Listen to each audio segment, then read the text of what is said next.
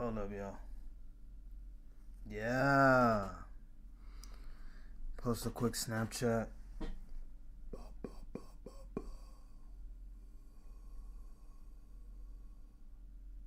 Oh no, I want it to be. Hold up. It's green now. What's that color before? I need it to be pink. Hold up, y'all.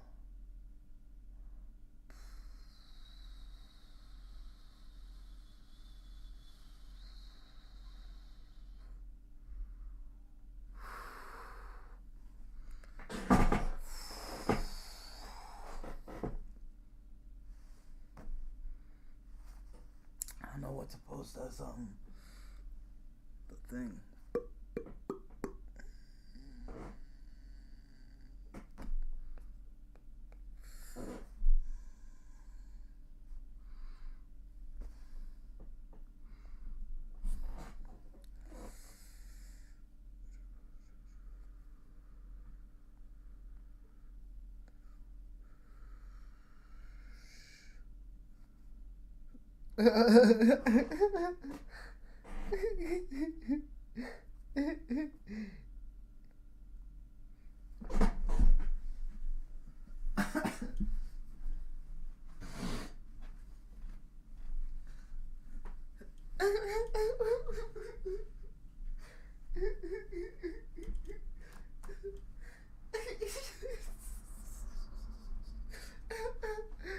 Oh shit. Hold up, y'all. Bro, fucking last night I was fucked up, bro. I was so sick, bro.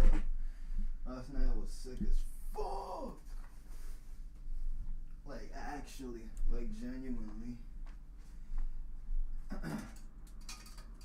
I'm still kind of hungover, bro. But last night I was fucked.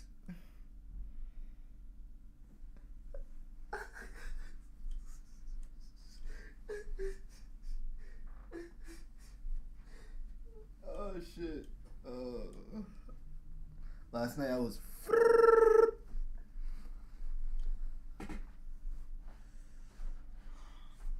fucking fried, bro. Off the shits. Let me put some music, y'all. Put some of that music. Hey. Ah, fuck. Sorry for swearing, y'all. Let me clean up my bed, bro. Why my bed look like this?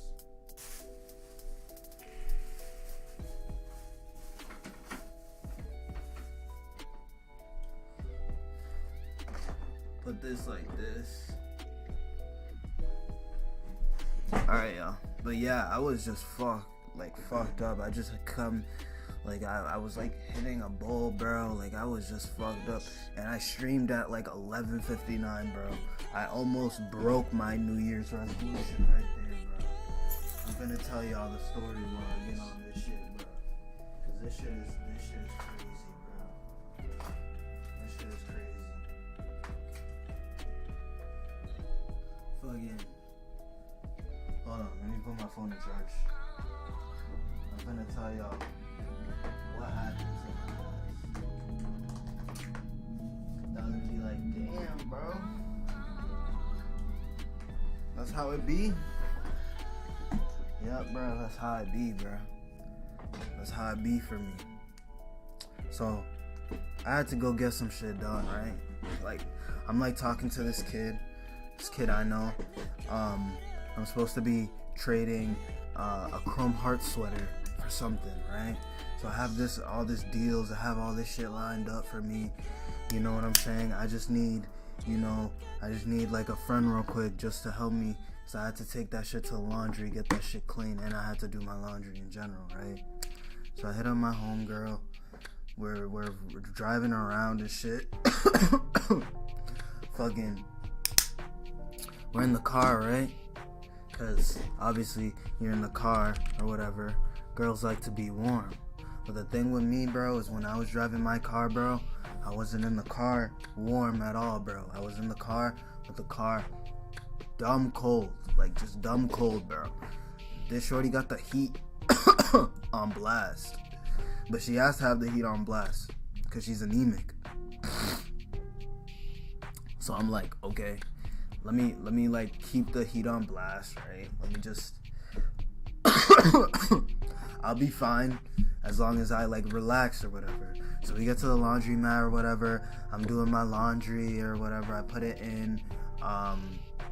We go back into her car. We take a trip. I go to Wendy's. We get some food. We're eating and shit.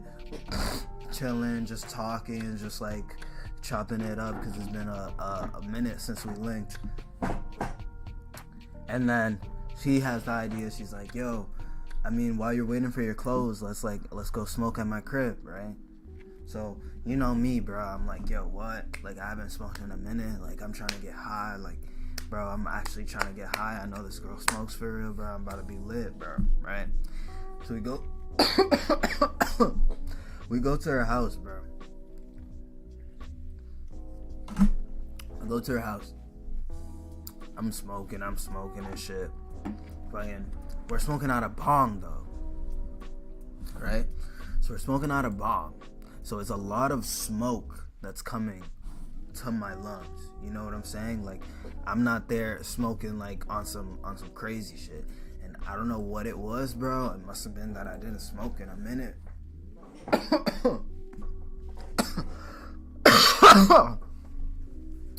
I don't know if it was that I didn't smoke in a minute, bro. But I start feeling sick, bro, right? So I'm just like in her bed laying down type shit, just watching TV. She's like sitting down or whatever. We're just chilling type shit. I start feeling sick. I'm like, yo. She's like talking to me in the middle of a conversation. I just get up, stand up, bro. I go into the toilet, right, bro? Bro, I start yakking, bro. Like, I start puking. But it's like really neat. Like, it's a really neat puke. Like, I got there just in time. Fucking, I was doom. We're all good, bro. I'm all good. I just had to throw up, bro. But y'all know, when you throw up, there's that second wave that's finna hit you.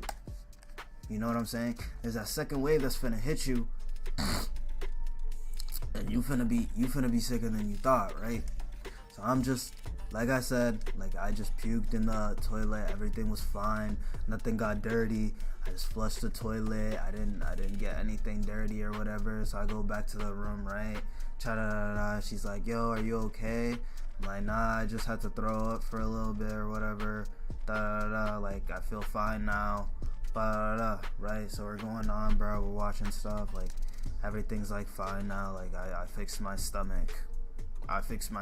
Bro. Fucking I end up my stupid ass ends up taking another rip of the bomb, and I clear it. I clear the bomb again. This time it feels like I could hold in that smoke. I'm like, I'm getting baby lungs. I'm coughing, bro. Usually I don't cough at all. Like, that's unusual for me. Like, to cough, like, I don't cough. Like, I don't cough at all. But, like, I'm just, like, coughing, and I start to feel it again. I'm like, damn, bro, am I really about to, like, get sick again, bro? So I'm, like, laying down. I'm still laying down, watching some shit on Netflix. I'm still laying down or whatever.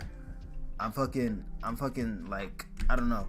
I'm, like, there, but I'm not there, bro. Like, I'm, like, kind of sick, but I'm not, like, fully sick type shit, bro. She's, like, asking me. She's like, yo, like, are you okay? Like, do I need to get you some water? She gets me, like, some water or whatever, bro.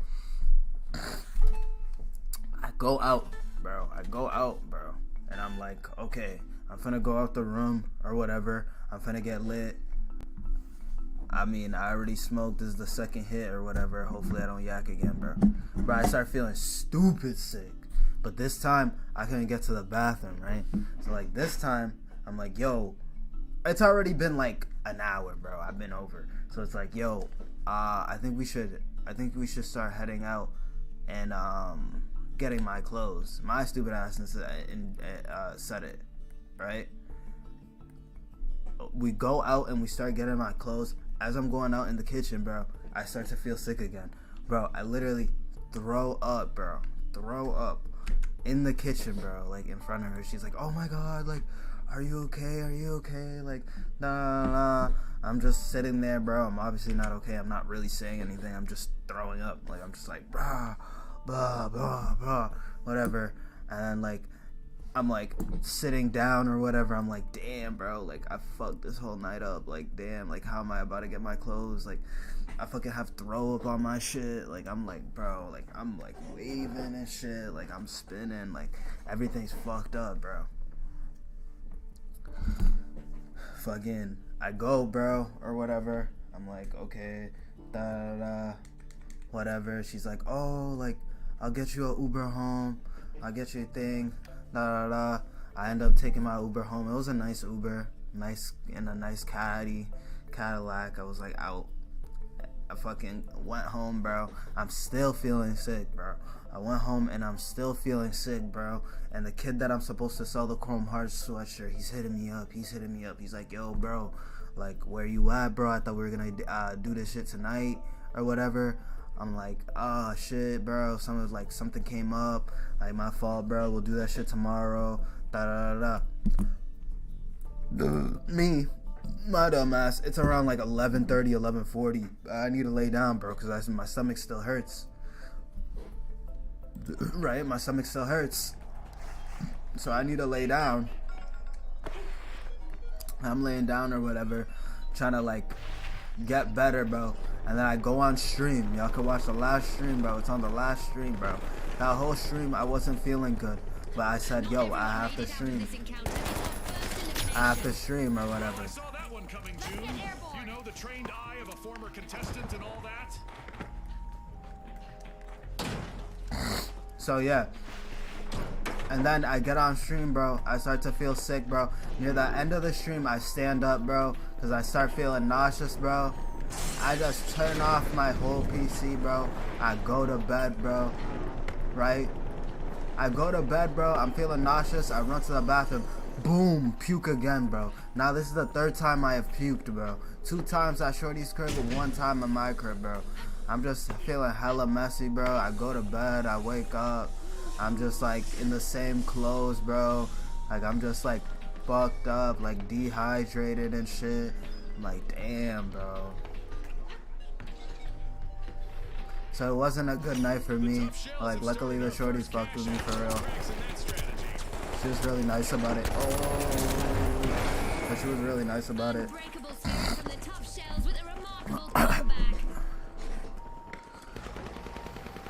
That shit was crazy, bro.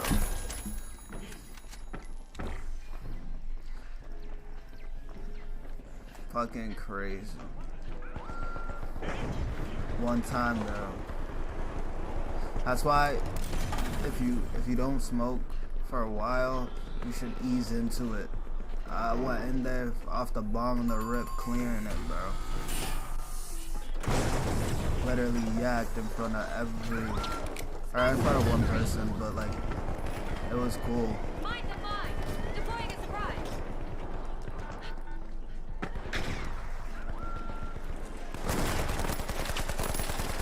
Rhinos are re-entering the arena.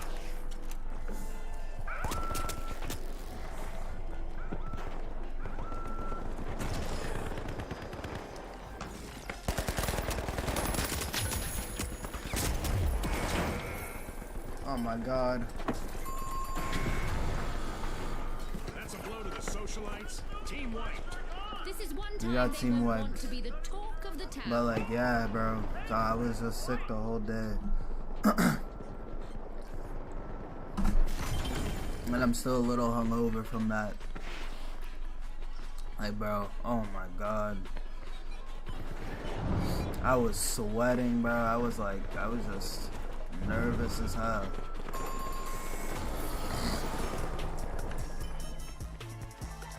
Arming a mine! Deploying a surprise!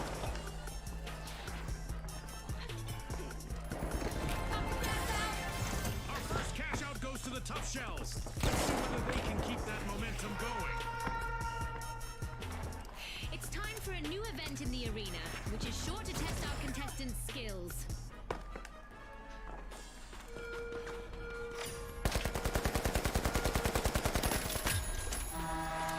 Bye, Ice Cube. Why you keep dying to me?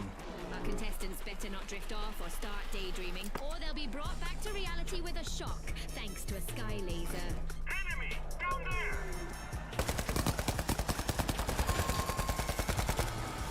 Misfortune for the tough shells. Team white. But yeah, that's what happened to me this weekend. The high notes are prying into Vault 2. I thought it was gonna be a good weekend. Oh my god.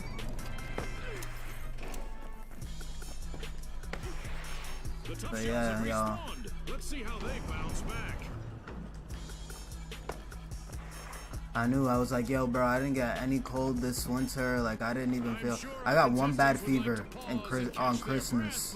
I got one bad fever. Like, I like caught like a fever bad. But like, other than that, bro, I was not sick this whole winter, bro. Something bad had to be coming. I knew it.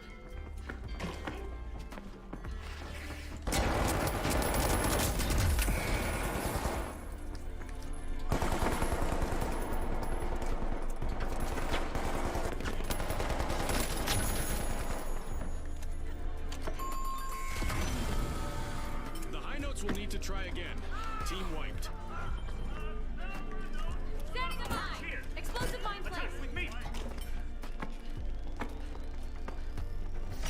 Cash out in progress, thanks to the tough shells. We're finna go outside. But yeah, y'all. That's what I had to go through. I hope y'all had a good weekend. Had fun.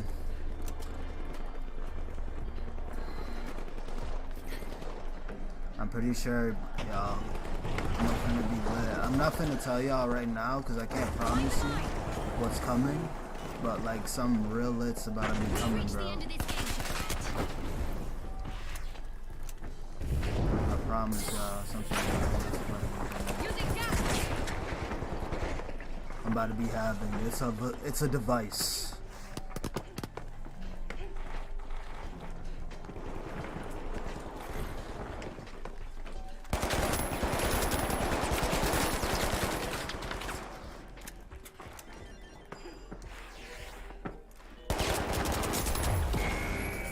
Oh my god. I don't know where my team is, like, ever.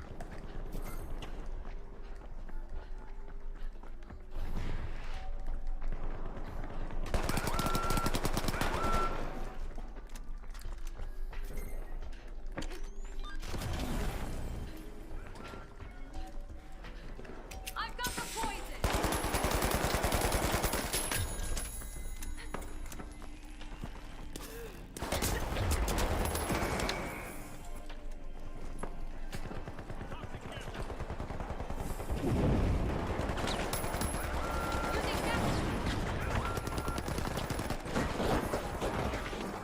No, our team's responding. They won. An amazing show of skill, but we are out of But time. yeah, bro. Oh my god. That's a wrap for now, and even though the battle was virtual, our contestants' newfound fame is real. Oof. I like how I'm supposed to be healing people. Like, I'm really supposed to be healing people. I wasn't healing people. That's why we did bad. I'm about to use my light, bro.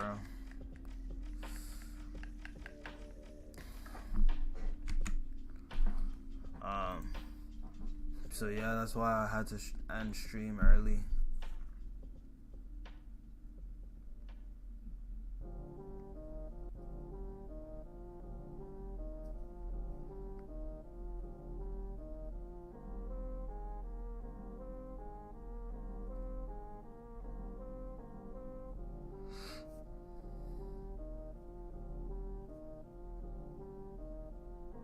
Why does it say someone's following me now? I don't see it.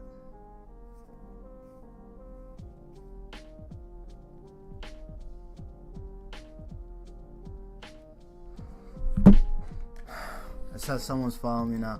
I'm gonna try using a light, y'all, like I said.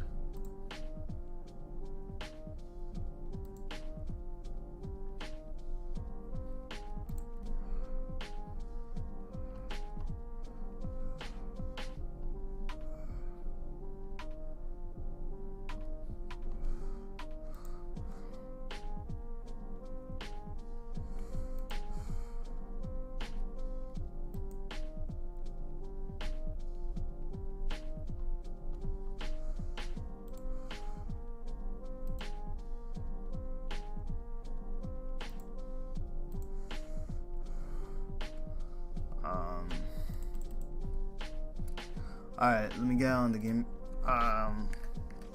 Is there anyone on? Nope. Oh shit. Bro, why are these event contracts still up, bro? They shouldn't have ended.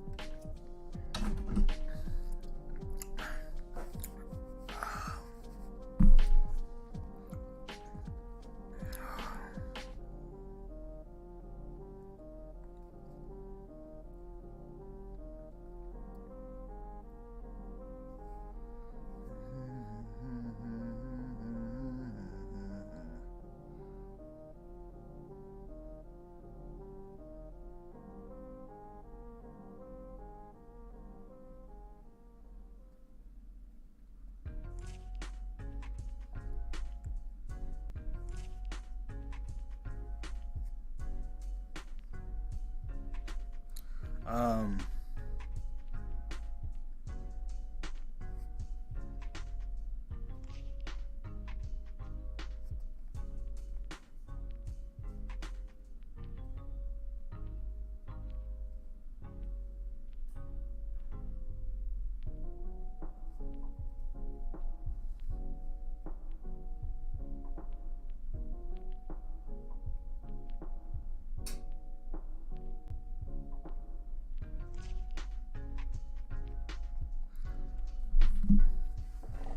woo, we finna go up.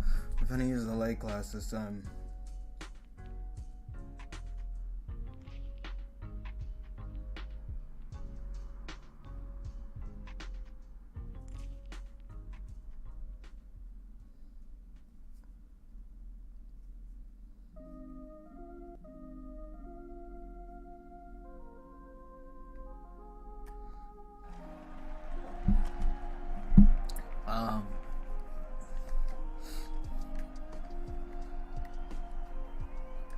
Let's go. Alright, we got the motion sensor. Or whatever. Now, the jet setters, the ultra rares, and finally, the socialites. The arena's calling. Oh. Our contestants will race to riches in quick cash. The first to reach the cash goal will claim victory. That's right, Scotty. This is going to be a nail biter.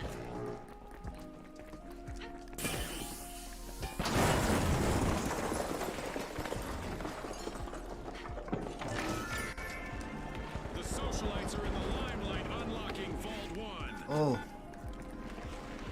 We could be witnessing the birth of new rivalries here. We've got our first elimination. Warm-up is definitely over. Jesus.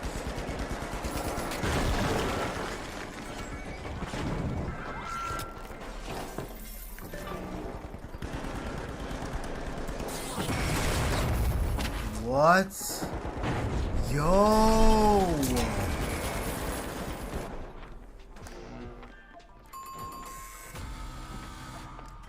Yikes. What? Team up for the ultra rares. clover in the arena now. Yo, I just gotta warm up, bro. Where they at, bro? The ultra rares are back in the arena, folks. Excuse me.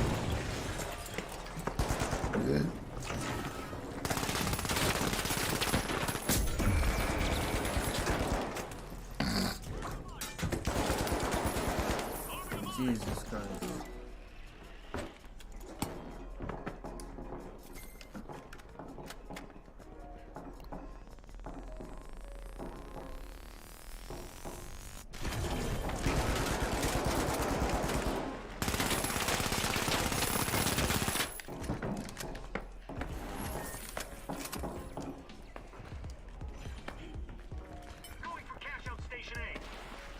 Damn, our boy probably lost a cash out.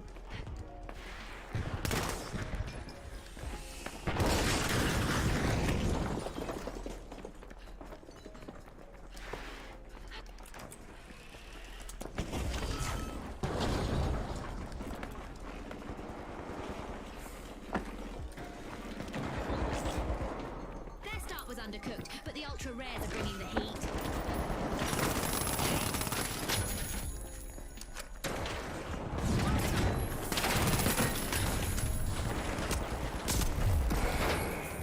Oh, of course, they take me right to A.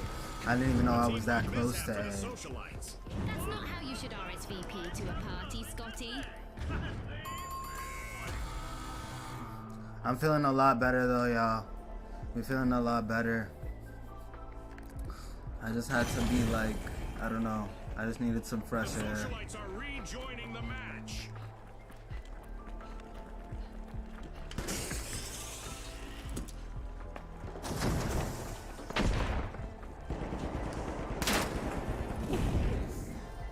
Motion sensor active. Detect the turn defense. Toxic gas sent. Time to glitch. Time to glitch.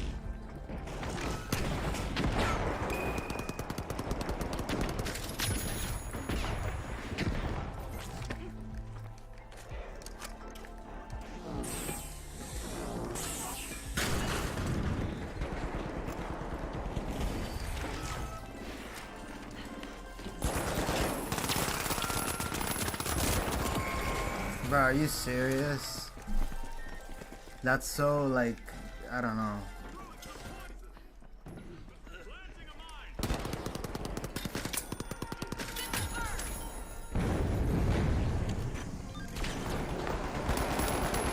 The jet setters have touched down in the arena. Team respawn. Oh my god, I needed 3 seconds to Viewers at home, respawn, an bro. event is on the way that will make things pretty interesting for our contestants. I've been using a light class, bro. I don't know. I've been liking the light class a Our lot. Sky Laser just went online and will carry out a painful punishment on those who don't. It's in. The ultra rares make a bold statement with the first cash out of the match.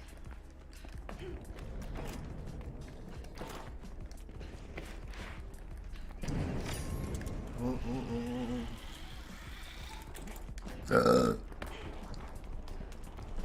ooh. Excuse me, y'all.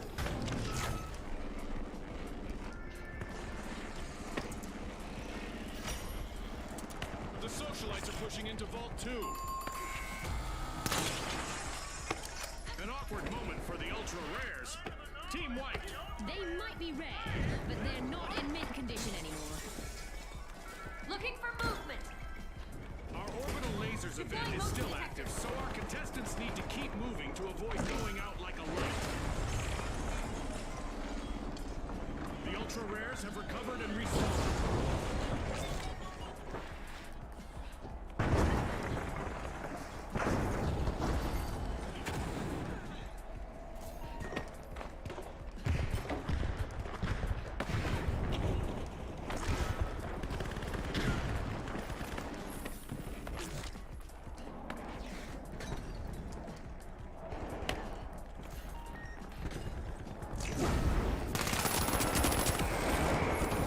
I should have went behind them, bro. Like, what am I doing? Cash out set in motion by the socialites. And our team has to respawn again. An awkward moment for the socialites. Team wiped.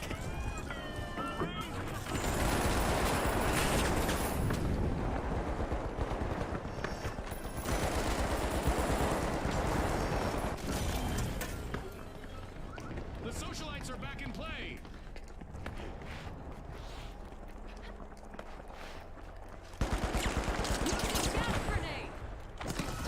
The jet setters made an awesome steal there. One skilled play could change the game.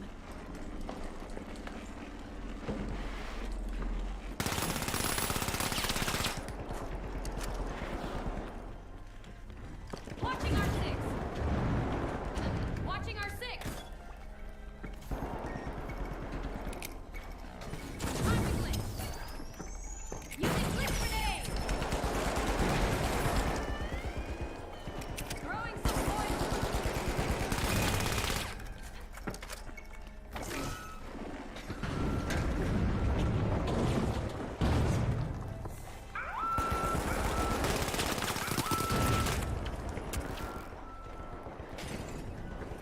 Glitching some screens.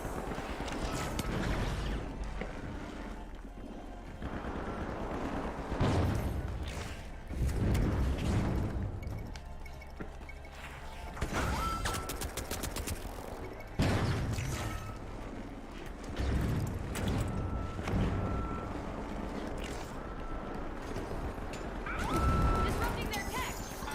Throwing some poison. Ouch! The ultra rares suffered a wipeout. Because winning is the true collective item here. Damn it. Like, you couldn't even go in there, bro. There's like no one. Everybody was on top. A burst to the front from the jet setters.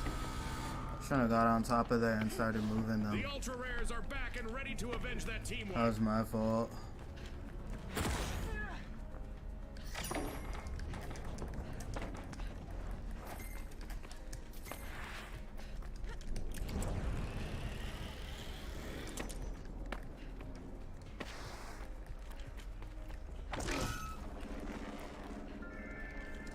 The jet setters are taking the reins of this match. The ultra rares step up, unlocking Vault 3.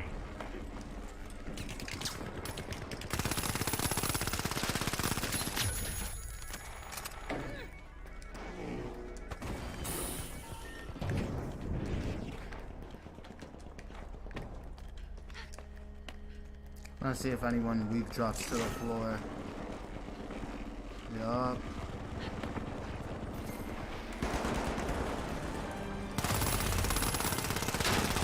As we pass the halfway point of the match, you could cut the tension with a knife, or an assassin's dagger, or a cheese slicer.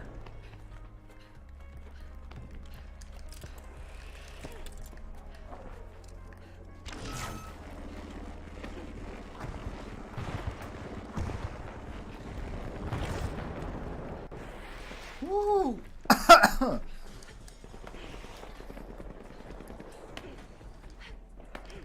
Poison en route.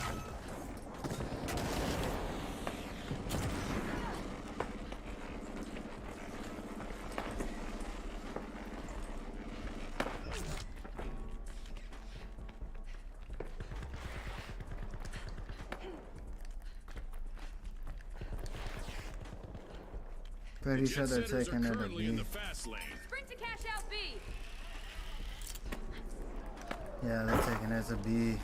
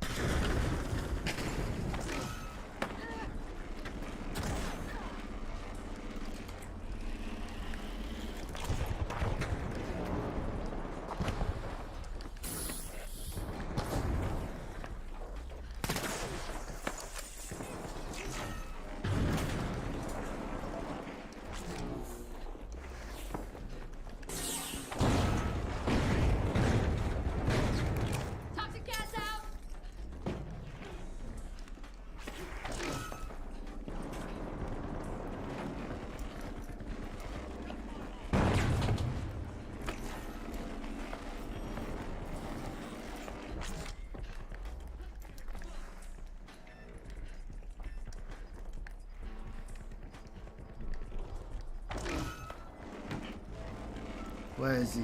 I hear him with his T4.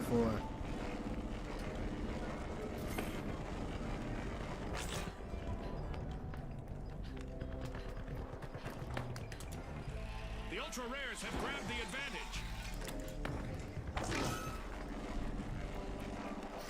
Cash out set in motion by the ultra rares.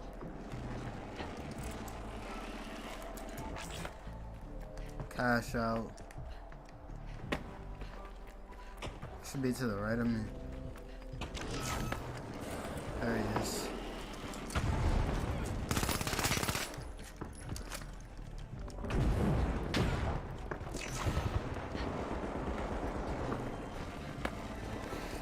Pump the gas out.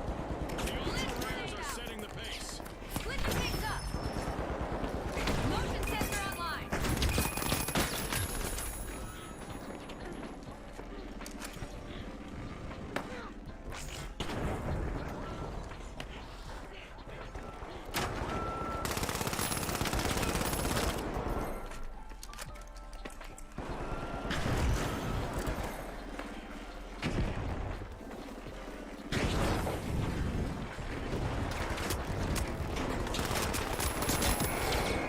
Oh, he saw me.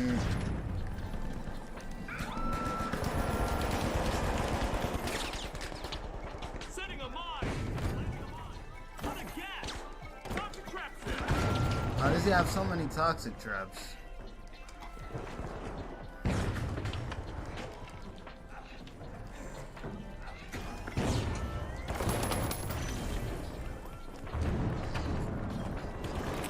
Outgoing gas grenade.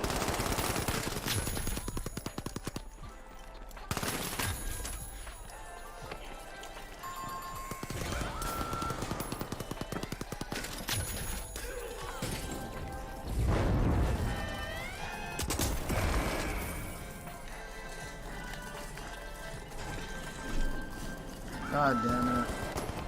It's all over, folks. That's a wrap. Damn, I'm doing mid. A big thanks to our sponsors for bringing us this incredible spectacle, and a big congratulations to our winners.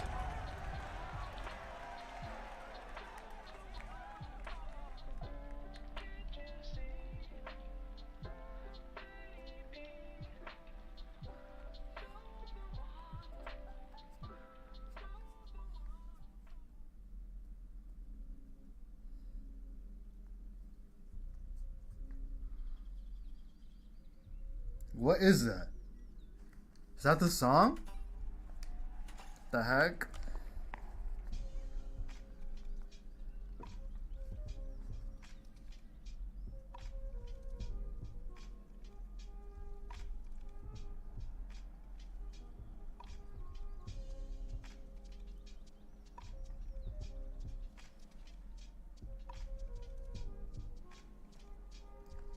Yeah.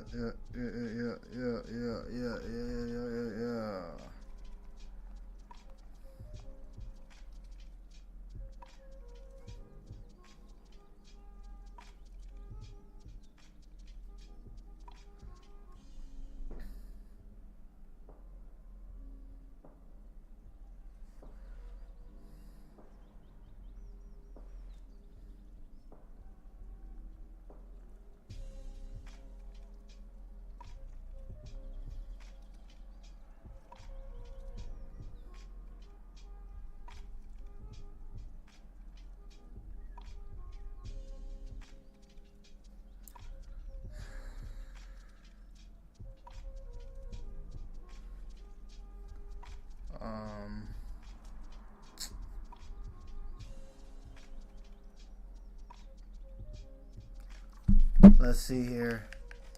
Contestants. I got the M11.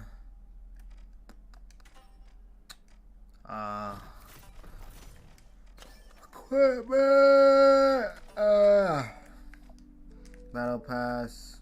First win, bro. I haven't even gotten a win yet.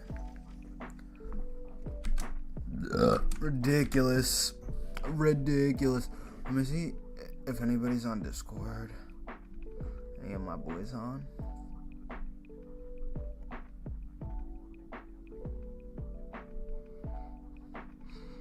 No one's playing COD.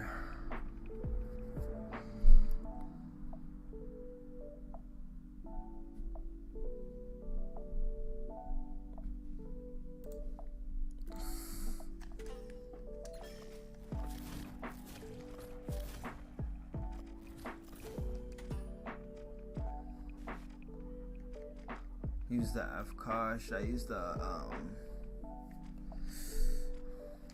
I don't know who I should use.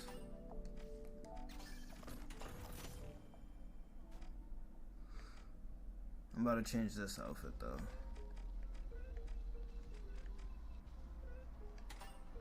Have the sweater on, take off the skirt. Lower body.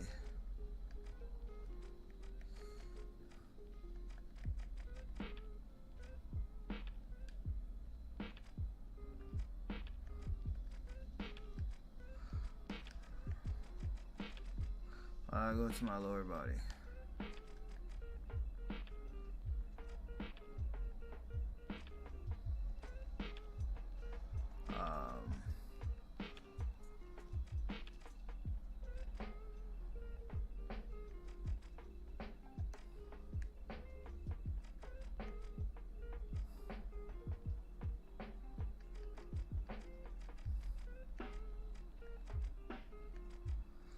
I'm about to put the sweatshirt on again.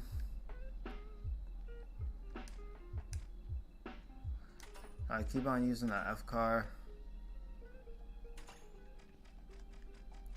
Use the F car with the gas grenade and the Guardian turret. I'm not changing anything.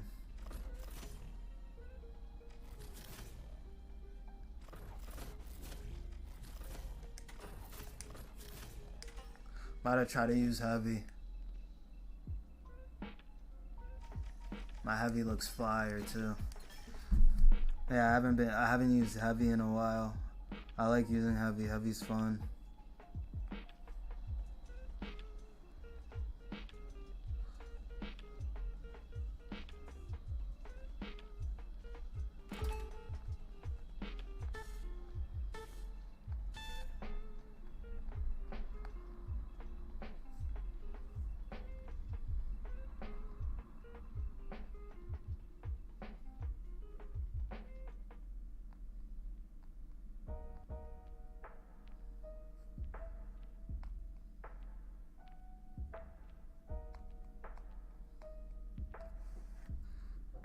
Dun, dun, dun, dun, dun, dun, dun, dun, dun, dun, dun,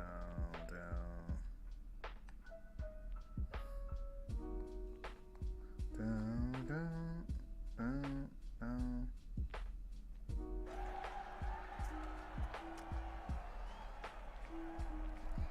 Let's get it.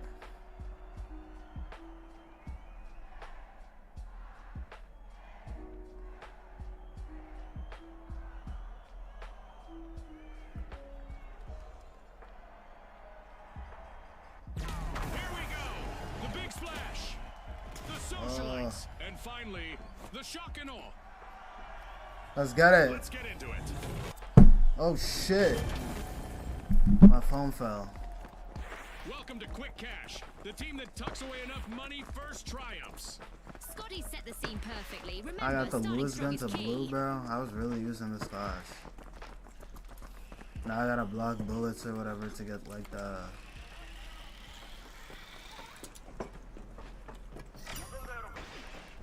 socialites are knocking at the fire door. Valentine shit.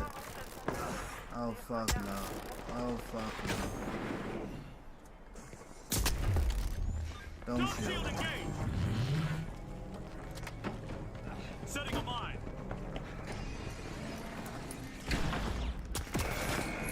Of course, bro.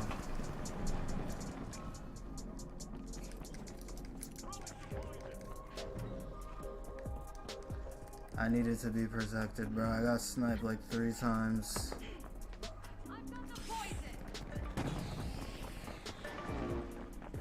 Going for cash out station A.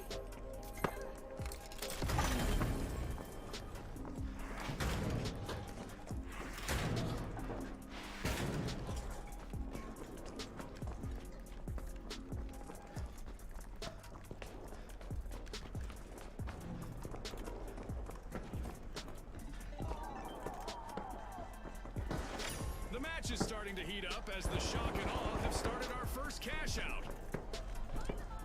Shielding, hurry inside! Pyromine set! Pyromine drop!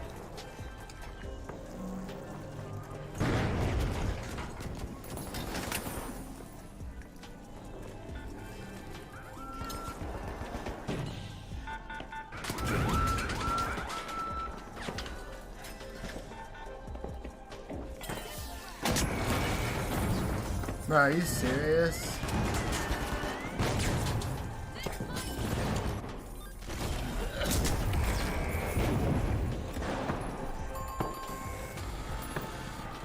I sold my team, bro.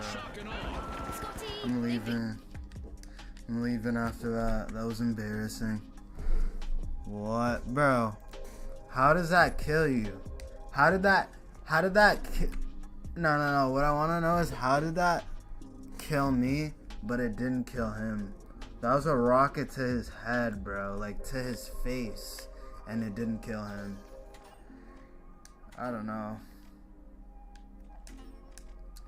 Literally, a rocket to his face didn't kill the dude, bro. I literally rocket him in the face, bro, and he didn't die. I had to leave. That literally just pissed me off.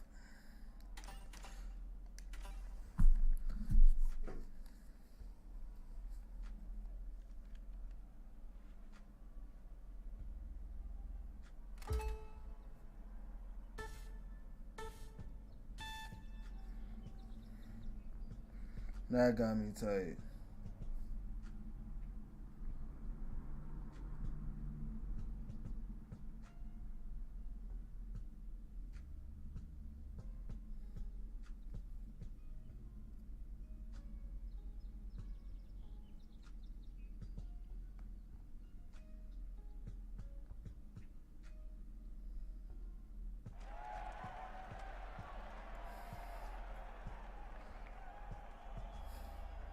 Okay, we're all heavies.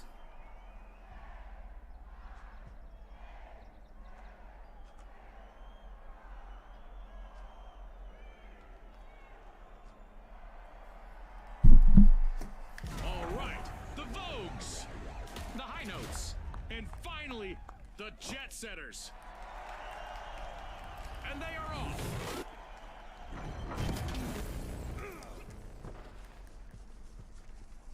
Quick cash. The team that is fastest to bank the funds claims the glory. Let's Scotty get Swan, it. time for the big cash crunch.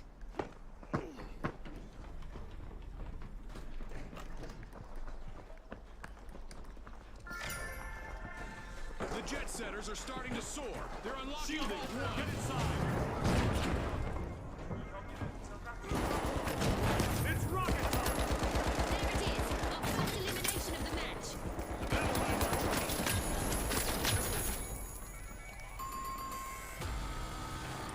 Looks like a team wipeout for the high notes.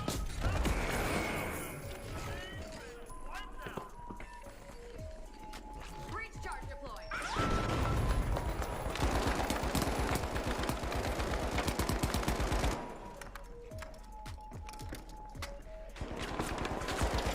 The Vogues are all fired up. They've started our first cash out.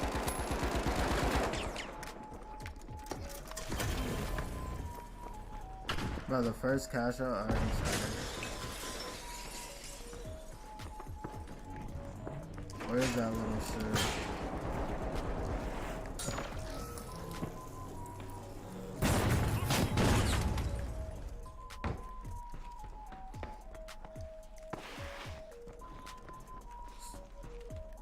Stop fighting.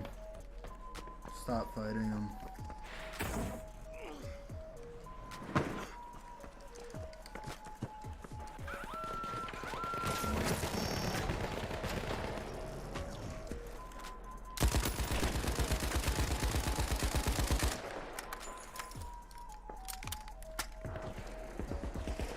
Build field active. Drop the mine. This mine will burn.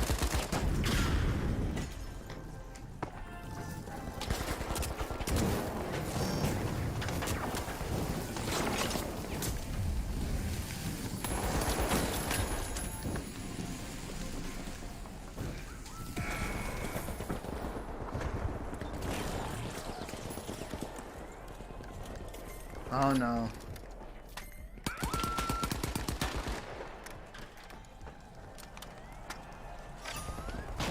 The High Notes have tuned up their game with an impressive turnaround.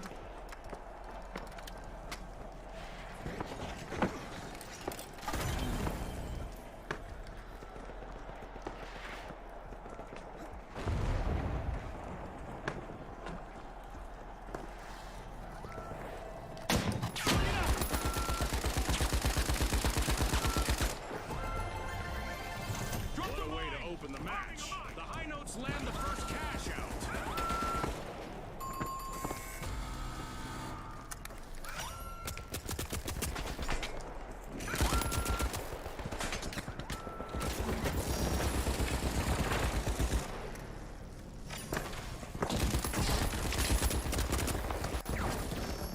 The Hawks are back and ready to avenge that team wipe.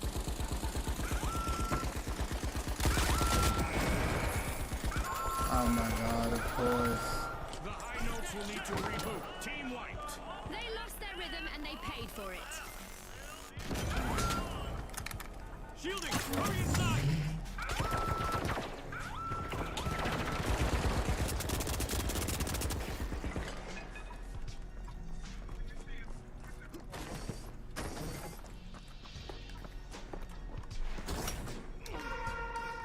I be forgetting about my RPG.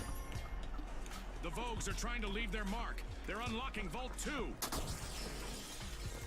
An event is on its way that will force our contestants to mix up their strategies to win.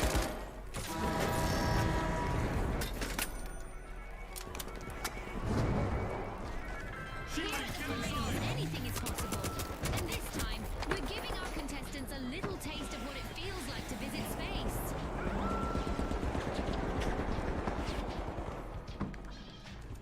Pyromine deployed.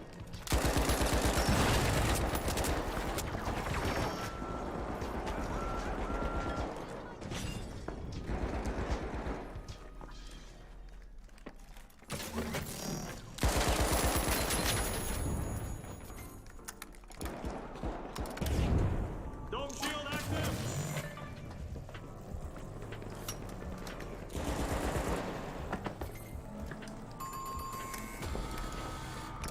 Adversity for the Vogues. Wipeout. Most I would be striking if I were them. Reminder that our contestants will not experience any muscle atrophy or skeletal deterioration during our low gravity event. It's all fun and games in the arena.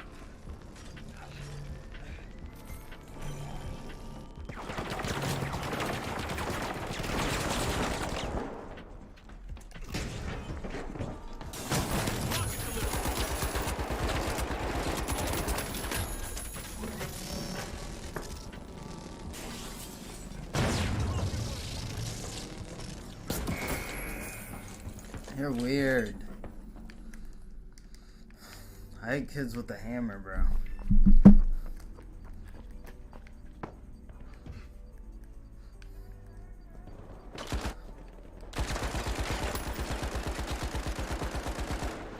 Oof.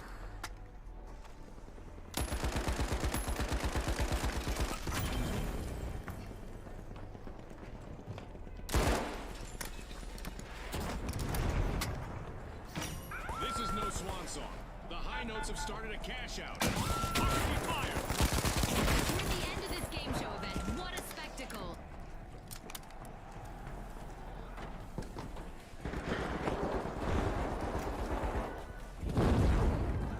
This line will burn.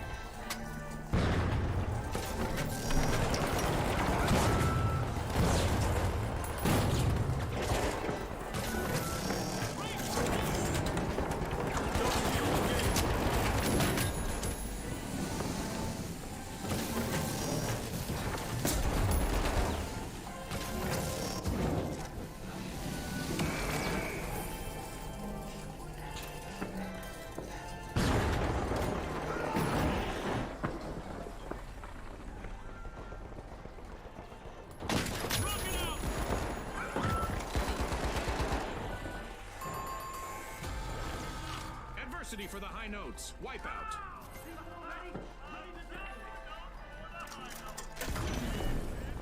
Let's go. We got that.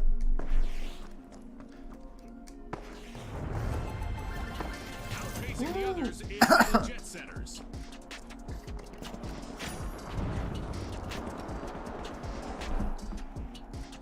Oh, a new vault. This is going to get very interesting very fast.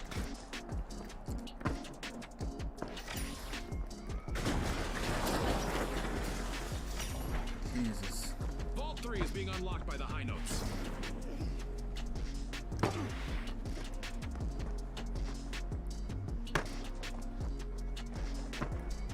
Alright, Vault 3.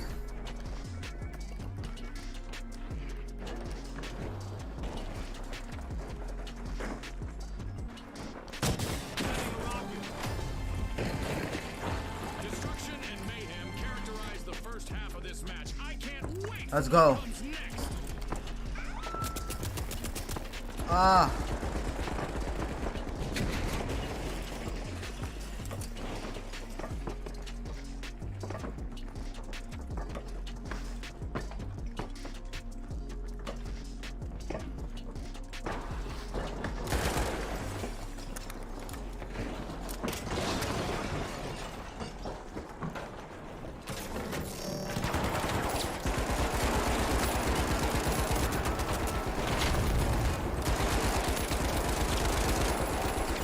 Cash out in progress thanks to the high notes. The high notes are in the lead.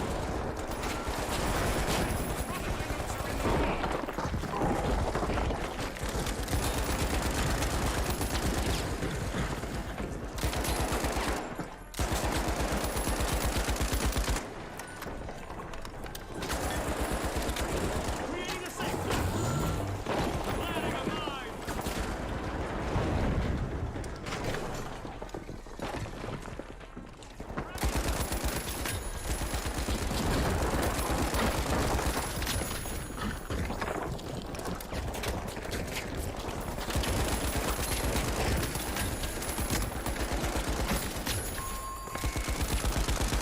Misfortune for the high notes. Team one.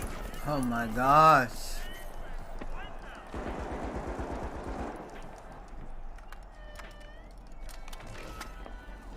I mowed like 4 people down right there. The high notes are back on the scene.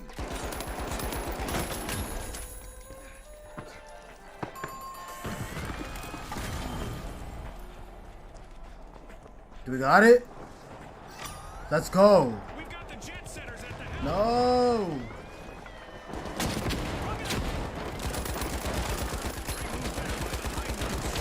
Cash out. Well, that was a bold play.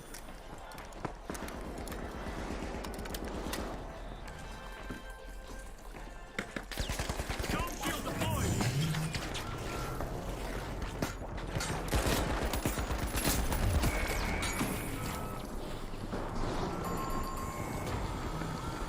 Bro, the sword is ridiculous.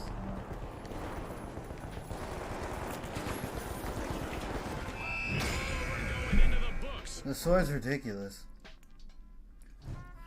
And now we celebrate as one team of contestants becomes a group of rising stars. Thanks again to our sponsors. If I don't start and to our headshotting viewers him, at home. if I don't start headshotting him as he's doing that, bro, I literally lose. I had the most support score. Can y'all believe that?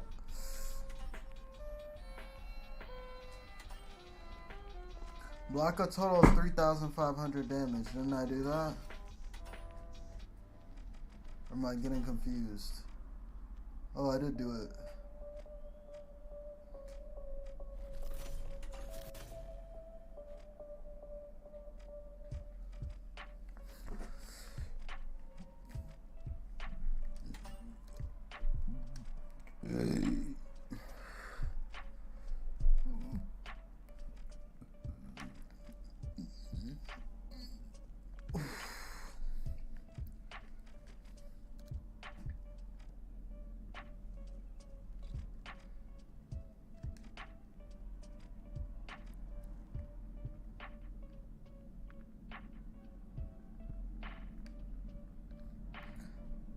Tactical sling bag.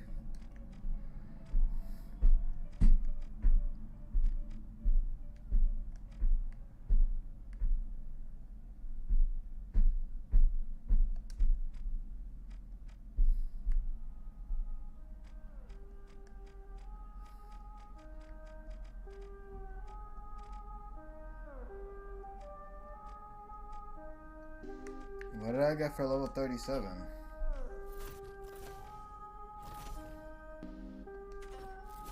Dumb jacket.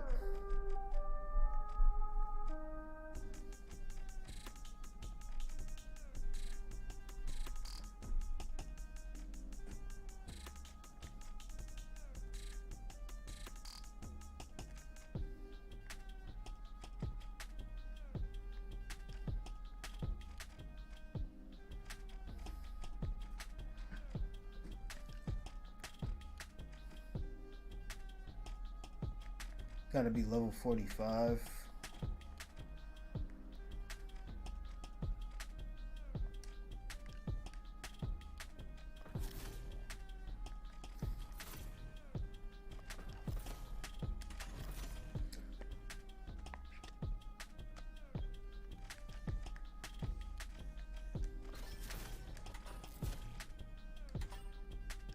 I'm gonna try using the sword. I feel like I'm gonna end up rage quitting, but we're gonna still try it.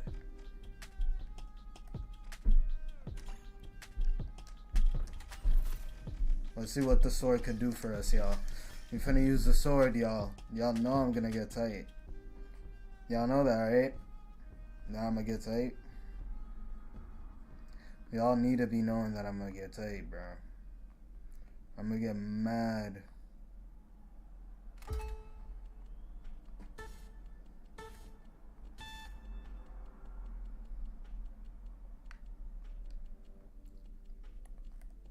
Shit. I'm gonna get mad.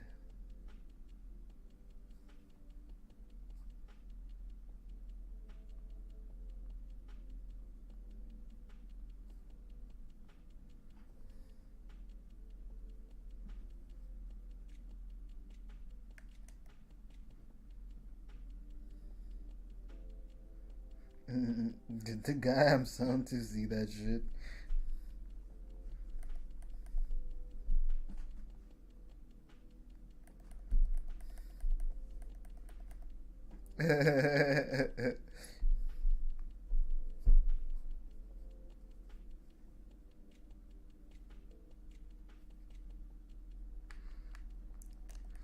Ba ba ba ba ba.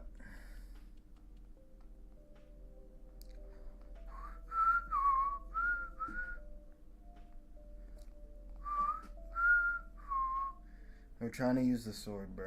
I don't know if it's gonna end up good for us.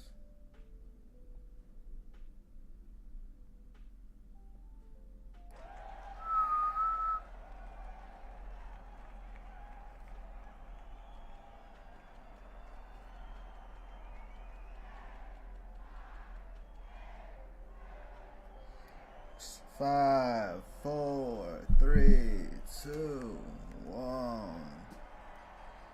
Now, the high notes, the live wires, and finally, the mighty. Let's go, everybody! Yeah, whatever.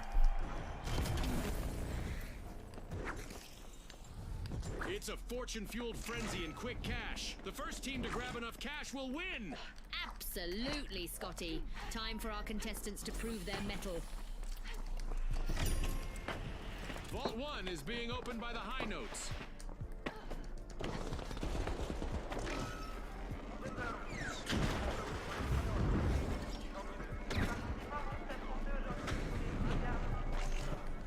Motion sensor online. Motion sensor active.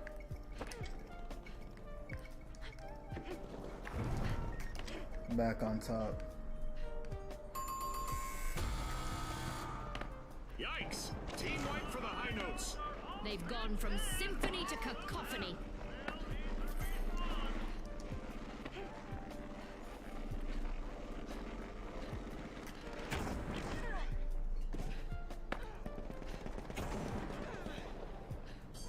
Where they at?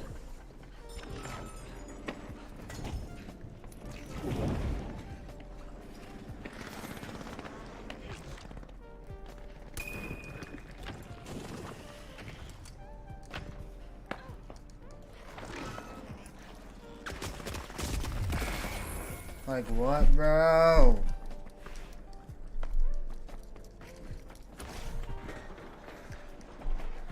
No, I have to continue using the sword, bro. I said I was using the sword this game, and that's what I'm gonna do. What time is it? It's still early. It's still early, y'all, so we're gonna have plenty of time to do what we need to do. With a surge of power, the live wires just stole a cash out. I wonder what else they can get away with.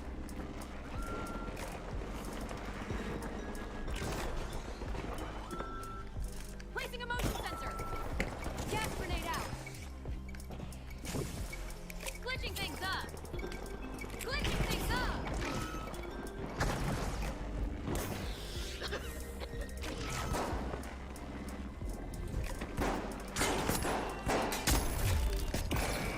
Bro, are you serious?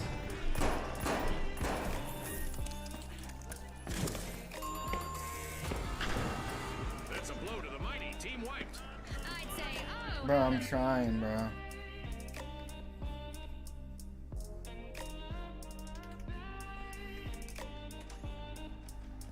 I keep leaving every game, bro.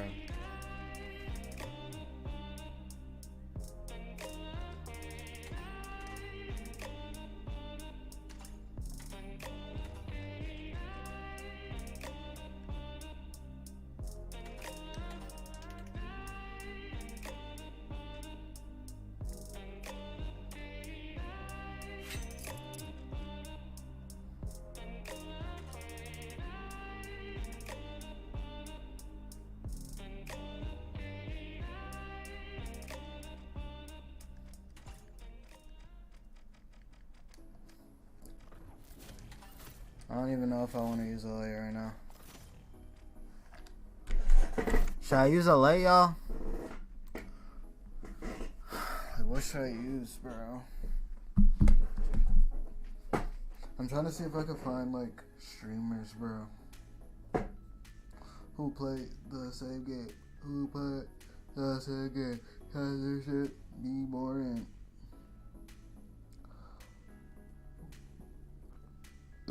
Damn, y'all, should I just react to videos, bro?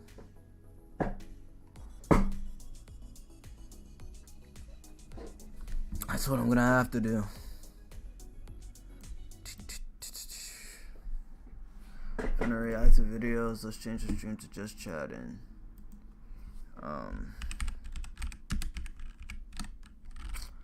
Change the stream to just chatting. Upload. Take this off. Close window.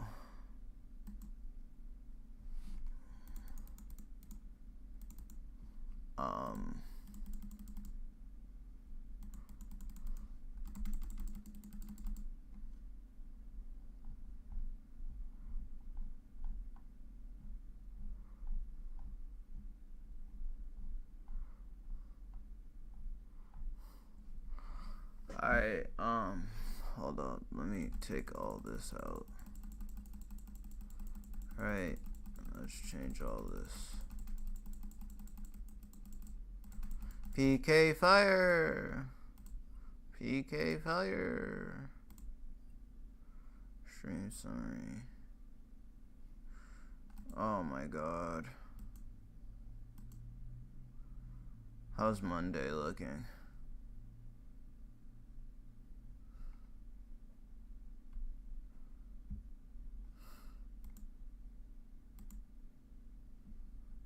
What, bro? No, I streamed at 12 a.m.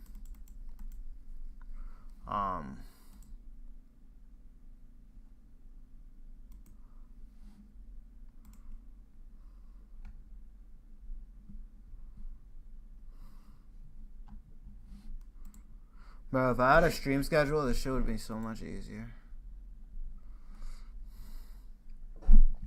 I'd be making shit, bro. I'd be like on TikTok and shit, trying to figure shit out.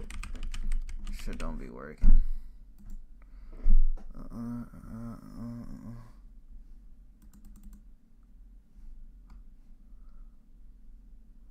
Man, under 10. Y'all, I'm finna get on I'm finna make some TikTok clips, to be honest.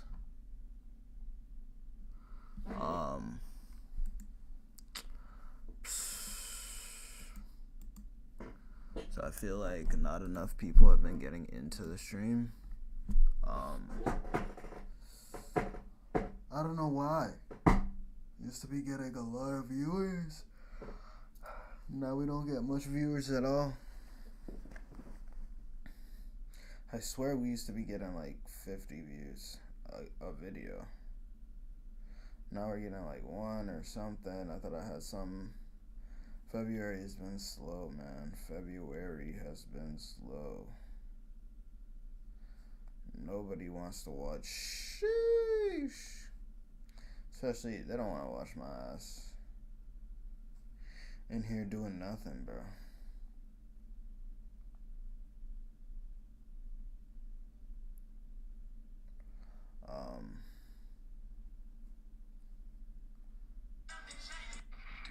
Do you want to look? No, no lo diga.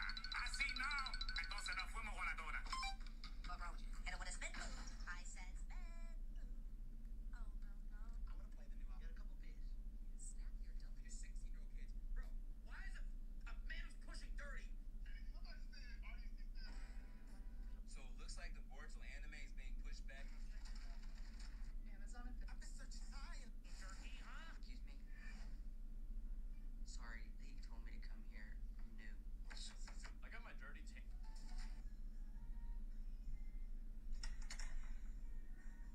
Oh wait, that's so awesome though. That's awesome. Oh wait, that's so awesome though. That's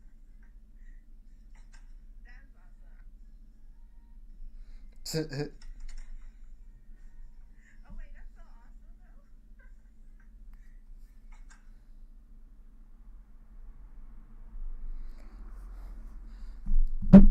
Yeah, but maybe TikToks will freshen my shit up. But I gotta get lit on TikTok. I think I gotta get a lot more views, bro.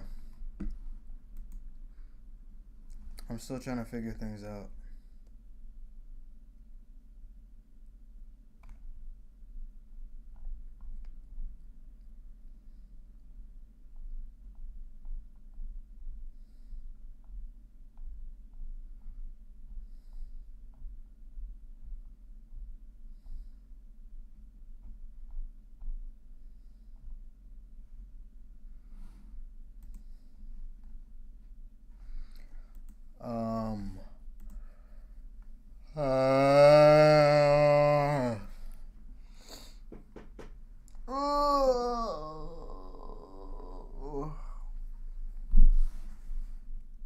Again.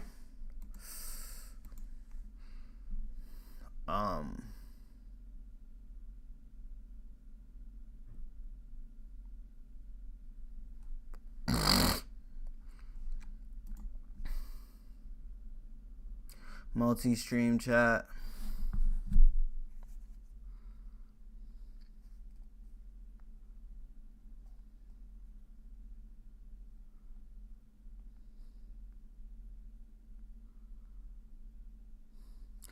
I'm gonna need to hit clips, bro, to put on clips. You know what I'm saying?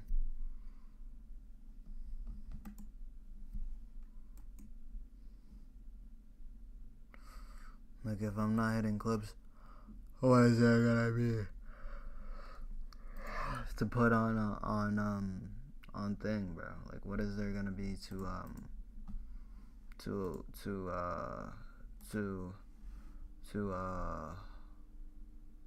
put on stream? You know what I'm saying? Hold on, y'all. I'm gonna put it on a quick break, bro. I'm about to fucking figure some shit out. I want to see if I have anything to clip. Or, like, anything that, like... Actually, nah, bro. Hold up. Let me change the, Purple Star. TikTok. Bang. YouTube. This is why, bro. This is why.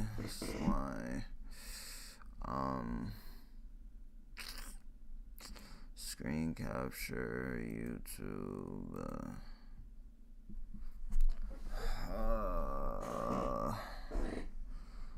Let's get on YouTube.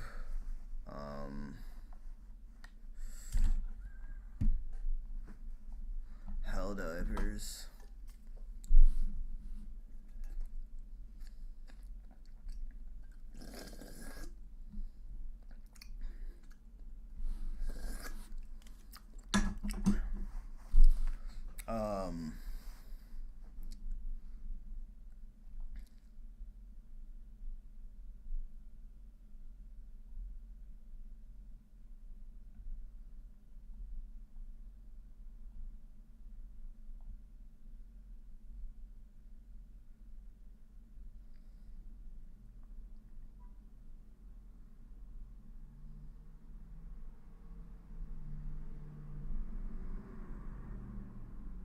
Taijutsu.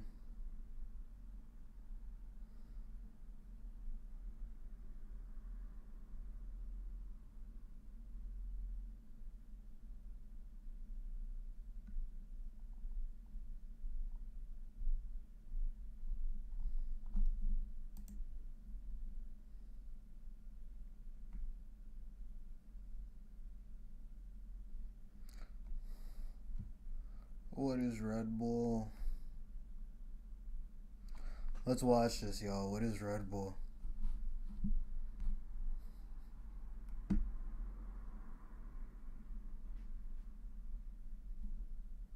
Peanut butter, how it's made. Okay, so today I'm gonna try to make Red Bull.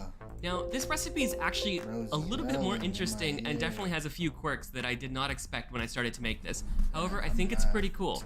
There's definitely some weird ingredients in this, but when I was making it, it made me feel like part evil wizard and part alchemist. So this recipe is definitely really fun, and honestly, if you want to follow at home, it's actually not that hard to make this, so let's go ahead and get started. Like all good recipes, this recipe starts with citrus, and specifically, we're gonna need 4 oranges and 2 lemons. And even more specifically, we're gonna need the peels of those. Now, if you've got a peeler at home, your life's gonna be a lot easier, and I like to make my life harder, so I'm gonna be peeling these lemons and oranges with a knife. What should have taken me 3 minutes ended up taking me about 15, and those lost 13 minutes I'll never be getting back. Okay, so once I got all of the orange peels, what you need to do next is basically add 1 cup of sugar. Now this is for sweetness, but actually what we're doing here is making something what's known as actually not that hard to make this. So let's go ahead and get started. Like all good recipes, this recipe starts with citrus, and specifically we're gonna need 4 oranges and 2 lemons. And even more specifically, we're gonna need the peels of those. Now, if you've got a peeler at home, your life's gonna be a lot easier, and I like to make my life harder, so I'm gonna be peeling these lemons and oranges with a knife. What should have taken me 3 minutes ended up taking me about 15, and those lost 13 minutes I'll never be getting back. Okay, so once I got all of the orange peels, what you need to do next is basically add 1 cup of sugar. Now this is for sweetness, but actually what we're doing here is making something what's known as an oleo saccharum, which definitely sounds like something in alchemy. Inside of peels of citrus are these tiny sacs of citrus oil, and these basically give the flavor of the orange. Now they're protected by these cell walls, and so what we're actually gonna do is the sugar's gonna kind of partially break down those cell walls, and the citrus oil is gonna leak out and collect into the sugar. If we coat all the peels in sugar and we let it go, we'll end up with something like this, which is the oleo saccharum. All of that syrup that you see collected down at the bottom is full of a citrus smell and taste. I let mine go overnight, and this is basically how much I collected. But if you let this go for longer, you can even extract more. However, you run into the risk of basically mold and other stuff getting in there. So, like all good things in life, you gotta take risks if you want the reward. Okay, so now that I have the oleo saccharum, it's gonna be the primary base of the flavoring, but there's other stuff in Red Bull that gives it its flavor. And most of that are some weird herbs. So starting with ginger, which is not weird, I'm gonna add ginseng, and I'm gonna add some licorice root. Now the licorice root I think might be optional. I'm not really sure. So if you make it, maybe try to omit it and see how it comes out. I'll put all the ingredient amounts that I use down in the description down below. Funny how all of this is good for you though. Like other than the citrus, bro, because think about it, you're adding sugar to a fruit that already has natural sugars in it. Below. Now these ingredients definitely look like they could be used in a spell. All right, now that I've got the witchy part of this recipe done, it's time to move on to the sciencey part. And for that, we're gonna actually need some caffeine and something known as taurine. These are both found in Red Bull, and caffeine, obviously, you're probably familiar with. The amount of Red Bull that I'm making is about 4 cans worth, so I'm gonna be adding the equivalent of about 400 milligrams of caffeine to my Red Bull recipe. Now, I really should be using gloves here, but thankfully this isn't a large amount of caffeine, but definitely best practices are to use gloves, especially because caffeine is absorbed through the skin. The next thing I'm gonna add is taurine, which from what I can research, doesn't really do anything, at least clinically hasn't been proven to do anything. However, it is the primary component of bile, so maybe that's what gives Red Bull its unique taste. So I'm gonna add the equivalent amount that you'd find in a can of Red Bull, which is about 1 gram per can, so I'm adding 4 grams of taurine to a plate, and I'm gonna add that in later. Next, it's time to actually make the tea and Red Bull. So the first thing that I'm gonna do is heat up 2 cups of water, and then I'm gonna add in the ginseng, licorice root, and ginger, and I'm gonna let that boil for a little bit.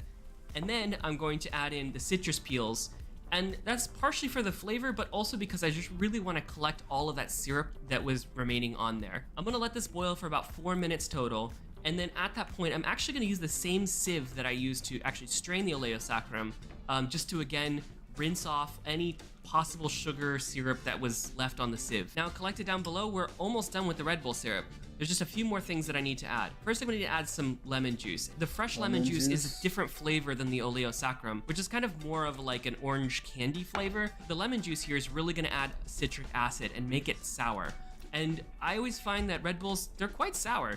So I added the juice of 2 lemons to the syrup. Then we can add the powdered taurine and caffeine to the syrup. Give this a really good mix, and then we're gonna actually just let this cool down. So I just transferred it to a mason jar and let it cool in the fridge for a few hours. At which point we can add the last thing that we find in Red Bull, which is B vitamins. Now there's just kind of a bevy of B vitamins in Red Bull. Again, it's not really clear if this does anything, especially at the levels that we're getting here. However, I'm really trying to recreate Red Bull here. So basically just added 3 doses of a B vitamin complex to this, gave this a mix, and then it's actually time to make the Red Bull. So to do this, all I gotta do is pour off about 1/4 of the syrup and then add in some seltzer water and give that a light mix, and boom, here is the Red Bull. That looks like Red Bull. How does it taste? All right, so I finished the recipe and now it's time for a taste test. So I have the original Red Bull here in a glass, and then I have basically my version. Now obviously there's a difference in appearance, and I think that has to do with the fact that they're using clarification here. If, for example, I maybe added a little bit of gelatin to this and then strained it off, I might get something a little closer to this. And there are techniques that come from beer making to basically clean up cloudy stuff like this and turn it more into like this. But for me, I'm okay with this color and I think it looks okay. So now the main question is, how does it taste? So first, let me just taste the Red Bull to remind myself, because it's been a while. Like battery acid. That's Red Bull. Very sweet, very sour, and it's got like a medicinal taste to it. Now let's try the homemade Red Bull.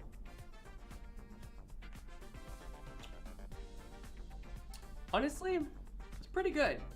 It doesn't taste exactly like Red Bull. I would say that there's almost like more of an apple juice flavor with this, so maybe they've added something like malic acid to it to make it sour.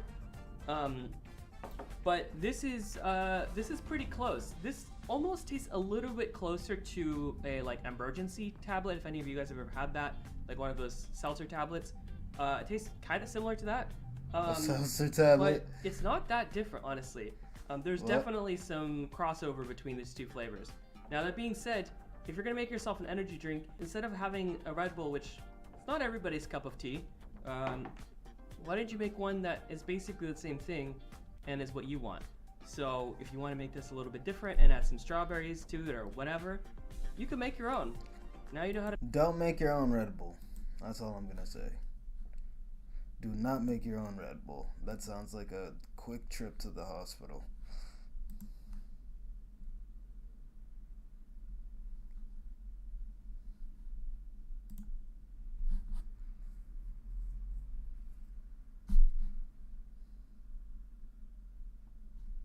Making American cheese to debunk a conspiracy. What's the conspiracy? Damn, but that's just 21 minutes. I'm not watching that.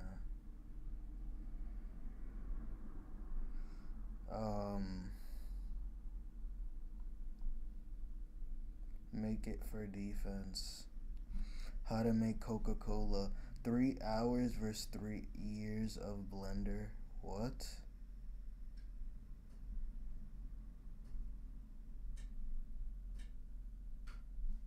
Buying a stealthy PlayStation 5.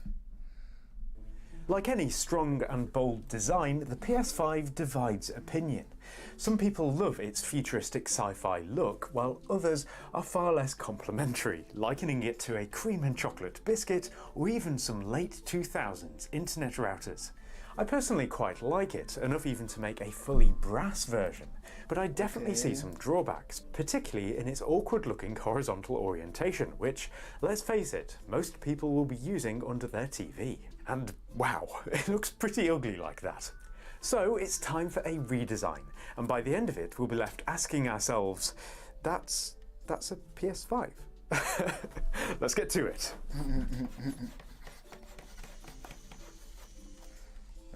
Like I found with the brass PS5 build, disassembling it is pretty easy, but unlike last time, the goal here is to strip out everything related to the original casing, leaving just the core of the unit. Despite the PS5's bulky reputation, its internal workings are actually remarkably compact, and would almost be as thin as a laptop if it weren't for the very necessary cooling heatsink. As it doesn't fit flat on a surface, however, the first thing to do is level it off using a few hexagonal PCB pillar supports, along with a few washers here and there to fine-tune it. This actually works out pretty well, as the power supply too can be held securely to the main unit by screwing down through it into these pillars using some long screws, making the unit ready to be mounted onto some kind of base plate. So that was the video we watched, bro. The guy had to make a whole new... Because he wanted to make a thin PlayStation 5, but he has to make a whole new console. Like, literally, a whole new console. Oh, shit. So, he had to change the heat, the way, like, he wanted to completely replace the heat, or what was cooling down the PS5, because that was the only way to make it slimmer. That wasn't like the, making a PS5 super slim. That's an interesting video. Look it up and watch it. Possible to use a variety of materials here. I'm in an experimental mood, so my plan is to use some real carbon fiber sheeting for this. Okay. Carbon fiber is essentially layered sheets of woven crisscrossing carbon fibers bonded together with a strong resin. This makes it super lightweight and very strong, hence its reputation for being used in sports cars and the like. These amazing properties aren't necessary in my use case here, of course, but my motivation for using it is simply that it looks really nice, and should contrast beautifully with the other material I'm going to be incorporating into the build in just a few minutes. Okay. Anyway, to get this trimmed down to the right size, I'm going to mark my cut line and then cover it in tape to prevent any scratches on its surface during the cutting process. While carbon fiber is relatively easy to cut through, it can be left with ugly chips on the cut edge when using something like a jigsaw. So instead, I'm going to be using a router, which will cut it very cleanly. This is definitely a job for doing outside though, as the dust given off by carbon fiber during any cutting is definitely not something that you want to be breathing in or even introducing into an internal environment. And I'd really recommend caution against you guys using it for projects at all unless you take proper precautions, like good dust management, wearing a proper respirator and gloves as well, as the dust tends to embed itself into skin and takes a couple of weeks to get flushed out. Anyway, as you can see, the router has made a super neat job of this, with nice rounded front corners thanks to some sanding, and a hole for the fan. To lock in the edge fibres though, it's a good idea to seal it with a thin wipe of epoxy, which adds back the contrast as well. Now as you can see, I've also made various holes in it for the rest of the components, such as provision for some threaded inserts to use as feet mount points later, and the PS5's LED board, which has a couple of holes beneath it for the light to shine out through. That's fine. It's going to be interesting to see how this will look later on, as they'll illuminate the surface on which the console stands, and I think aesthetically that should look quite good. The fan too can be mounted at this point, though I'm using a grill first to prevent anything from getting caught in the fan blades.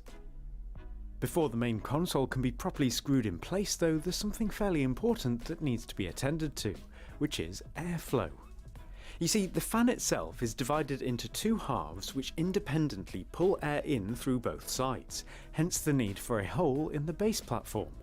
This underside intake doesn't have to deal with as much heat as the top side will, but it's still critical as the air needs to flow through this tiny heatsink on the PS5 which cools its VRMs. A simple way to make sure this happens is to copy Sony's lead and use some strips of foam to direct the airflow. Using similar stuff with an adhesive backing is a great way to do this. Because of these foam strips, air will be pulled in by the fan and it will travel over this steel cover and then exit through the VRM heatsink, just as originally intended. So with that, the main unit can be finally mounted in place. As you can see, the foam strips have sealed around underneath it, forcing the air out through the VRM heatsink, which is just what we want. There's still plenty to do at this point, but it's pretty exciting stuff, as the next step is to work on the most important part of this build visually, the front and sides. For this, I'm going to be using some American Dark Walnut, which is a lovely hardwood with a rich colour and refined grain structure, perfect for a build with a goal of subtle beauty. Mine measures about 70mm, which is just high enough to fit above the components with a few millimeters to spare. Okay. Using one of these cool Japanese miter saws is a great way to get some sharp angled edges for them to fit together like so, with the grain pattern mirroring itself, which I'll be taking full advantage of in just a moment. As the PS5 has some front mounted USB ports as well, they need to be catered for by making some holes for them in the front piece of wood. These need to be super accurate for obvious reasons, but as the wood is so thick, it's too deep for anything to actually reach the sockets. So I've decided to use the router again, only this time using it to make some indentations so that the sockets can actually be reached. As you can see, I've also made a much wider indentation as well, with the intention here to be using it for a combined power button and port cover, but more on that in a bit. For now though, the walnut pieces can be glued together to make them a single unit, and I found that screwing them to a temporary MDF plate is a great way to keep them in place while the glue dries. As the goal is to have curved front corners, I'm going to use a rasp to gouge off a significant amount of wood, making it smooth with a lot of sanding. Because of the miter joints here, the wood grain flows around these curves and looks even better after adding some natural beeswax and buffing it to a shine, as it enriches the grain of the wood and gives it a much deeper tonality. In comparison to wood oil, it's far smoother to the touch and looks a lot more velvety. Mounting this to the base plate is pretty easy thanks to the utilisation of some brass threaded inserts, after which it's really starting to take shape. As you can see though, the back is still completely open, so it needs some kind of vent and port cover. Not having quite enough walnut left over however, I'm going to have to slice my piece into two strips using a plunge saw. This isn't ideal, but it just about works for what I need, as the two pieces side by side are just wide enough to cover the back of the console when glued together. While I could cut the vents and ports in this manually, it would take rather a long time, so I'm using my how long CNC do you think router. it took him to do this? Once cleaned up and treated with beeswax, this cover matches the rest of the that's not bad. console perfectly and looks It's looking like a surprisingly Xbox. professional. It still does need some feet though to lift it off the surface, for which some speaker spikes do the job nicely. Looking good. It's almost ready to use now, but I still need to sort out a cover for the front ports. Now this might be a bit of a controversial decision, but I'm again using carbon fibre for this. I realise that I could easily go with some sort of wooden cover here, or perhaps even a brass one, but tying the build together with just two materials seems the most elegant approach. Thanks to a little DIY hinge, pressing the side of this cover opens it up for port access. Pretty cool. So this covers the ports nicely, but how does it function as a power button? Well, earlier I mounted a little push switch to the front piece of wood, which in turn was soldered up to the PS5's original power switch board. This means that pressing on the leftmost side of the carbon fibre strip triggers my new replacement push button, allowing the port cover to also act as the on-off switch. Pretty neat. So with that, the last thing to do is make the top. Again, to avoid introducing too many materials, I'm sticking with carbon fibre here, and to make the fan vent super interesting, I'm using the CNC to cut out a mesh made of hexagons. These look really cool in a grid like this, but to marry them into the build even further, I've also had the CNC cut out some matching wooden inserts, which, when mounted flush, really finish off the look. Okay. Now, of course, before mounting this top panel in place, some more foam strips need to be added around the heat sinks to direct air through them as it exits the Gotta console. direct the air. Don't As want I your earlier PS5 added a shallow overheating, indentation with the router around the edge perimeter, the top panel can be glued to it buddy. with a Damn, nice bro, I already flush took a fit. nap. And with that, the PS5 stealth makeover is complete. As you can see, aesthetically it's the polar opposite of the brass PS5, and it really doesn't demand your attention. However, when you do look at it, the rich walnut creates a warm retro vibe, which contrasts beautifully with the carbon fibre. Seriously, apart from the use of carbon fibre, this could almost be a piece from the 1970s, and while style-wise it won't be to everyone's tastes, Oh, I that's really like it, fire. especially as it looks so much at home in an actual console setup, which is, after all, the whole point. While the cooling solution has been modified somewhat, from my testing it performs exactly the same acoustically, so is likely running very close to spec. All in, I'd say that the goal of making the PS5 not look like a PS5 has definitely been achieved here, and I love how it matches some of my previous projects. It really is a great example of what you can do to customize your own devices, and how you too can make your most creative ideas a reality. Now, I found this build really fun to create, but I do realise Yes, I that think many that's of you the won't same have the guy, tools bro. or... And it's crazy, bro. Go around. Like, you know how smart you have to be to unassemble a PlayStation 5 and change the heating so it doesn't overheat, bro, and make it work too with the heating that it wasn't originally intended to use. That shit's crazy. opportunity to make something like this happen. Thankfully though, making your own stealthy PS5 is about to get a lot easier, as D-Brand, who are sponsoring this video with this ad, have made what they're calling dark plates, which allow you to completely transform the PS5's appearance.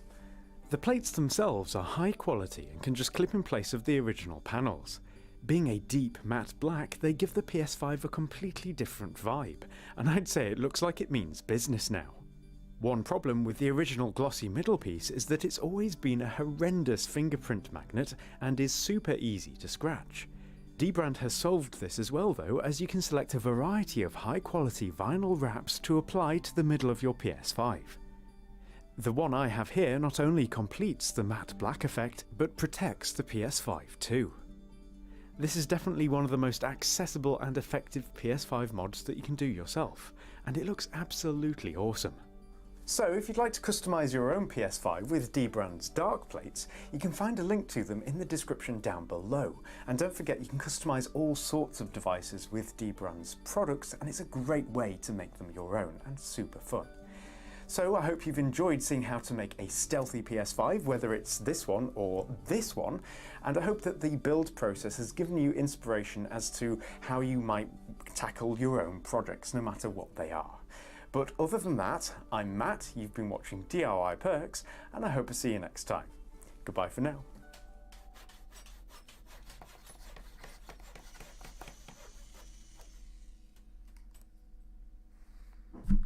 Hey, buying a real PlayStation 5 Despite the game is popularity hard. of portable games consoles, big player Sony hasn't released one in this category for dog. over 10 years. And no, the PlayStation Portal doesn't count because all it can do is stream games from a full-sized PS5. But the thing is, Sony have everything they need to make a proper portable console right now. You see, compared to when it was first launched, the PlayStation 5 has had a significant internal Yeah, that's ugly, bro. But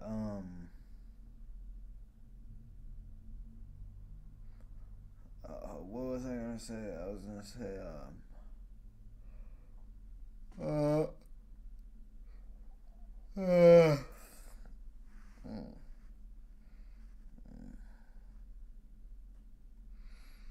the PlayStation 5.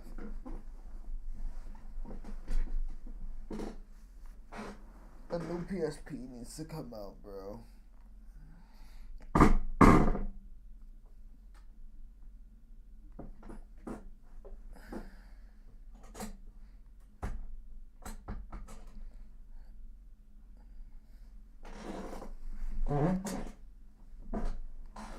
I heard some crazy news about Xbox talking about that they're gonna like stop making consoles.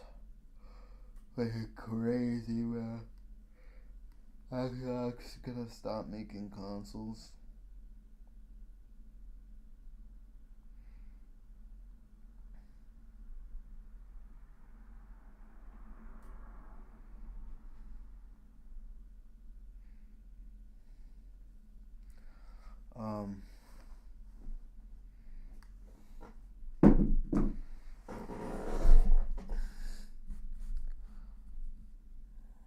Redesign, with the components like the motherboard being completely refreshed to be a lot smaller. And honestly, it's now pretty tiny considering that this is a full PS5 that can be held with 2 fingers. And this has got me thinking, surely it's possible to convert this into a portable console. Of course, it's never going to be quite like a handheld, but there is a format for gaming that's not been explored much yet, which I think will have huge potential. A PlayStation 5 Tablet Edition. The first challenge before making this a reality, though, is that the PS5 is more than its motherboard alone. It requires many extra components to make it work, most of which are dedicated just to keeping it cool, as it generates so much heat. Trimming all this down to a size that can be considered portable is going to be a monumental challenge, but where there's a will, there's a way. Take the main heatsink for example. It's a fairly weird shape and occupies a lot of space, but one action we can take is to swap it out for one that's much shorter and wider, though with approximately the same cooling capacity. As its base is solid copper, it can be easily drilled and tapped to add screw holes to it, which are perfect for using some aluminium lengths to mount it adjacent to the main motherboard, rather than on top of it, which makes for a shallower profile even still, particularly when compared to the original. But how on earth are we going to get any heat generated by the processor over to it in this configuration? Heat pipes, of course. Heat pipes, for those who don't know, are hollow copper tubes that have a rough texture on the inside walls. As they're normally sealed with a small amount of liquid inside, heat can be transferred very rapidly from one end to the other by the liquid literally boiling inside and condensing wherever it's the coolest, making them ridiculously good at moving heat around. The ones I've got are designed to be mounted to a little copper block, but unfortunately I can't just mount this block to the processor as is. You see, as the PS5's processor generates almost 200 watts worth of heat, it's necessary to use a thermal interface material referred to as liquid metal. And if I were to use this with my block, it would eventually absorb into the raw copper and stop working properly. Interestingly, the base of the original heatsink is copper as well, but Sony has nickel plated it, making it far more resistive to liquid metal absorption. And this is actually great news because it turns out that nickel plating is surprisingly easy to do at home. So it's time for a quick side quest. All that's needed for this is some white vinegar and nickel strips, plus a dash of salt. By connecting the strips to the positive and negative terminals of a battery or a power supply, one of the nickel strips can be dissolved into the solution, giving us an electrolyte that can be used for electroplating. To use it, all we need to do is replace the dissolved nickel strip and swap out the other one for the block. This allows the nickel to be transferred from the new strip over to the block, giving us a nickel-plated finish. After a quick polish, this looks perfect, and it should now work reliably with the liquid metal. This stuff is like magic. It's literally molten metal as it's made up of various fuck is this? components to achieve a very see low my bad, melting bro. point. Once it's been spread to both the processor die and the now nickel-plated block, the whole thing can be squashed together. As the surface area intended to be in contact with the heat pipes is pretty large, it's actually okay to go with traditional thermal paste here, after which the heat pipes themselves can be finely mounted in place. These have been carefully bent to go around various components and so that they spread out on the heatsink. And it looks pretty cool. With the processor now thermally linked to the heatsink, we're almost ready to test it out. But how are we going to move air over the heatsink to keep it cool? The original rather gargantuan blower fan is simply out of the question due to its size. But what about using several mini versions instead? Using 4 of these in parallel multiplies their airflow output, hopefully to the point where they'll match the much larger fan. The sheer size difference between these two types of fans is so large though that I actually have my doubts as to whether the new ones are even capable of cooling the processor, which again is 200 watts worth of heat, and that's a lot. But there's only one way to know for sure, and that's to try it out. By positioning these new fans along one edge, they blow air underneath the console, and by taping the sides, the air has only one way out, through the heatsink. Now this of course looks super janky right now, especially with the power supply just perched on top, but it does allow us to operate the console and observe its temperature with a thermal camera. As soon as the console is on, we can see that the heat pipes start moving the heat over to the heatsink. Once a game is launched though, the console begins to draw its maximum power, and the temperatures continue to climb, with the block itself hitting over 60 degrees Celsius. It's safe to assume that the core of the processor will be even higher than this, so it's no wonder that after a few moments the console shuts itself down with an overtemperature warning message. Ugh. So clearly there's more work to do here if we want to have any chance of this being cooled properly, but there are thankfully 2 easy ways we can improve things. Increase the airflow over the heatsink so we can pull heat away from it more quickly, or increase the heatsink size so we have more heat dissipation surface. But preferably it would be both of these things if we can pull it off. Now as the present heatsink fits very nicely on the side here, instead of increasing its size, I'm going to add an additional smaller heatsink instead to provide the extra heat dissipation surface area. Mounting it does require some modification of the heat pipe layout, but doing so provides the perfect opportunity to optimize things further by spreading them out more so that they go diagonally across the fins rather than parallel to them, allowing them to dump heat more effectively into the heatsinks.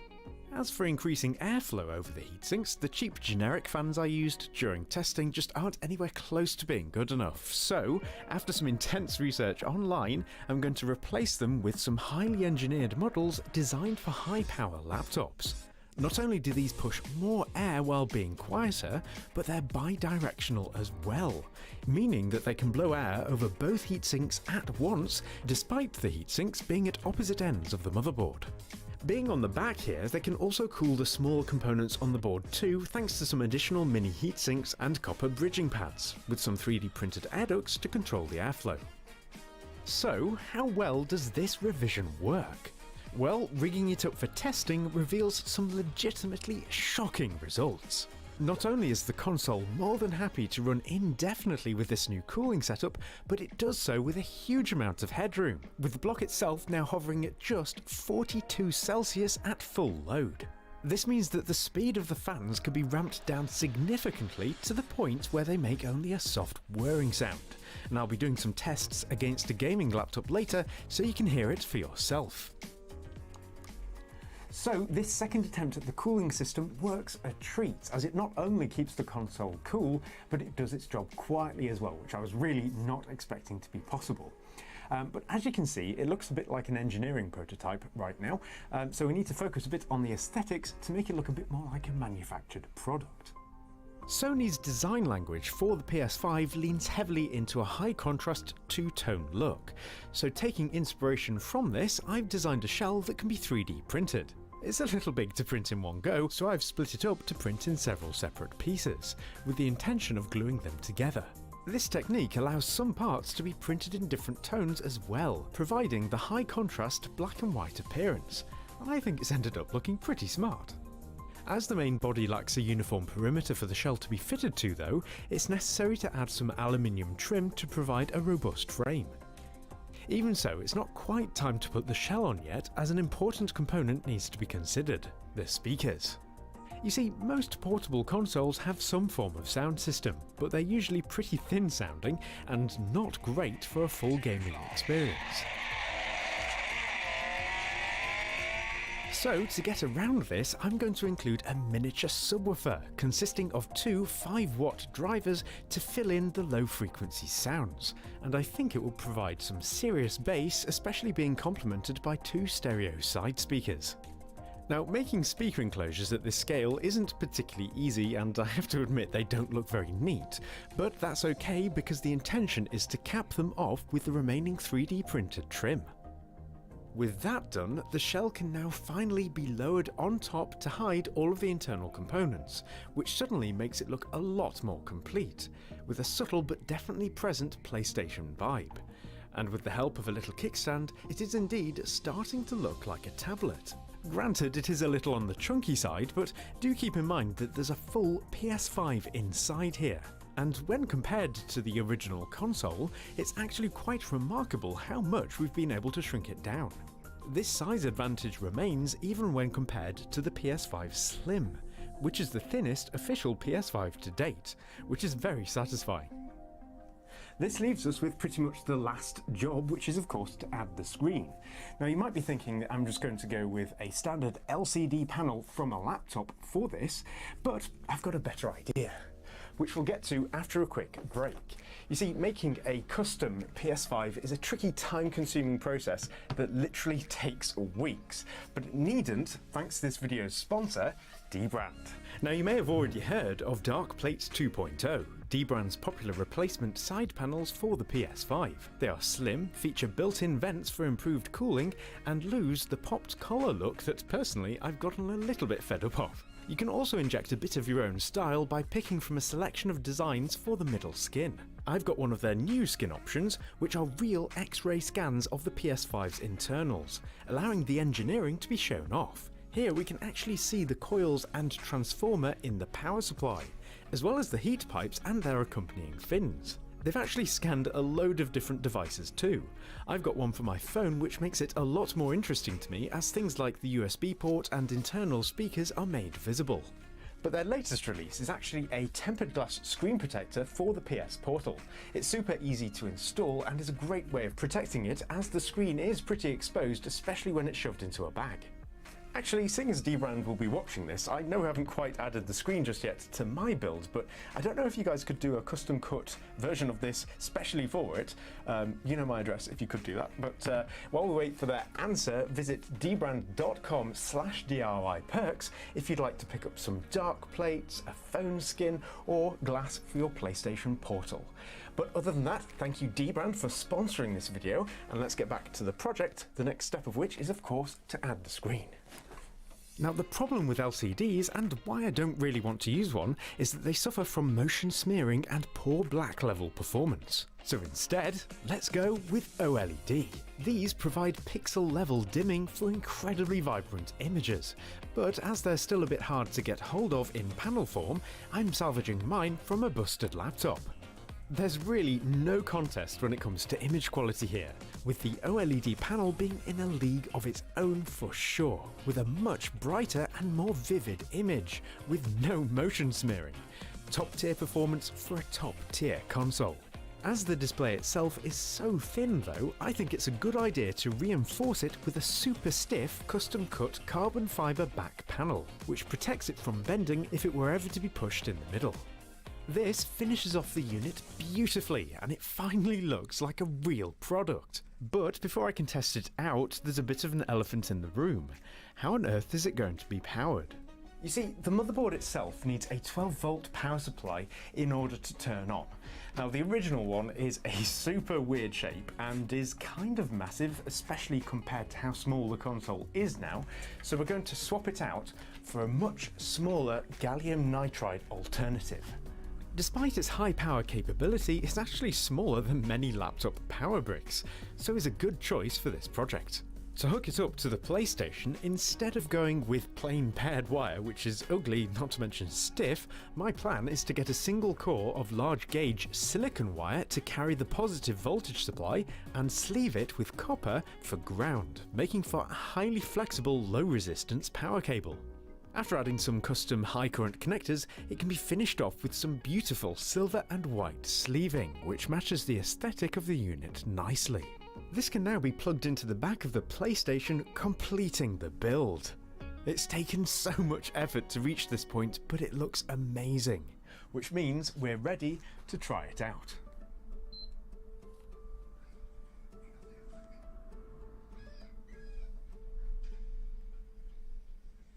Hey, there we go. The world's first PlayStation 5 tablet edition. That's pretty cool. My first impression is the brilliance of the screen. Being OLED, it of course has inky dark blacks for vibrant colour rendition, but as it's full 4K as well, it really takes advantage of the PS5's insane rendering power, and it looks incredibly sharp. 4K portable gaming? Man, this is pretty unique. Oh, listen to the subwoofer! 3, 2, Let's go! here we go. Whoa! Oh man, this is crazy! Just to prove it, no display cable, just a power cable, and yeah, full PS5 in a nice portable package. Wild! The best thing about this form factor is that it's portable enough to actually be a social experience. You're not bound to a TV, so it can be used pretty much anywhere. Perfect for sharing a gaming experience with friends. So you're going for the same thing. Go, come on. Oh, no!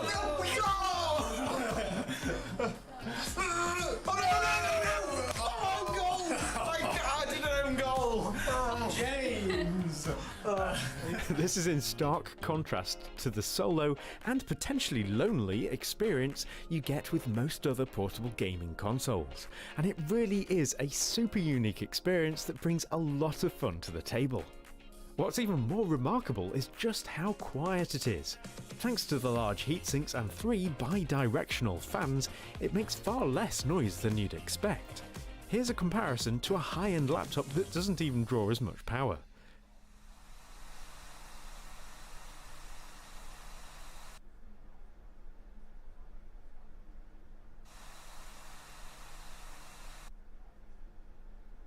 So while it's definitely audible compared to a full-sized PS5, it's not bad at all, especially considering it's so portable. And I'd say mission very much accomplished. So why hasn't anyone made a console like this? Honestly, I'm not quite sure, because I think it's got a lot going for it, but it's likely down to it just being an unproven form factor. No one knows yet whether a console like this would sell well, so you guys will have to let me know your thoughts in the comments down below. Now, I think if Sony themselves were to make a console like this, they could probably make it about 1/3 of the thickness, and it shouldn't even really be that much more expensive than a PlayStation 5. Because really, this is just a PlayStation 5 plus a screen. The extra components are just in a different form factor. So it'll be really interesting to see if this kind of thing becomes a bit more common in the future. Let's hope so. But until then, if you've got an itch to customize your own PS5, don't forget to check out dbrand's dark plates, which are a great way of making your PS5 your very own. But other than that, the concepts that we've learnt in this video are actually going to be applied to my next project, which will be something that's very not visible. Now, if you're familiar with the channel, you'll know exactly what I'm talking about, but if you're not, make sure you're subscribed because you don't want to miss it. But other than that, I'm Matt, you've been watching DIY Perks, and I hope I see you next time. Goodbye for now.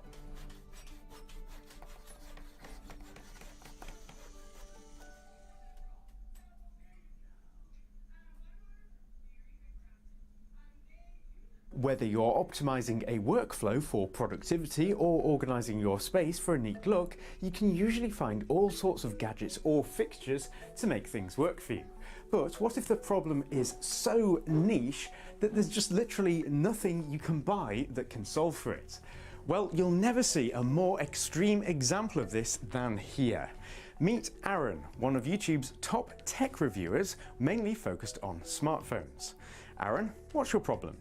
Okay, so don't laugh, but we have too many smartphones. I've been testing and reviewing gadgets for like 11 years straight, and they've just kind of gone out of control. I started storing them on the bottom shelf, and they've just kind of, over the years, piled up and exploded outwards. And you think it's funny, but no one makes a smartphone shelf.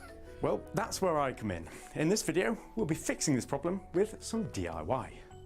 Now, the simple way to store such a vast array of phones would be to add some dividers to a normal shelf so that the phones can be stored a bit like books, similar to how they're currently stored. However, this is less than optimal because not only does it look messy, but the phones leaning against each other like this can actually lead to scratches and damage to either their cameras or the screens, which is pretty problematic. So the first challenge to overcome is finding a way of storing them that allows each one to be separate from the next. Some kind of upright wiring system might work well for this, a bit like a CD rack, but honestly, I don't think it looks very good at all, and we can do better. Now this is where 3D printing can really come into its own, because it's quick and easy to design and print all sorts of intricate mechanical mechanisms to find something that works.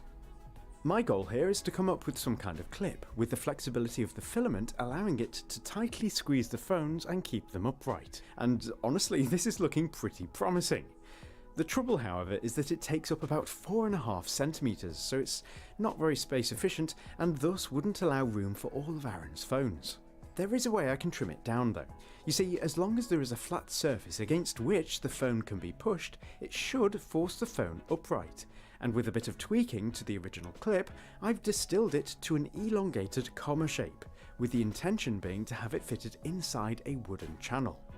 This appears to work just as well as before, only now with a much tighter footprint, allowing 32 phones per metre of shelf, an important number for later. Now obviously we'll want to use something a bit more aesthetically pleasing than fiberboard for the proper shelves, so I've got some lengths of real walnut, which has a beautiful grain structure. To keep the slots of each phone neat, precise and regular, I'm having them cut on a CNC router. Walnut is a really tough wood to get through though, so it takes about 3 hours for a single metre of shelf. But the wait is worth it as it looks great, particularly after some cleanup. To really finish it off though, it needs some kind of wood oil.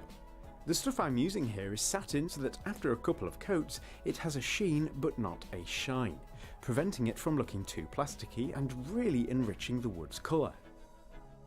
With the 3D printed comma clips inserted, the phones slide in as expected, looking good. Now the area that Aaron has set aside for these shelves is 3 meters wide, and to make the best use of this space that means that I have to make 18 meters of these CNC milled parts. Oh joy, the scale of this project really hits home here, as that's about 51 hours of milling, 20 hours of changeover and cleanup, not to mention 3D printing a massive amount of comma clips. These at least were fairly straightforward thanks to having 2 Prusa's on the go at once, and they're reliable printers so I could just leave them to it in the background without having to worry, and I've ended up with a massive pile as you can see. Now to make things a bit easier to set up on the fitting day, the shelves themselves are attached to some MDF backing with the help of my dad. One of the benefits of using this backing method is that it allows me to make some routing channels on the back for some big thick wires, the reason for which are to provide power for this shelving system's special trick, a selection system based around individually addressable LED strips. You are watching DIY Perks after all. Now, programming for this is way beyond my skill set, but my good friend Lamar has been working hard on some software for it with a goal to have it run off a Raspberry Pi, a small programming board that's perfect for this kind of task. The software basically runs off an SD card, and one of its features is that it can run a server on the local network and hold a database of the installed phones. When a device loads this server's web page, it presents this database as a selection system where a particular phone can be tagged to a particular slot. The software can then light it when requested by the app, with some cool animations also being possible. The thinking behind this boils down to the sheer quantity of phones that Aaron needs to store, and it should be handy for when he needs to quickly grab an old phone to compare it to the latest model, for example. Now both the Raspberry Pi and LED strips need 5 volts for power, And as there's so many LEDs, the power supply has to be pretty beefy, 400 watts in this case. Now for mounting everything, I've made an aluminium frame for it, which can house the Raspberry Pi as well. Now the intention for this is for it to fit underneath the bottom shelf, and this has a slightly different design from the main unit. These are sort of archive shelves intended for phones that are cheap and of little priority, hence the compromise between the potential for scratches and dense storage. And with that, the last thing to do is fit some mirrors in place to cover the MDF. Thanks to the shelves being divided up into 3 units, it's relatively easy to manoeuvre them into position, with the plan being to screw them directly into the timber behind the wall for a really secure fit. Having the MDF backing really helped here, although as with anything of this nature, there are always going to be minor problems that need to be overcome. So we had a bit of a problem where the wall actually had a bit of a lump in it and it was stopping the shelves from fitting flush. So what we've done is actually used some little spacers, and these just sit behind the shelves, and put them further forward away from the wall, and they should hopefully line up now. So with the main unit installed, it's time for the bottom archive section, with the middle one of course being used to support the power system for the LEDs.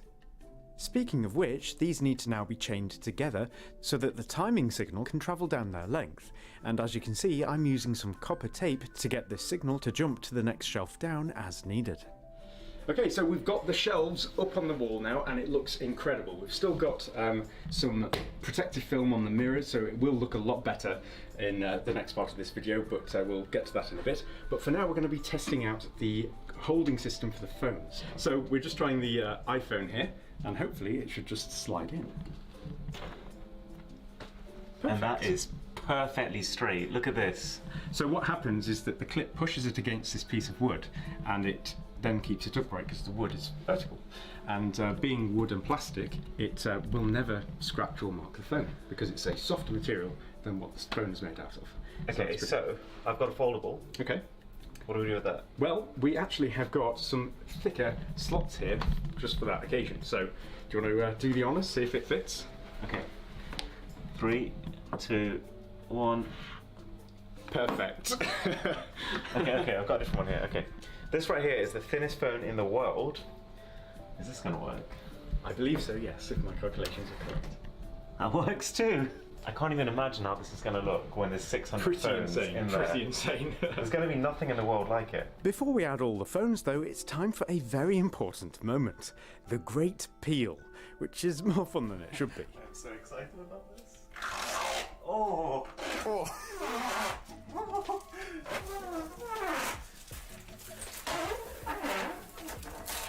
Have you ever seen something this satisfying before?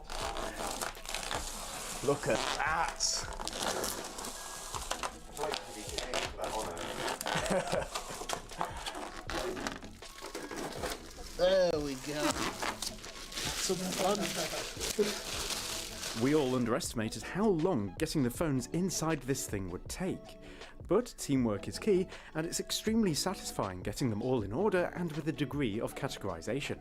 The phones are shown off really rather nicely thanks to them being tidy now, but things are about to get somewhat more visually spectacular as it's time to try out the selection system, which Aaron is presently unaware of. So Aaron, we've solved a massive issue with this already, but let's say you want to find a phone quickly. Pick a phone, any phone. Nokia 9. Oh! There you go. What? So we've got a database, we can update it with any phone you like, you can change it as you want, and it will highlight that phone when selected from a server, all running independently on the shelf. That is amazing. And it doesn't stop here. You're not going to obviously need to select phones all the time, and this is such an impressive selection that it really deserves showing off. So, are you ready? I think so. Okay, 3, 2, 1. What? Oh my god! You smashed it. That's It's pretty wild.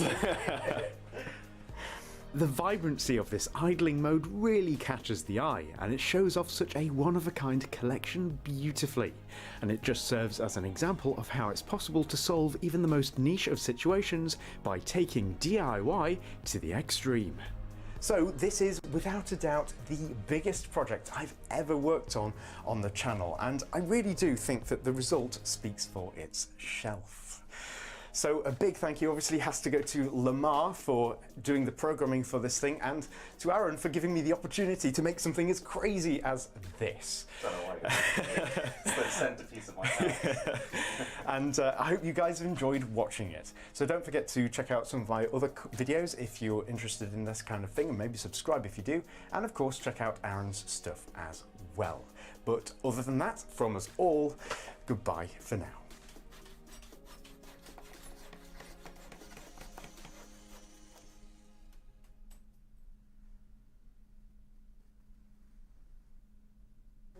This is my homemade bellows system with a rather modern twist, and I built it a while ago as an experimental method of moving air without using fans, and remarkably it works fantastically well, able to shift its entire internal volume every second while barely making any noise at all and being extremely cool to watch.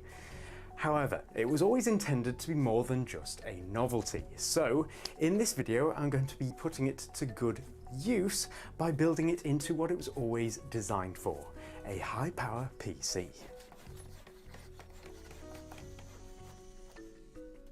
This video is sponsored by KiwiCo. More about them later.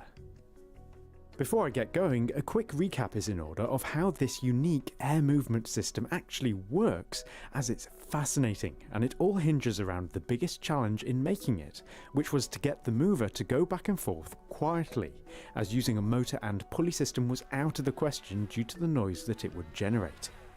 My first attempts were to make a silent linear motor with some magnets in a tube and some wire coils. While this did work to some extent, it wasn't particularly successful, with the movement being juddery and weak.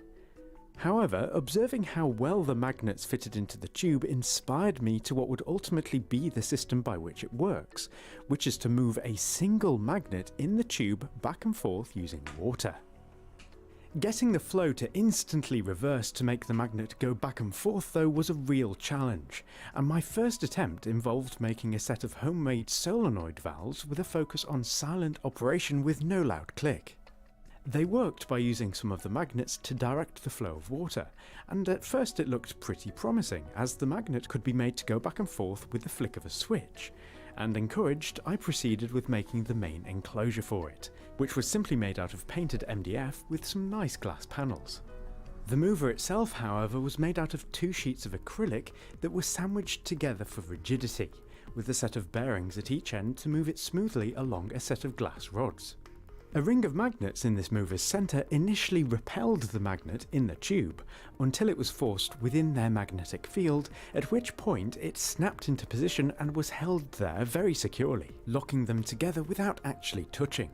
Unfortunately though, while the direction reversed nicely thanks to some reed switches triggering a relay, it overall didn't work very well at all, with the motion being very weak and slow. This was down to the valves simply not being strong enough to overcome the flow of water, so it was time for a rethink, and essentially the project was rescued by these cheap little water pumps. You see, unlike many pumps, these having no internal circuitry results in them instantly starting and stopping when provided with power. So after stringing a set of them together, with half orientated to pump in one direction and the others orientated to pump in the other direction, things were finally looking up, as they could instantly jet water out with a significant amount of power thanks to them all working together. So once it was all plumbed up, it was time for the grand test. And yes, I was pretty excited to see it working at last. Yes! Yes! Look at that! Look at that! So what's remarkable about this system is how silent it is during use, and how quickly the mover changes in direction. This rapid change in direction is thanks to some magnets being positioned at the ends of the tube that actually oppose the mover, so it already begins to slow down before the water flow is reversed. When the flow is triggered to go the other way, its inertia is almost completely preserved as it just gets bounced back, following the magnet in the tube. As everything is magnetically coupled, it all operates smoothly with plenty of shock absorption, which is amazing to watch. So, a fascinating device to be sure, but using it to cool a PC does have its own challenges, notably that getting a continual and consistent flow of air out of it is going to be a bit tricky. You see, as it stands, air is pulled in from one side at a time and pushed out of the same side it came from. This would still cool something like a heatsink placed in the path of this airflow, but it would repeatedly pull hot air back in, harming the cooling efficiency. So some kind of air valve chamber is required. In keeping with the rest of the design, I've made the panels for this again out of MDF, giving them a nice coat of paint for appearance, with some ash veneer finishing off the edges nicely. My plan here is for these valves to operate passively, with only air pressure opening and closing them. So to make sure that they close softly, I'm gluing some soft string around each opening, which will also help to make a nice seal once they're closed. I've chosen foam board for the valves themselves as it's very lightweight and somewhat rigid, with some little pins being used for the hinges so that they can open and close without much resistance at all. So with the chamber now screwed together, you can see that if the air were to be pushed in through one side, it would push against the opposite valves, keeping them closed, with the only way of escape being through the opening in the top. So in theory, this should work, and as there's so much empty space inside here, it's perfect for housing all of the PC components as well. To really test out the cooling ability of the bellows system, I'm using top-of-the-line components here, with the rig being based around the very powerful AMD 5950X and a Zotac RTX 3080. At the time of making this video, graphics cards are in short supply, so a big shout out to Zotac for sending this over for the build. So that it can be cooled by the bellows though, rather than its original heatsink, I'm going to replace it with a water block, and you'll see why this is important in just a moment. Crucial too have sent over one of their new 64GB RAM kits which clock out at an impressive 3600 MHz, perfect for a maxed out AMD based build. Now to keep the processor cool as well, I'm using an AlphaCool iSpare Solo CPU block, which amazingly has both a pump and reservoir built into it, making the whole water loop much simpler to put together, as you'll see in a moment. For the mounting system, I'm using some aluminium right angle lengths, and as these are going to be seen, it makes sense to give them a polish. Believe it or not, this is the first time I've actually used polish on aluminium in a build, and I'm impressed with how nice it looks. Ideas are flow. These rails are intended to be mounted onto the chamber's top panel, helped along by another piece to hold the graphics card nice and securely. The large gap here has been left for the system's radiator, which is super easy to plumb up thanks to the iSpare Solo taking care of so much of what makes a water loop complicated, and once filled up it's essentially complete with just 3 pipes required. Easy. After adding 2 sheets of acrylic glass to the chamber, the system can be lowered in place, with a passive PSU being added to the bottom to power it all. So, as you can see, they aesthetically match each other really rather nicely, which is great. However, they do need to be interfaced together for the air valve system to work properly, and that's why I've made these really rather large panels. It's going to be big. The cutouts in these panels are for each of the modules to be slotted into place, using some brackets to secure them down. The bellows themselves, though, are extremely tricky to get into position. And I don't know how it happened, but disaster! The acrylic tube for the magnet has shattered, and it's not as simple as just buying a new one. You see, the magnet fitted inside this tube miraculously well, almost as if it were machined to fit by someone with a lot of skill. This fit was so precise that the magnet could just drop through with absolutely no resistance, yet when one end was blocked with my finger, it made the drop incredibly slow due to the air taking a while to squeeze around the magnet itself to reach the other side. The precision here is about 0.01 of a millimeter, which is why it could literally bounce on a cushion of air. In an attempt to find a replacement, I've bought over 40 different tubes from various manufacturers, but not a single one of them is going to be suitable, as they're either too small for the magnet to even fit into at all, or too large, resulting in a fit that's so loose that the magnet just drops through with no cushioning, even when both ends are blocked. A loose fit like this would mean that the bellows would operate extremely weakly, if at all, so things aren't looking good, and it shows how remarkable it was that the original tube, the first and only one I bought unseen online, worked so well with the magnets I had, and ultimately resulted in the inspiration for the entire build. A coincidence? You decide. However, there is still hope. You see, the magnets themselves are nickel coated, which has given me an idea.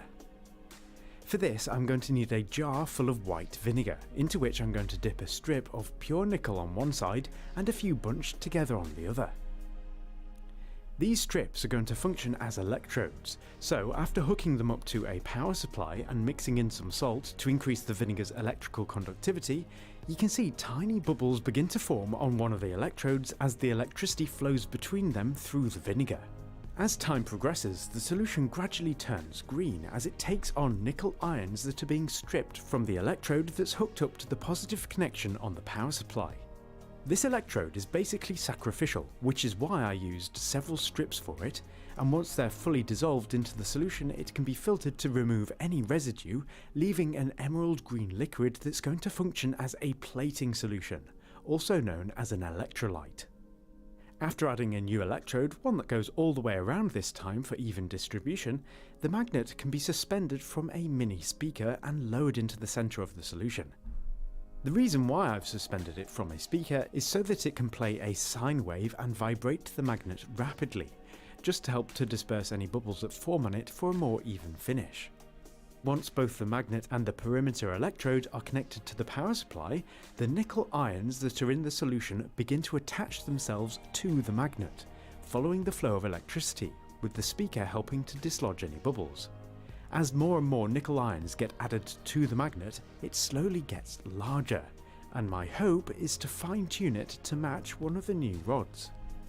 So after a few hours, it's gone a frosted silver colour, partly I think due to an acid wash that I gave it earlier to make sure that it was clean enough to plate.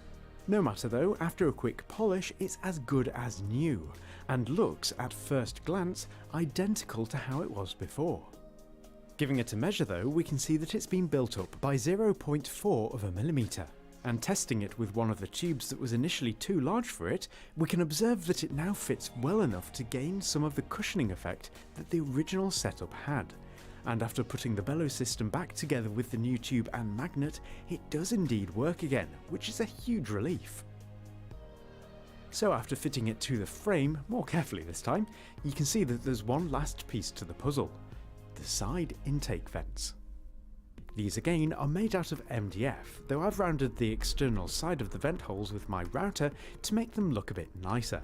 And after the usual trim up process, including some additional foam buffers for silence, they can be screwed in place along with a top panel to cover the radiator. And with that, the world's first breathing PC is complete. So with it finally together, it's looking absolutely ginormous, but thanks to the glass, it doesn't actually feel too heavy in the room because it's somewhat transparent. Anyway, it's going to be really interesting to see whether the bellows are going to be powerful enough to push the air through the vents and cool down the system. But before we try that out and test all sorts of things like thermals, it's time for a quick ad from this video's sponsor, KiwiCo. KiwiCo makes super cool projects that are not only fun, but also educational, and each project has been designed to introduce kids to concepts in STEAM, which is science, technology, engineering, art, and maths, and they're a great resource for learning with at home. They offer 8 subscription lines for different age groups, and each monthly crate, which includes everything you need to make it, has its own theme to teach its core concepts, with an educational magazine included that's filled with extra content to learn even more about it. This Tinker Crate, for example, teaches the science behind how animation works, including the beta effect and how motion can be perceived from still images, which is the fundamental way that all modern displays use to operate. As for this Eureka crate, it explores the concepts around hand pumps, including various valve systems, which is similar to what we've been exploring in this very video, which is super cool. Now KiwiCo have a great offer on at the moment where you can get your first month completely free, and you can take advantage of it by visiting kiwico.com/DIY perks, which you can also find linked to in the description. So again, to get your first month completely free, visit kiwico.com/DIY perks.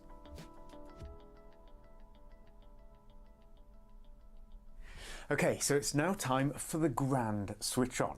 And for those wondering, everything is plugged in through a little port on the back here. And I earlier threaded the necessary cables underneath the radiator and then out through this hole, sealing it with a bit of foam. Right, so are you guys ready? Got a power button just here, so let's see if it works. Oh yeah. With the bellows activated by the system, the vents do appear to be opening and closing exactly as I hoped they would, with a rhythmic motion that looks very futuristic, almost like alien technology from a sci-fi film. The way the vents are configured allows for a continual flow of air over the components, where it then goes through the radiator into which all of the system's heat is dumped and then in turn kept cool by the passing air. There is a small drop in this flow whenever the mover changes in direction, but for something that works passively, it does appear to function surprisingly well. So all this looks extremely promising and is very cool to watch, but does it actually keep the system cool? Well, it's time to do some tests. Now I've got my monitor here and I'm just going to plug it in with the cables I've already prepared. So the first thing I'm going to do is slam it with Prime 95, which should stress the CPU, which is again a 5950X, to its absolute limit and generate a lot of heat. So let's see how this goes.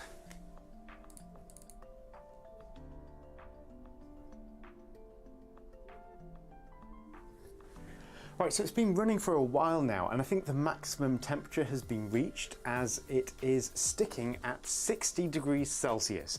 That's pretty good, especially considering this is a 16-core processor, so I'm very impressed so far. But what about the graphics card? Now, it's worth noting that graphics cards can generate a lot more heat than a CPU can, so this is going to be interesting. Amazingly, the temperatures from the graphics card are equally as impressive, with it topping out at a maximum of 62 degrees Celsius, which it appears to remain at no matter what kind of load is thrown at the system. For such powerful components, these results are fantastic and definitely a step up from what you could normally expect from a single radiator water cooling loop, despite my previous tests indicating that it was only about on par with 4 large fans. I think that this is because in practice, the bellows system is able to push the air through the radiator fins more effectively than fans mounted directly to it could ever hope to. And yet, because there are some losses in the system from slight inefficiencies in the air valves, there's plenty of room for improvement from this initial prototype. As for the sound profile, the bellows on their own aren't too distracting, but the air vents do thump a little, which I'd like to further reduce by replacing the foam pads with small opposing magnets instead to make them completely silent. Even so though, it's a pretty relaxing sound and has a peaceful quality to it.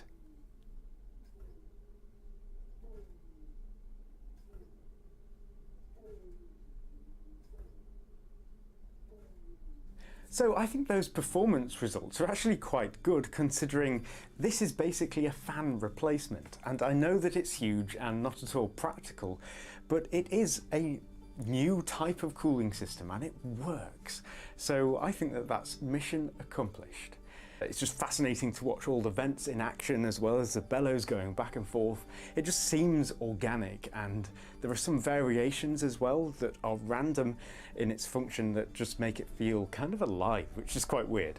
Yeah, so it's not super practical or anything, but it definitely does what I set out to, which was just to make something really unique. But anyway, I hope you've enjoyed this video, and I hope you've enjoyed watching the build process as much as I've enjoyed making it, and I hope you join me in my next video. But other than that, you've been watching DIY Perks, and I hope to see you next time.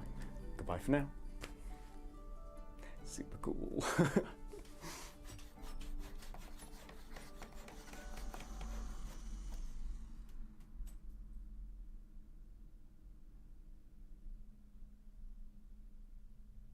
Seasonic may have sponsored this exhaustive guide, but we won't specifically be recommending them today because this is designed to give you the tools to identify the patterns that make for a good build, not the exact components themselves. Those always change. The process does not. So without further ado, how to build a PC. Step 1, picking the parts. To start, you need to ask yourself some questions. What am I going to do with this computer? Are you a hardcore gamer? You're going to want to allocate more of your budget to your graphics card and maybe CPU. Are you a content creator? Maybe you can ease up on the GPU a little bit and splurge on CPU and RAM. Are you just using it as a glorified NAS? Then you'll be looking for a motherboard with lots of I/O and a case with lots of drive mounts. And maybe you'll want to splash out on a specialized redundant power supply. No matter what your budget is, this is the question you need to answer before going any further. So I'm gonna roll that intro while you figure it out.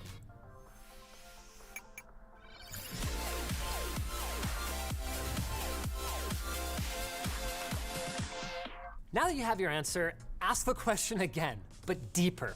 What kinds of games do you play, Mr. or Ms. Gamer? RPGs and visually complex games where exploration and sightseeing are priorities mean you'll probably want a high-resolution display for the best experience, preferably with HDR. Peripherals may not matter as much to you, and in fact, you may prefer to get a console controller for some of your games rather than a typical PC gaming keyboard and mouse. Do you prefer hardcore competitive shooters though, where every millisecond counts? Well, now you'll want a premium mouse for sure, and maybe even a high-end keyboard, not to mention a high refresh rate display, even if that costs you some resolution or some color accuracy. The games you play will also affect the number of CPU cores you should get, since different genres of games tend to utilize them differently. A good rule of thumb for future-proofing your build is to make sure that you have at least as many cores as a current-gen console. If you want to stream or record your gameplay, then maybe throw on 2 to 4 more, and make sure that you've got a GPU with a high-quality hardware video encoder built in. As for the content creators out there, what should you focus on? Well, it depends on what you create. A digital artist might not need anything special for a GPU, but would definitely benefit from a drawing tablet. A musician would want tons of RAM to load up on instrument patches and samples without slowing to a crawl. A video editor needs at least a modest GPU, a lot of RAM, and a buttload of storage, preferably fast so they can review their footage at full quality. A 3D modeler needs a reasonably fast CPU and GPU for rendering. A GPU capable of real-time ray tracing helps tremendously in prototyping and previews. An engineer might sacrifice raw horsepower for validated hardware like a Quadro GPU to ensure pain-free operation. A programmer wants a hefty CPU with a lot of threads for handling frequent compilation and a lot of RAM to go with it. Whereas a writer really only needs a keyboard, a decent display or two, and a quality water bottle to stay hydrated. LTTstore.com. Is this a NAS or home storage of some other sort? If so, what is it for? Cold storage that won't often change, like backups, ripped media, or game installs, won't need high speed to be usable. Instead, you'll want higher capacity hard drives. Warm storage that changes frequently, like a document or photo dump, is where you'll want a balance of capacity and speed. Hot storage, like a footage ingest or for use as a network boot device, will demand higher speed, increasing cost. You may also need a fast CPU depending on the scale of your storage space. Adding additional roles like Plex increases system requirements, so while slower computers can get by as a basic file server, you're going to need to account for CPU overhead, especially for transcoding. Now let's talk about form factor. Computers are available in all shapes and sizes, from complete PCs the size of a pack of gum, to entire racks that contain only the storage for a bank of machines elsewhere in the data center. The most common variants, or form factors, are as follows. ATX is your classic. It's the big beige box size. It usually features at least 5 expansion slots and a taller chassis. You can find these in mid-tower and full tower configurations, which basically just indicate height. Full towers tend to be easier to work with, but are much more difficult to move around and find a home for, so they've been falling out of fashion. If you're not sure what to buy, an ATX form factor case can accommodate any smaller size motherboard, although installing an ITX motherboard in one of these seems more than a little silly. Although maybe that is an aesthetic that you want to embrace. Micro ATX is smaller than ATX with at most 4 expansion slots, and for most people, that's totally sufficient. But you should always check to make sure that you've got everything you need. You'll find some of the more interesting case designs in this size, like these cute cube-shaped ones. Like ATX, you can fit smaller form factors like DTX and ITX in here, and it won't look as silly if you do. Mini ITX and DTX are the smallest mainstream sizes, with only 1 and 2 expansion slots respectively. These are the boards you'll find in the tiniest builds, and can often pack impressive variety of features into their diminutive size. However, their I/O can be somewhat limited, and if your goal is to go as tiny as possible, you'll either want to get a couple of larger builds under your belt first, or pay extra careful attention to your case manufacturer's documentation. A DTX board may fit an ITX case, but also may not. And if you have a larger GPU or cooler, it may not fit in your case of choice, at least not without some difficulty. The next big question is arguably most important. What's my budget? If your answer is anywhere from less than I'd like to I'll take what I can get, then your best bet is often to buy used. You can find off-lease business machines available for a fraction of their original price. As we've shown a number of times in the past, these can be a great starting point for a new build. Most of the work is already done for you, and many can be improved for a relatively small budget. Another option is to look for previous gen hardware. You can sometimes find killer deals as retailers clear out old stock to make way for the next big thing, but this is mostly applicable to used gear. The good news is that solid-state components with no moving parts, like CPUs, rarely fail, and components with worn thermal compound or bad fans can have those repaired.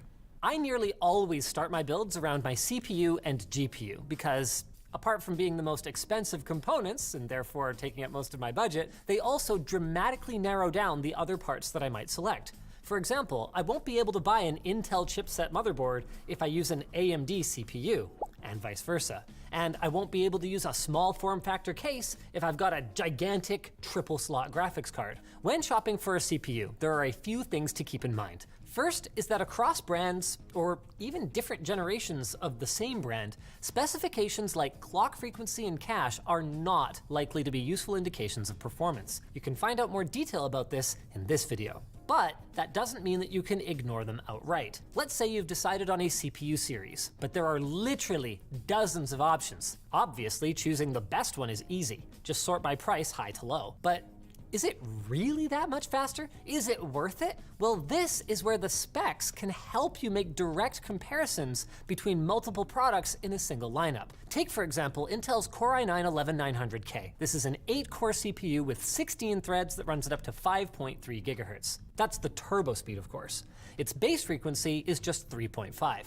Meanwhile, the Core i7-11700K is also an 8-core, 16-thread CPU that only runs at up to 5 gigahertz, meaning that the real-world performance between these two chips is 6% at most, but with a price difference of over $100. There's more to picking a CPU than raw power, however. Sometimes you want integrated graphics, sometimes you want more or faster PCI Express lanes, and sometimes you just want less heat and noise. There's still debate as to whether PCI Express Gen 4 really matters that much to consumers, but the fact is that Gen 4 is double the speed of Gen 3 on a per lane basis, and likewise Gen 5 is double the speed of Gen 4 on a per lane basis. This means that a CPU with fewer but faster lanes can avoid bottlenecks that otherwise might harm performance. It's worth pointing out that some motherboards and chipsets might differ in their PCI Express version support, so pay close attention. If your first choices put you over budget, it's time to experiment and bargain hunt. For Intel users, an F-series CPU might be a good option as those lack integrated graphics and cost a little less to buy, while for AMD users, paradoxically, buying the G-series CPUs nets you integrated graphics and a decent savings over the more expensive X-series without sacrificing much performance. If you end up going back a generation or two to make your budget work, be mindful of which CPU socket and motherboard chipset you end up with. Locking into something older might save you a ton of money and still result in satisfactory performance, but it could limit your ability to upgrade to a new processor later on.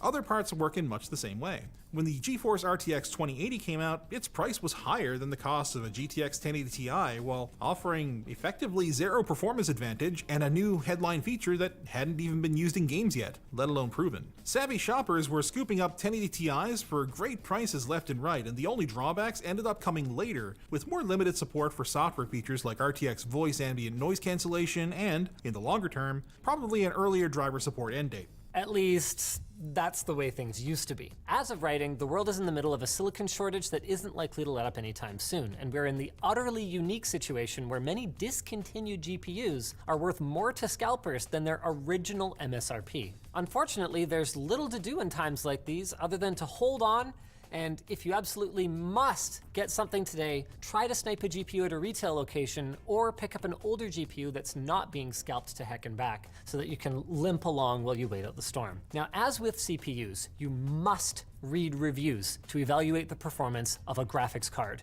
Do not be tempted to draw a conclusion based on clock speeds and memory. Do look out though for features like hardware video encoding, real-time ray tracing support, and anything else that your game or your application might be able to use. Take for example DLSS, which increases performance at a small cost to visual fidelity, or the Blender Optics renderer for NVIDIA. And on the AMD side, there's the Fidelity FX suite, which has some pretty cool stuff in it as well. Now, if you have a choice between two otherwise identical GPUs, but with different amounts of onboard memory, or frame buffer, I would recommend the one that has more. But be careful that it's not slower memory. Both AMD and NVIDIA have been caught putting large amounts of crummy memory on entry-level GPUs, sometimes even mid-range GPUs, seemingly in an attempt to make them look more enticing, even if it comes at the cost of extremely poor performance. Motherboards are a contentious issue because it's easy to go for the biggest, baddest board around, but the reality is that unless you're the kind of master overclocker who gets all their boards sponsored anyway, you're unlikely to see a big performance difference between low-end chipsets and the higher-end ones, much less between two models that use the same chipset. That's not to say you should just buy the cheapest thing. A lower-end chipset will usually have some artificial limitations on things like RAM speed, overclocking ability, or PCIe bandwidth. AMD's A-series chipsets, for example, don't support overclocking as of A520, and feature fewer expansion ports, while their B-series and X-series chipsets do have much more expansion, including the ability to bifurcate or split PCIe lanes for multi-GPU or high-speed storage support. The bottom line is that while some people get bogged down on details like voltage regulators and cooling them, the reality is that a mid-range board with good user reviews that has all the slots, sockets, and RGB ports you need for other hardware is the path of least resistance, and there's no shame in that. System memory, or RAM, can be both straightforward and incredibly deep depending on who you ask and what you plan to do with it. It's usually labeled according to three main values: capacity, speed, and timings. The higher the capacity, the more concurrent tasks your system can work on, but the more memory you have, the more strain on your CPU's memory controller, which usually means reduced frequency and increased timings, both of which are bad. Frequency determines how often information can travel from the memory stick or module to the CPU and vice versa. Higher is better, while timings determine how long the wait is for actual memory chips to respond to a given request. Lower is better. It's important to note that there are points of diminishing returns for all of these attributes, and that some CPUs prefer certain memory frequencies because they can lock their memory controllers to match, such as AMD's Ryzen 3000 and 5000 series CPUs, which tend to work best at memory speeds of 3600 or 3800 megatransfers per second DDR4, after which point it's better to drive down latencies than go for more speed. And it should be noted, most of the fast kits on the market are overclocked, meaning both the memory modules and the CPU's memory controller will be pushed harder and with more voltage than usual. Ryzen 5000 and Intel's 11th gen Core and later CPUs support up to 3200 megatransfers per second DDR4 natively, after which you're in overclock territory. Regardless of speed, you'll want to buy your memory in matching pairs for dual channel motherboards, triplets for triple channel, and so on. And while you're at it, for best performance, you'll want to make sure your memory is also running dual rank. Now, rank is essentially one or more memory modules that receive commands as a group. If all of the memory stick's memory is in one group, that's single rank, while some larger memory modules come split into two, which is dual rank. The advantage is that while each rank has to be accessed separately, no matter what, they can still split the load between themselves for better performance. If you've got a matched pair of dual rank memory, you'll get the benefits by default. But you can also install 4 matched single rank modules for the same effect if your motherboard has 4 slots. Generally speaking, larger modules tend to be dual rank, but you can usually tell single rank and dual rank apart by 1R or 2R in the model number. One more thing to consider for memory is error correction code, or ECC memory. This has recently become a pretty hot topic due to the per chip error correction that's making its way into DDR5. But there's a difference. Full ECC memory has an extra chip that allows it to detect and correct errors even when the data is moving to and from the CPU. DDR5's error correction is only making sure that the data inside each chip is safe. This lets DDR5 vendors still offer overclocked memory kits, while you'd be hard-pressed to find anything like that for full ECC. The more robust nature of full ECC memory, meanwhile, has made it a favorite for servers and high-end workstations where stability is key, even if it comes at the cost of some performance. So if that's you, then you've got some things to untangle first. True ECC can come in 3 flavors: unregistered, registered, and load-reduced. Unregistered memory, also called UDIM, is the same kind that goes into your desktop and notebook PC. So your CPU will access the memory chips directly with nothing in between. Registered memory, also called RDIM, includes a go-between chip that the CPU talks to that manages the data coming and going from each memory chip. Load-reduced memory, called LRDIM, takes this one step further by replacing that register chip with an ultra-fast buffer. This buffer reduces the amount of chatter required to communicate with the memory, allowing the CPU to access as many as 8 ranks per module. That's how servers can have multiple terabytes of memory in them. The trade-off, of course, is higher latency. Don't go thinking you can just mix and match, by the way. Consumer motherboards almost exclusively accept UDIMs and not much else. And while some motherboards can support both RDIMs and LRDIMs, this is no guarantee. So check the manual for your motherboard for information on what it can handle before you pull the trigger. Most motherboard manufacturers will have manuals available online in their support section. Storage drives can be divided broadly into 2 categories: old school SATA and PCI Express based NVMe drives. There are different connections for both of these, with this being the most common for SATA and this being the most common for NVMe. Your motherboard manual will include a list of these ports that tells you exactly how many you can install. Mechanical hard drives are for bulk storage on the cheap and typically use a SATA interface. We'll talk a bit more about these later. Solid state drives, or SSDs, are more expensive but are recommended as a boot drive for your operating system and for key applications at almost any price point due to their much higher performance. They are available with SATA interfaces but have mostly gone NVMe at this point in the M.2 form factor. Remember that term? It means size and shape. Even among NVMe SSDs, there is an obvious broad performance spectrum, and with Microsoft's upcoming implementation of direct storage, a premium PCIe Gen 4 SSD or greater might offer a clear performance benefit. But for most average users and gamers, the main things you want are a DRAM cache and some kind of manufacturer indication of endurance, which is a measure of how many times the drives can be written before the cells wear out. Drives with short warranties are probably best avoided, and even quality drives should be backed up regularly. Now let's talk cooling. Enthusiasts tend to instinctively gravitate towards custom loop liquid cooling, and this is usually the absolute best you can get without going sub-zero, which isn't sustainable long term, if you're a coward. But from a cost to performance standpoint, it rarely makes sense. Liquid cooling is a topic all in itself, but the short version is that your primary concerns are going to be the water blocks and the total surface area of your radiator setup. Generally speaking, surface area is king. More fins on your cold plate means more heat transfer from your CPU, and more radiator surface area means the more heat you can remove from your liquid, or if you like more silence, the slower you can run your many fans. Materials are less intuitive though. Copper is the superior conductor, but it's more expensive than aluminum, which might make you think you could get away with copper for your GPU and aluminum for everything else, but if you try to mix and match them, it's gonna be terrible. I give you my Linus Tech Tips guarantee that galvanic corrosion will ruin your day sometime down the line. You can try out those anti-corrosion mixtures, don't do it, it'll be really bad. Some metals can be mixed relatively safely. Here's a chart of what's safe to mix and what's not. Most people don't want to deal with all of that though, and AIO solutions or all-in-ones are both cheaper and easier to work with. The general rule is that a 240mm radiator will be fine for most CPUs, with only the most exotic requiring a 280 or a 360. The main drawbacks of AIOs is that they are more expensive, less reliable, and offer questionable performance benefits compared to large tower-style heatsinks. That's why, for most people, we recommend a large heatsink for hassle-free long-term operation. The only drawback of these is that due to their size, some consider them unsightly, they're wrong, and they can be a hazard during transportation due to their immense weight. At the end of the day, whatever comes of your CPU is fine for most people, but it might run hotter or louder than you want. thermal compound for most people doesn't matter, as long as it's a decent brand and it's not some just bulk stuff you got off of Wish. But there are a couple things to consider.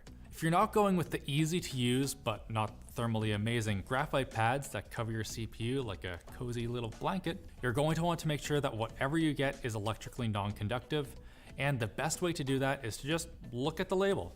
Most companies exclusively carry non-conductive compounds, with the exception being liquid metal. Thermal Grizzly's Conductonaut, for example, is an actual metal alloy called Gallonstan that's fully liquid at temperatures as low as 8 degrees Celsius. It's both electrically conductive and potentially reactive with aluminum parts like heat sinks, and this reaction is not a good thing. While an aluminum oxide layer is usually present on aluminum, a tiny scratch or scuff is all that's needed for the gallium to work its magic and turn your cooler into a crumbly mess that doesn't even look real. If you decide to try liquid metal, make sure you're using copper or nickel plated coolers. If you're content with cheaper traditional compounds, then you've got nothing to fear. There are some things you just shouldn't cheap out on, however. Power supplies are a major one.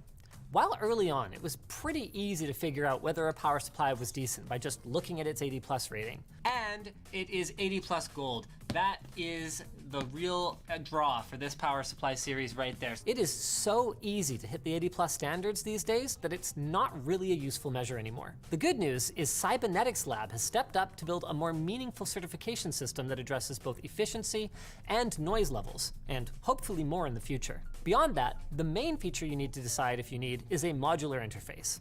It costs more, but as connectivity standards evolve, like the new PCI Express Gen 5 power connector for example, it means that you have a chance of replacing just a cable rather than using an adapter or replacing your power supply. And power supplies have reached a level of reliability that I wouldn't really consider one with a warranty shorter than 5 years now. Seasonic even goes as high as 12 years on their Prime series. Power supplies, like motherboards and cases, have different form factors that you need to look out for though. This consideration is mostly important for small form factor builds, where the SFX standard provides a smaller footprint in order to accommodate tinier builds. While SFX defines a maximum depth for a power supply that sort of makes it look like a flat rectangle, SFXL relaxes this to a square shape. And while it doesn't necessarily offer more connections, you'll actually find that usually the more powerful small form factor units are SFXL, and they have the added benefit of using larger fans, so they tend to be a little bit quieter. Just double check your case's compatibility, because not all cases that support one can also support the other. Another class of power supplies that has grown in popularity over the last 10 years is DC to DC converter power supplies. These use an external brick, just like some monitors or your laptop, and then have a super efficient DC to DC conversion, hence the name, that takes whatever the input voltage is and splits it out to all the voltages that you need internally. They tend to be fanless and extremely small, though it does come at the cost of that external brick. Now, there are other esoteric form factors, like TFX, that is often used in rack mount servers, but for nearly everything else, you'll be fine with an ATX form factor power supply. It's big, it's chunky, and it's the standard that we've had since not long after the Windows 95 days. These offer the highest wattages on the market, with the largest assortment of peripheral and 12-volt plugs for CPU and PCI Express devices and drives and all that good stuff. But buyer beware. The ATX form factor only specifies the width and height of the power supply at the backplate. It says nothing about the depth, so you will need to take into consideration whether your power supply will fit your chosen case if it's not in the typical square footprint. Make sure you buffer a little extra if you have a modular interface, because those plugs take up a little bit more space. Now cases. This is where builds can get very interesting. There are options that can be found for as low as $20 on sale, and there are options costing well over 10 times that much, or 100 times. Who cares? Just keep going if you want something truly unique. We've already gone over the different major form factors, but even within these constraints, there is an incredible amount of variety out there. Because picking a case on its own is so personalized and situational, we're just going to go over a few basic things to keep in mind while picking one out. First and foremost is airflow. Regardless of whether you're after a quiet rig or an extreme cooling rig, you're going to need airflow, and there's no substitute for a mesh front panel. Counterintuitively, they tend to even offer better acoustic performance than closed front panel cases, because the fans don't need to ramp up as high. Not everyone is into that aesthetic though, so vendors like Corsair have come up with options with glass front panels instead, with spacing and even extra intakes on the motherboard side panel to keep things looking pretty while maintaining solid airflow. Secondary to airflow should be ease of maintenance. If your case has great airflow, but it's a pain to clean once it's sucked a bit of dust in, you're gonna have a bad time. Removable dust filters and easily accessible front panels help tremendously with maintenance, and most good cases will come with these features. Finally, expansion. What you get will depend on how much of what kind of stuff you want to cram in, plain and simple. Then beyond that, it should ideally be well laid out for cable management and open enough that it's easy to work in. Of course, you won't have any cooling without fans, so what do you buy? There are several considerations here, including the fan's diameter and bearing type, whether the blade is optimized for airflow or static pressure, and of course, whether or not it has addressable RGB. Bearings are what let the fan blade spin freely, so the better quality of the bearing, the more efficient and less noisy a fan can be, and there are 3 major types.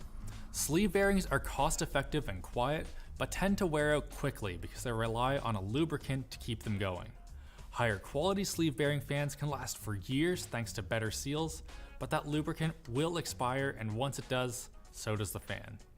Sleeve bearing fans are also designed to run vertically to prevent the lubricant from pooling, making them unsuitable for use in the top or bottom of cases. Ball bearing fans are far more reliable and much more expensive to match, but they tend to be louder because they utilize actual physical ball bearings to overcome friction instead of a lubricant. This also means they're much more likely to survive high temperatures than a sleeve fan, so they're common in servers and other reliability-first environments. More advanced sleeve style bearings, called fluid dynamic or hydrodynamic bearings, are positioned as a bridging gap between traditional sleeve and ball bearing fans.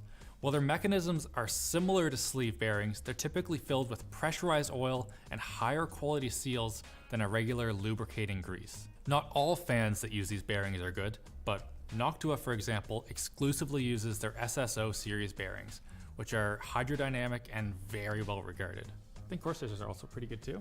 There are other bearings like maglev, which use magnetic levitation for effectively zero friction and are thus extremely quiet, long-lasting, and they also cost significantly more than other types of bearings.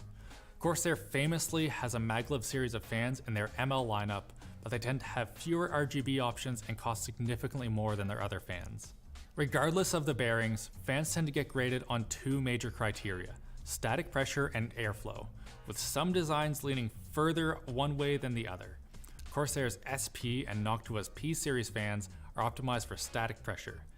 The higher the static pressure, the more air that can be forced through a restrictive filter or fins of a radiator or heatsink. On the other side of the spectrum, Corsair's AF and Noctua's A series are examples of fans that are optimized for pure airflow.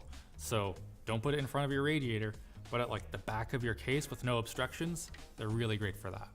You'll often run across different diameters of fans, ranging all the way from diminutive 40 millimeters all the way to behemoth 200 millimeter and beyond. As a rule of thumb, the smaller the fan, the faster it needs to spin to push the same amount of air as a larger one.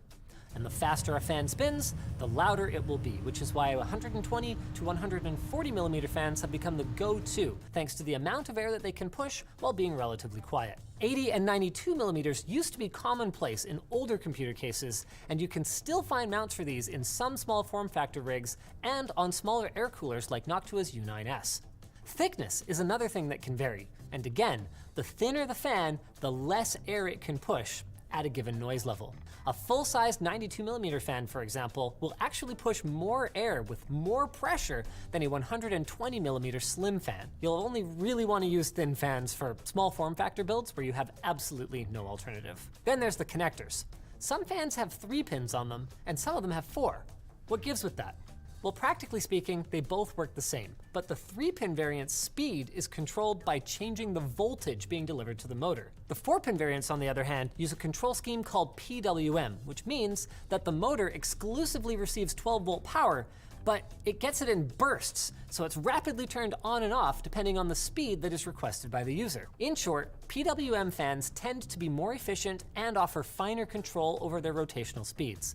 But It's more important to match your fan type with your controller than to choose one over the other. Most of your fans are going to be plugged directly into your motherboard, but if you have a truly ridiculous number of fans, or you just want to control and cable manage them all from one place, you can get controller hubs from companies like Corsair or NZXT that provide significantly more connectors to suit your needs. And depending on your needs, you might want to add one or more hard drives to your system, either for long-term storage or maybe to give storage tiering a go for a blend of high performance and low cost. Whatever the reason, there are some things you should be aware of, like the RPM, cache size, noise level, and cost per gigabyte or terabyte. It used to be common to just pick a 7200 RPM drive no matter what for extra speed and lower response time, but it's actually becoming more of a liability for the drive's long-term health now that high-capacity SSDs exist. Higher RPMs mean more noise, and critically, more heat. So before committing to a high-speed hard drive, you should consider whether it's needed at all. And when you do install one, be aware of its operating temperature so that the platter stays spinning for as long as possible. For everybody else, a 5600 or 5900 RPM hard drive should suffice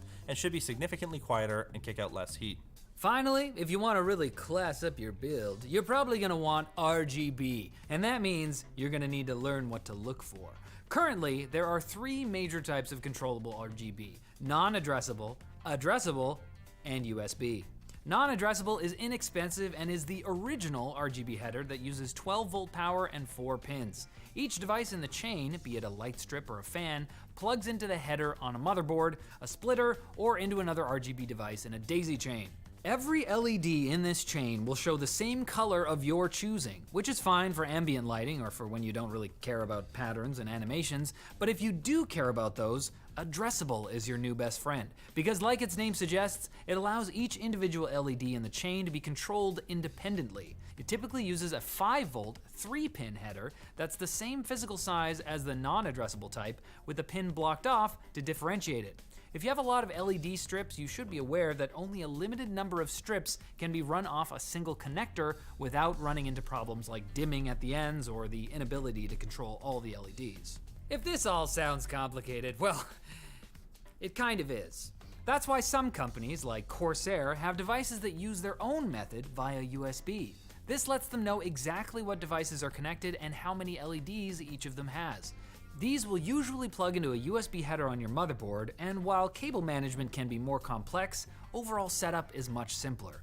Frustratingly, unlike the non-USB options, they're usually not cross-compatible, so you'll probably have to choose your favorite and use the same vendor for all your RGB, or else deal with adapters. This especially sucks because some companies offer LED strips with different styles that might be more in line with what you're going for visually, like Fantech's digital RGB neon strips. Finally, you'll probably want some cable ties and to make sure that you have the tools you need to set everything up. If you go for zip ties for a lower profile cable management job, you'll need to make sure that you have flush cutters for the cleanest look. Whereas if you go for hook and loop ties, like the ones you can find on lttstore.com, then you don't need anything special. You should consider though whether optional stuff like custom cables will be in your build at this point. They're pretty costly, but they're a cool way to jazz up your rig if you've got the cash to spare and you're after a specific look. If not though, don't sweat it. Not everybody is out to build an art piece, and there is no performance benefit to them whatsoever. And besides, building a PC yourself is already a bigger step towards making it yours than most people will ever take.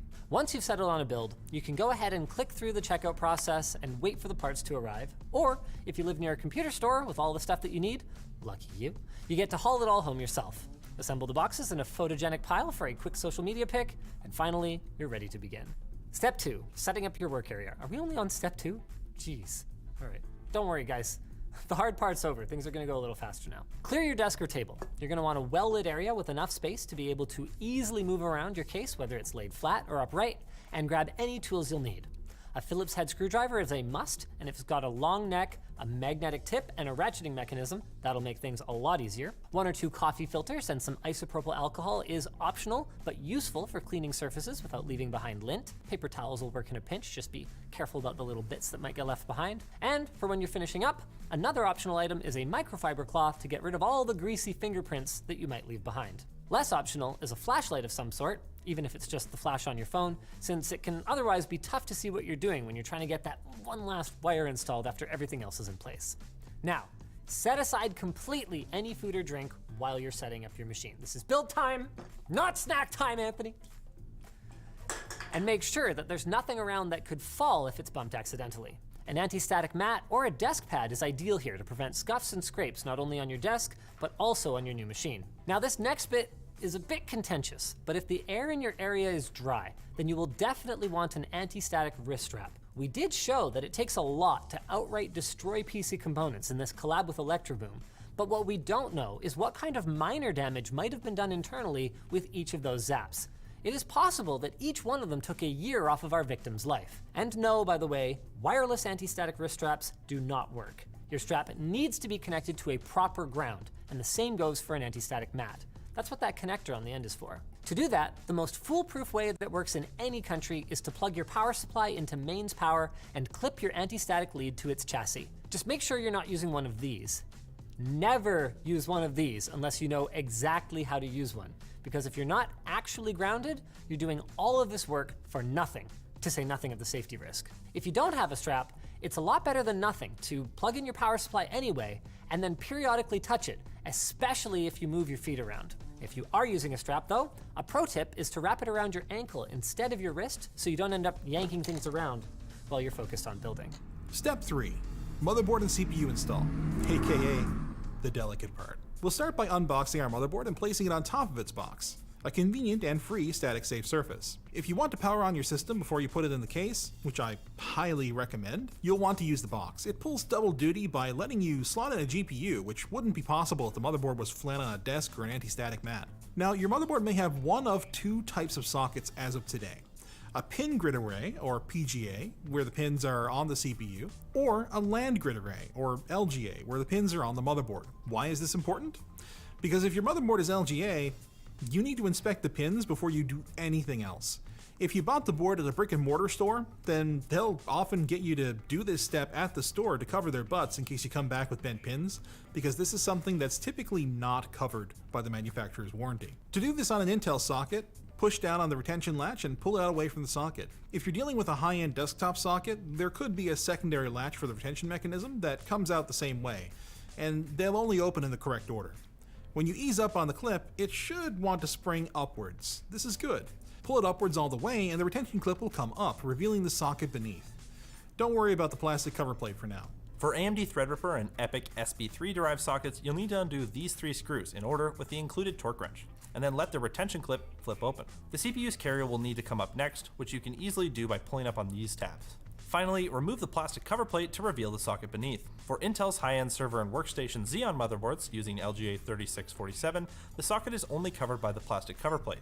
The cooler screws down directly into the retention plate. With the pins visible, it's easier to spot damage if you angle the motherboard so the pins are reflecting light directly back at you, and rotate it around to make sure that everything looks even. Any pins that are bent will need to be dealt with before you go any further. You can refer to this video we did on LGA repair here, but the short version is you may need to use a magnifying glass and a pair of fine point tweezers or similar instrument to try and straighten it back out.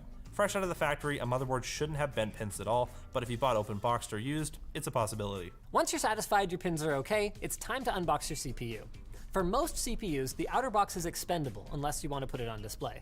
But make sure you take care of the inner plastic clamshell that actually contains the processor. Not only do you not want to drop it under any circumstances, you'll also want to keep it for future in case you need to RMA or sell your CPU to someone else. Regardless of your CPU, you want to avoid touching any of the exposed gold contacts, be they on the flat underside of an LGA CPU or the fragile pins of a PGA CPU. We'll get to those, but first we're going to keep going with consumer-style LGA. Line your CPU up with the socket. Usually there will be a triangular arrow or dot or other indicator to help you figure out which orientation is correct.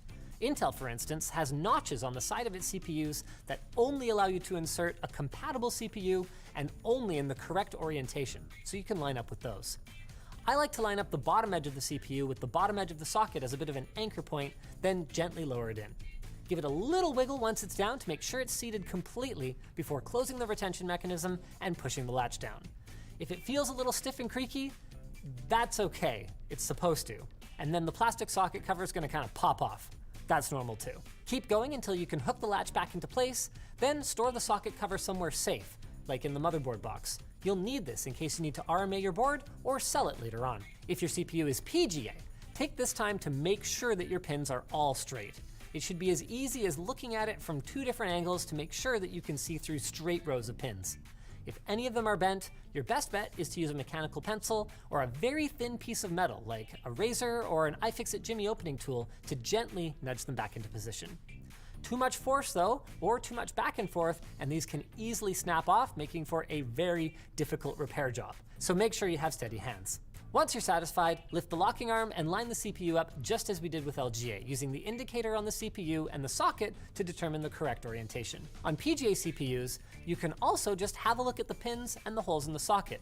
Typically, the pins are arranged so that there's a corner with fewer pins so that it can only drop in one way. And it will drop right in. So if you encounter any resistance at all, do not push. Check your pins, then line it up and try again.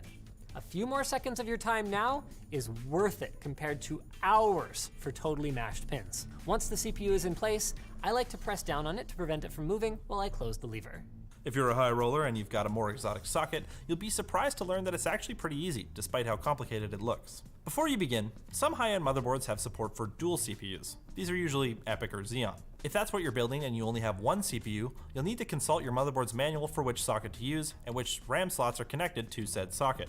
If you have two, then just double up on the CPU installation instructions. Trust me, it's exactly as fun as it sounds. For AMD SP3 based sockets, remove the plastic dummy CPU from the carrier arm, then grasp the CPU's plastic tabs and gently guide it into the carrier rails. It helps to pull back a little bit on the tab while you do so in order to make sure the CPU stays aligned with the top of the arm. You'll know what I'm talking about if you end up slipping. Once it's almost all the way in, it'll stop moving freely and you'll need to push it down another notch before you're ready to start closing things up. Lower the carrier arm to the socket until you can't move it freely any further. If you've guessed we need to push it a little more, you're right. Each corner clicks into place, and with that done, all that's left is to close the retention mechanism. If you're using the screwdriver that came with the CPU, this is easy. Take note of the close order and screw in the screws in that order. It makes things a little easier to get them all started a tiny bit before tightening them down all the way. It's important not to over tighten the screws, however, this is where the included screwdriver is great. Once it reaches the right tension, the driver will snap to let you know. You're done when the last screw is down. Intel Xeon sockets are pretty simple too. It's an intimidating looking mechanism at first, but in fact it's so simple that you aren't even supposed to install the CPU into it. Wait, what? Yeah, you install the CPU onto the cooler itself first, and then the cooler is the carrier that lines the CPU up onto the socket, which thanks to this pattern of screw holes and posts means you can't really misalign it unless something goes very, very wrong. The way this plays out is like so. You have your CPU, cooler, motherboard, and plastic CPU carrier. The CPU snaps into the carrier by lining up a golden triangle on one corner of the CPU with a triangle cutout on the carrier itself, then angling it in like so. You might need to bend the carrier a little to make it snap together, but once you do, it'll be a firm hold. Then after applying thermal compound, more on that soon, align the triangular cutout of the CPU carrier with the heatsink and clip it into place. It doesn't matter which orientation you use, but if you're using a liquid cooler, you'll want to pay attention to which side the tubes will be coming from to align with the socket. Once you're ready, line up the triangle on the CPU carrier with the triangle on the motherboard socket and place it down. The posts automatically align everything for you, so all you have to do here is tighten the torque screws until they stop. We'll come back to the cooler in a moment. First, we want to deal with RAM, because depending on your cooler, it could be anywhere from a little bit to a lot easier to install it now rather than later. Unbox your RAM and lay it out in front of you. Depending on your motherboard and your priorities, you might have anywhere from 1 stick to 12 or 16 sticks of memory, or even more. The ultimate authority for which slots to use will be your motherboard manufacturer, so check your manual to be sure. You never know when some engineer is going to get a fun new idea for how things are supposed to be color-coded. But we'll go over the most common configurations anyway. If you look at your motherboard closely, you'll usually see silk-screened labels for the memory channels. On ASUS, for example, DIMM A1, DIMM B1, DIMM A2, and so on. The letter here indicates which channel the slot is connected to. So for 2 sticks in dual channel, you'd install each module in the same numbered slot, one in channel A and the second in channel B. Dual channel. Now, we've mentioned before that dual channel operation is usually best for consumer PCs. But if your motherboard only has 2 RAM slots, you might have opted for a single large stick today so that you've got room to upgrade later, rather than 2 smaller sticks adding up to the same capacity that will need to be discarded. This is a valid strategy, and if that's you, then you should install your memory module in the slot that is nearest to the CPU. If that sounds weird to veteran builders, that's because they're used to dual channel configurations with 2 sticks of RAM. Usually, unless you're filling out all the slots, you should leave the slots closest to the CPU empty in order to improve the stability of the system at higher speeds. This is because the farthest slots from each channel are where the channel itself ends.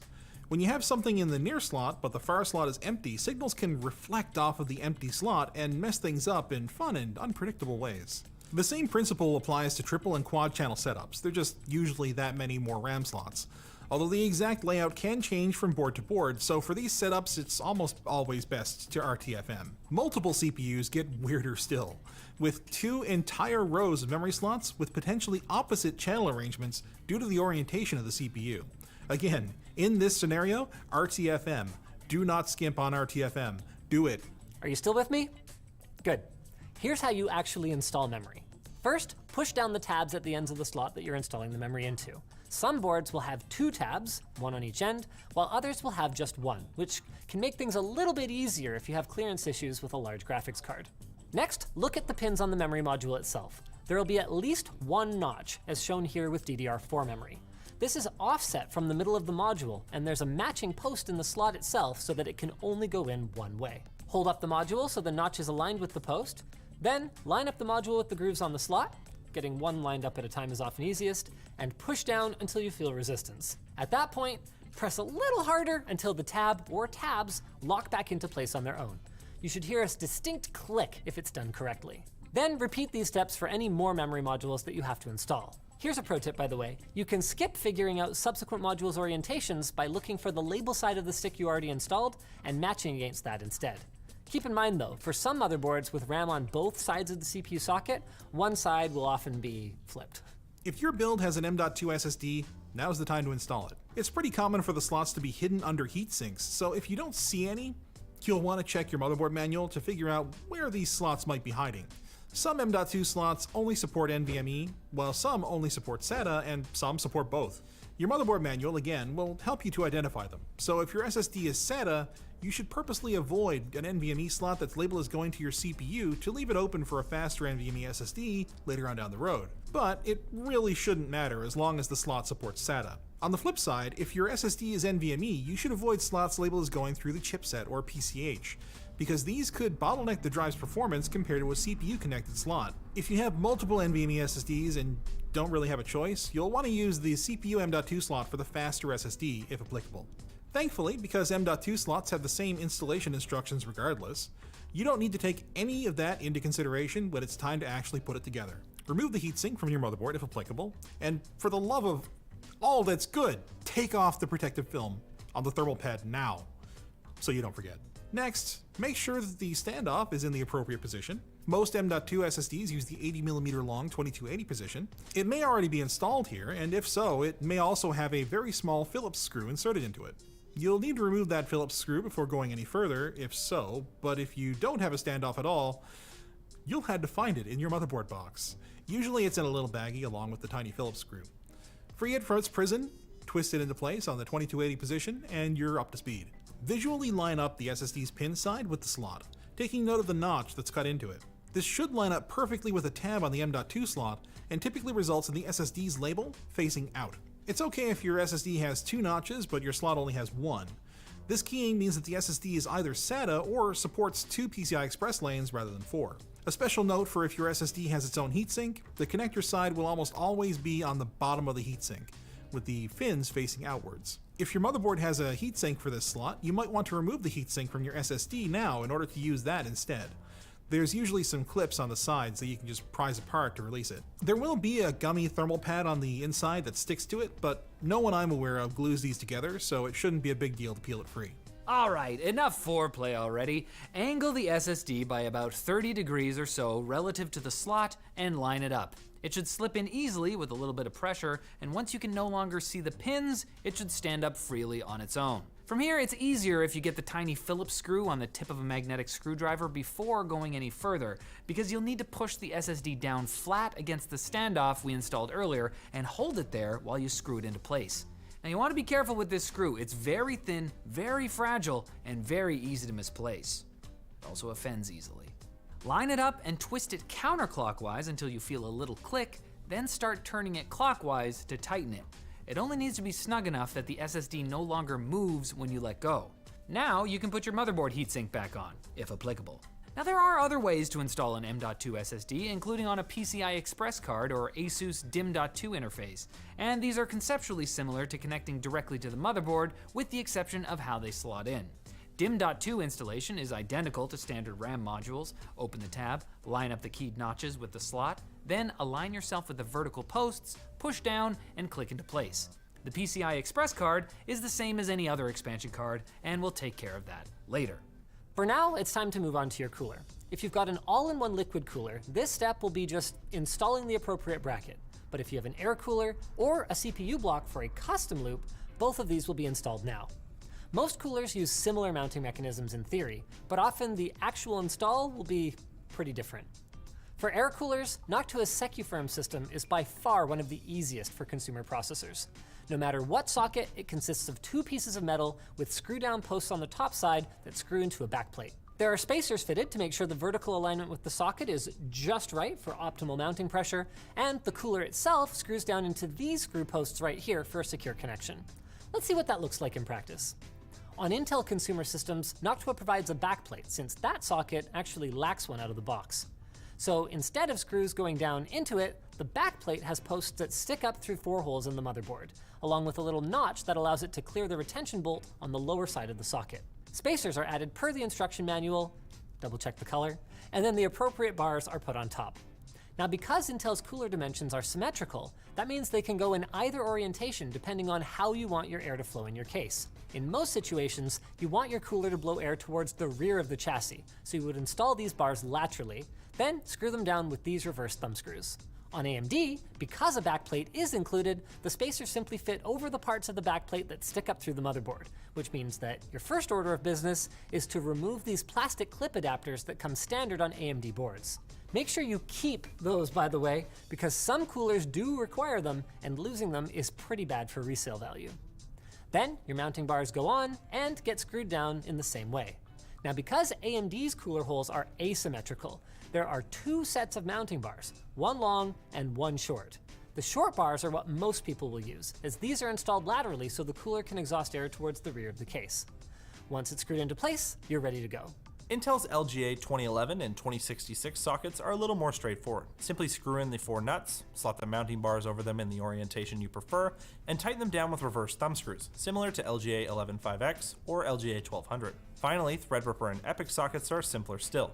The cooler just bolts down straight onto the socket's own retention mechanism. Because of the socket design, the cooler can only go on one way, so make sure to align it properly. One side is spaced narrow, and the other side spaced wide. But that mechanism is so simple that we're getting ahead of ourselves. We need thermal compound first. Many coolers come with some compound pre-applied, and feel free to use that if you like. It's usually fine, and it's easier than cleaning it off to apply something different. But if you do want something fresh, that's where rubbing alcohol and coffee filters come in. Wet the bottom of the coffee filter with alcohol, then rub away the thermal compound from the cooler in a circular pattern until most of it is wiped away. Then go over it one more time with some fresh alcohol on a clean part of the filter. To make sure any finger grease and dust is removed, you should repeat the last step with the CPU itself too. With the surfaces clean, you can grab your thermal compound. Most of the time it'll be in a syringe like this. So twist off the cap, then hold it at an angle against the CPU like so, making sure it's flat and perpendicular to your work surface. Perpendicular. I think we should just leave that. I actually prefer that. Slowly squeeze the plunger until the thermal compound flows. The amount you want and where to put it varies by CPU. Intel consumer CPUs need about as much as a cooked grain of brown rice. From there, LGA 2011 and 2066 and AMD's AM4 processors get about a pea-sized blob, and it's up to you if you want to just plop it down in the middle, or go for the line, or the X method. It really doesn't matter that much at the end of the day. For large CPUs like Threadripper, Epic, and Xeon Platinum, however, you're going to need a lot more. You can go with 2 pea-sized blobs and hope for the best, but the recommended pattern looks like a 5 on the die, with a series of small dots like so. In theory, this gives the best possible coverage, but Gamers Nexus testing in 2017 showed that a large X pattern can also work very consistently here. The main takeaway is just to make sure you use enough to completely cover the cooler's integrated heat spreader, or IHS. That's the metal part on top of the CPU with its name lasered onto it. Once you're satisfied with the amount of thermal paste you've used, you can press the tip flat against the CPU to break the surface tension of the paste so it doesn't come up off the CPU when you lift the syringe away. Don't forget to recap it. Of course, if you're using a thermal pad, don't just plop it down on there. Make sure you buy one that's sized for the CPU you want to use it with. You might need to use multiples for a big rectangular beast like Threadripper. Now with the thermal compound sorted, just bolt down your cooler. For Noctua air coolers, you'll first want to unclip the fan from the cooler like so in order to access the screws. Then it's as simple as aligning the heatsink with the screw posts and tightening it down. It's best to tighten one side a little, then the other a little more, and then keep going back and forth until you can't go any further. This way, pressure is being applied evenly, helping spread your thermal compound around. For coolers that have 4 screws, like the custom loop CPU blocks and air coolers like the Hyper 212, you'll first want to make sure there's no sticker on the cold plate, and then you'll want to screw them in an X pattern. It helps to get all of them started partway first, then start tightening them down a bit at a time by alternating to the opposite corner until it's tightened down all the way. If you're using an air cooler, now's as good of a time as any to attach the air part. Depending on the configuration, you might have 1 fan, 2 fans, or 0 fans if you're one of those passive types. You lot can just ignore this bit. You can also ignore it if your fan is integrated into the cooler, like with a stock one. Fans are directional, and we'll talk more about this later in the case fan section, but here is all that you need to know for now. Some fans have markers that show the direction the air will flow from them, but if you're unsure, the side with the stickered part that doesn't move usually indicates that's the side the air will come out of. When installing a fan into a cooler, it's tidiest to have the fan's power cable coming out towards the motherboard, so take that into account while you're fan-daggling it back into place. Tower coolers like the NHD15 and NHU12 come with wire clips that hook into the fan's mounting holes in order to then clip it to the cooler itself. It can be a little tricky, but it's basically just a matter of placing the fan in the desired orientation and stretching those wires over the grooves in the heatsink. It'll clip into place and you're good to go. Repeat as desired if your cooler takes more than 1 fan, but be careful about the orientation, and especially note any clearance issues with nearby motherboard heatsinks or memory. You may need to either mount the fan a bit higher than you otherwise would, or just scrap it entirely. It's still fine, 1 fan will do it. Once the fans are in, look for the 4-pin header labeled CPU fan on your motherboard, or similar. This is almost always right next to the CPU socket, and for ASUS motherboards, it tends to be on the top edge as seen here.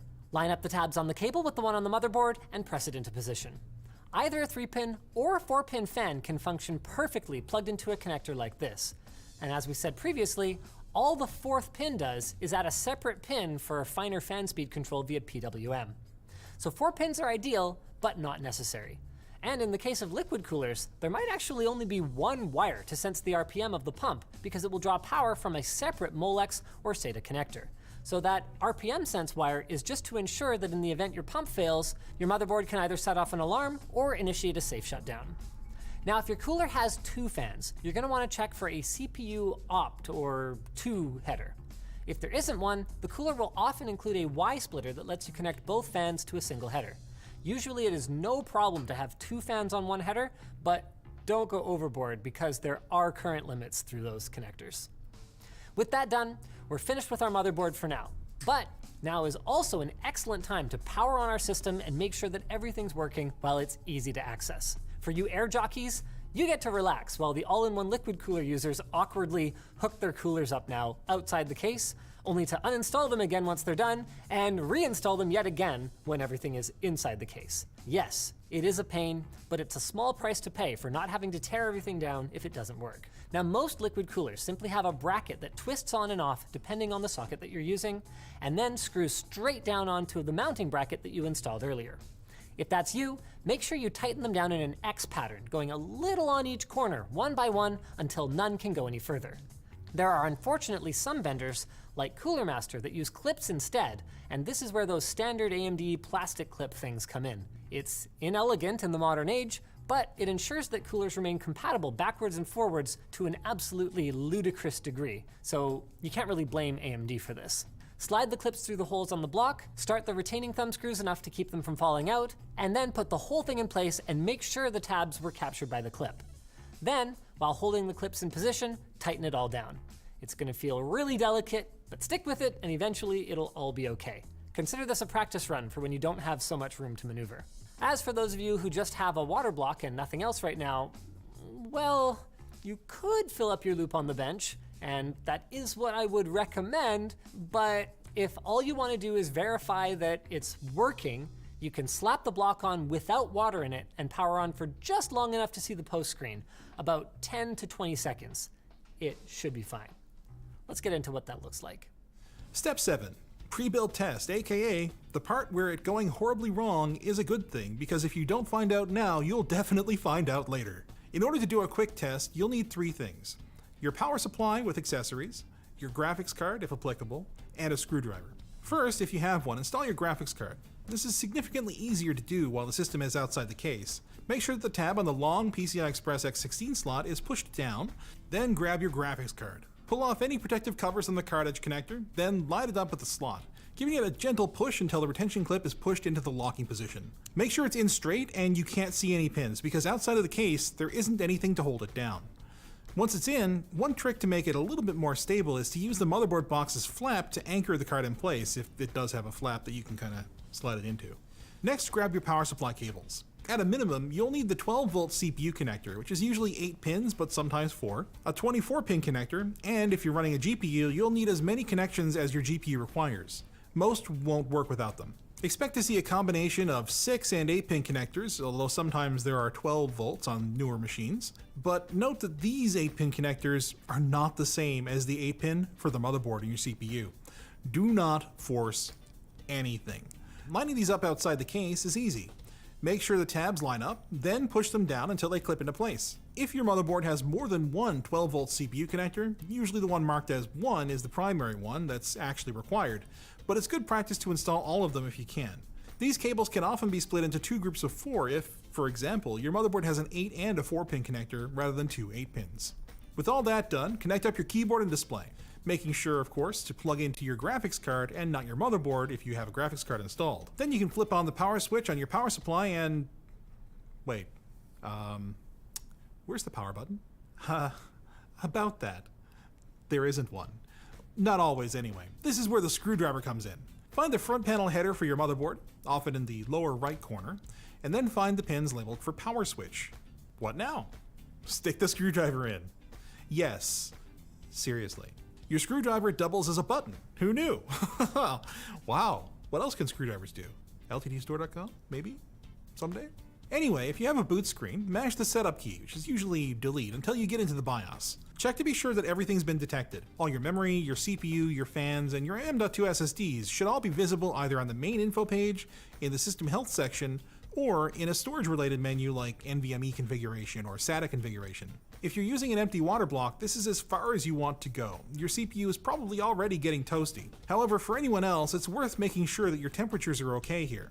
Let it sit powered on for a few minutes and see where the temperatures get to when it's warmed up a bit. Some CPUs will idle pretty hot in the BIOS regardless of the cooler, and that's normal. What you're looking for is temperatures to stabilize and for them to not get any better or worse by pushing down on the cooler. If they do change, that's an indication that your cooler may not be making proper contact with the CPU. So what you should do now is shut it down, pull off the cooler, check the pattern of your thermal compound to be sure that it's spread evenly, then repaste and try again. But what if every novice builder's worst nightmare happens and nothing shows up on the screen after powering it up? Thankfully, there are often ways to understand what's gone wrong. Some motherboards have LED displays that show a 2-character hexadecimal code that should help identify which part of the boot process failed, and you can look up what those mean in your manual or online. Often, another LED indicator somewhere on the motherboard is present, either instead of or alongside, that help make it even more clear. ASUS, for example, tends to put a kind of stoplight type of array of LEDs that show red to indicate CPU tests, orange to indicate memory tests, white to indicate storage, and green to indicate graphics. With these, you can tell at a glance exactly where the issue is, even if there's nothing on the screen. Other vendors have LEDs that light up each section of the motherboard as they're tested at startup, so check around your CPU socket, RAM slots, or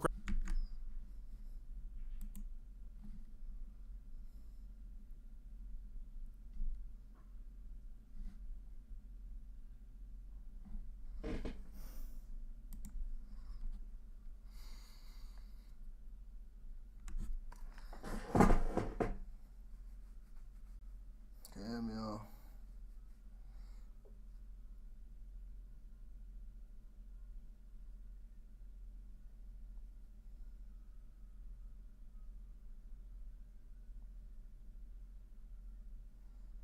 I'm finna be back.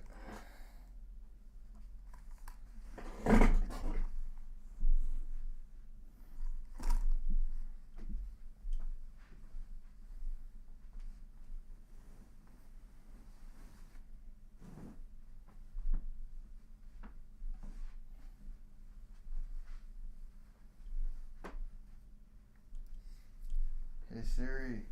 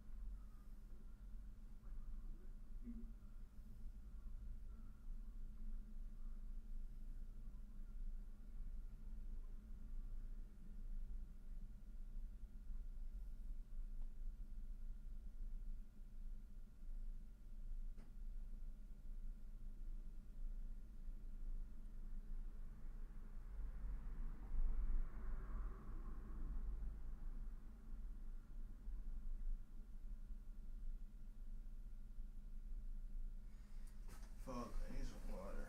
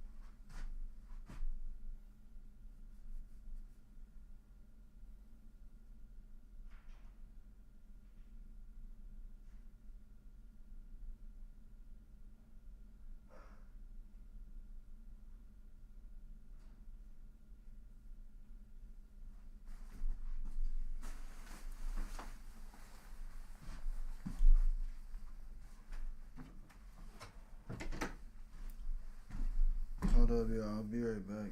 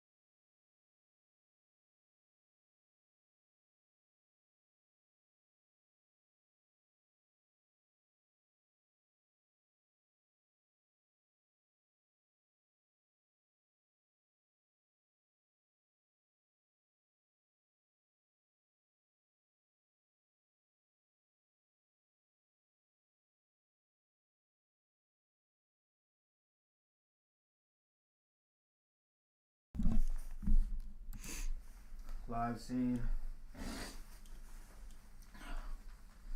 Call my homeboy, see if he's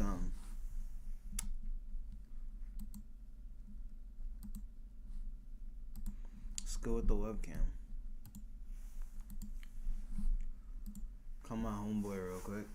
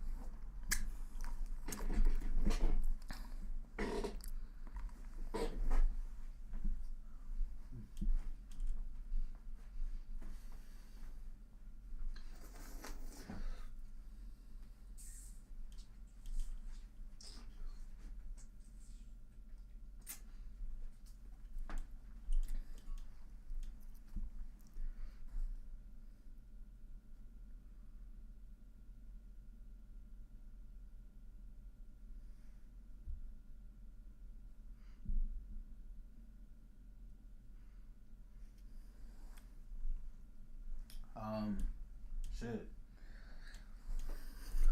Should I get on the final? I don't know if I should get on the finals.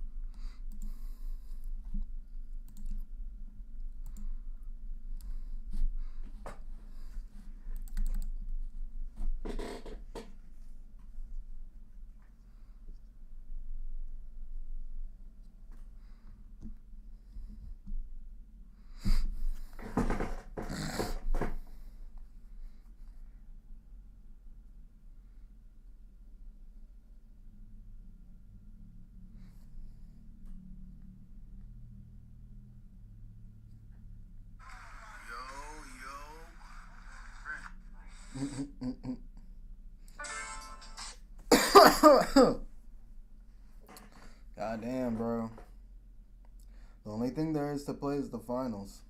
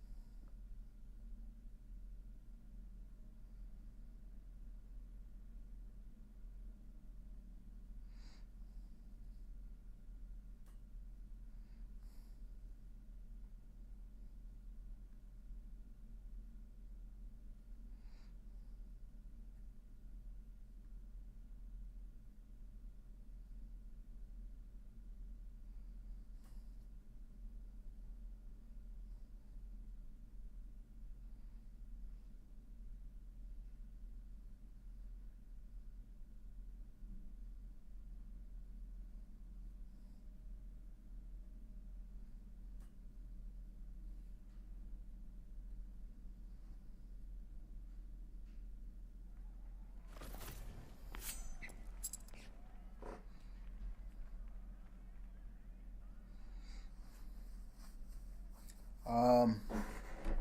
Okay, hold on. I started this up.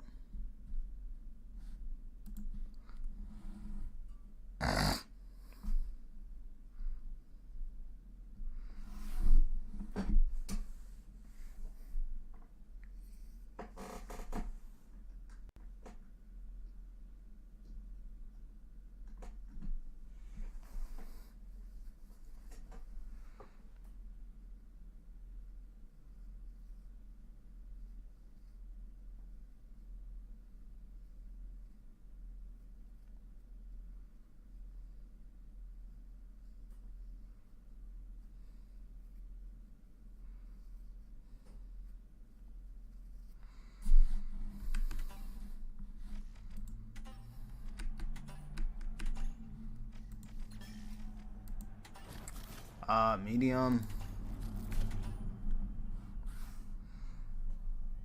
Shit. Where's my headphones? Where are my headphones?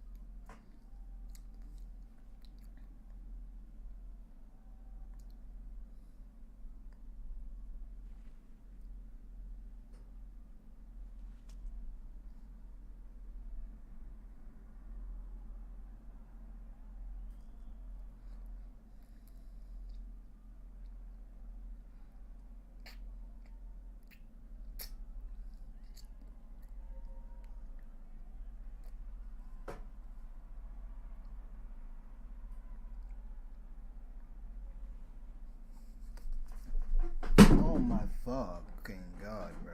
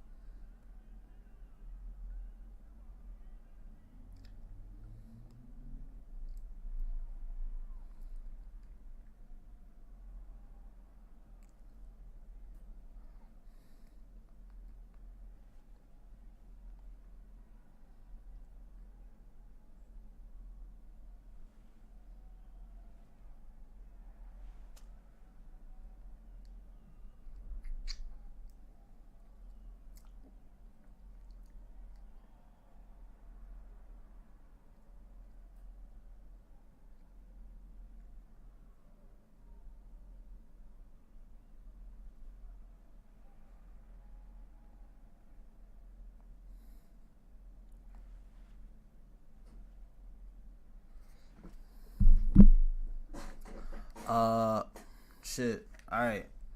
Bro, is it on the screen? Like, am I streaming on the screen right now?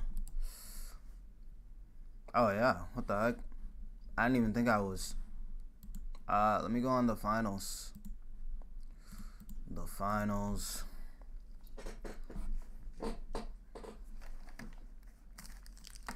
I'm in a trap. Boost a trap.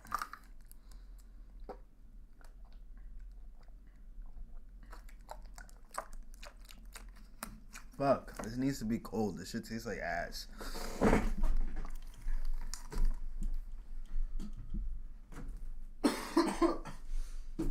About to make some waffles in a little bit. Where the fuck? Or some soup. I don't know. Depends how I feel. I'm in the trap, boost the trap for my fucking means. Oh my god.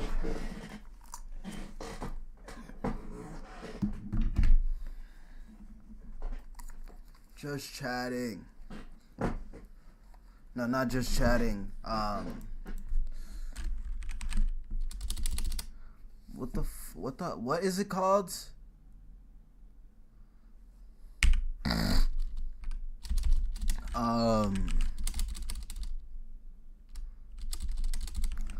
Where is it? What the fuck is it called, bro? Oh, the finals. My fault, y'all. Sorry, I keep swearing. Dang, update. Oh my gosh. Have anybody saying anything on the multi-stream? Alright, let's get on this. Oh my god. Bro, I gotta make a clip, bro.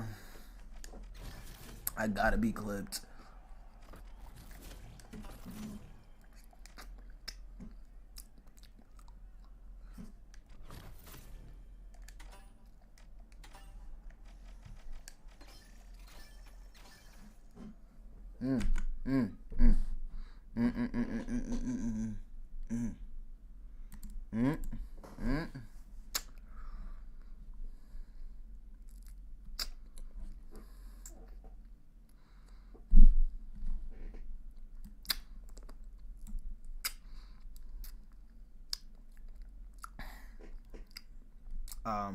There you go.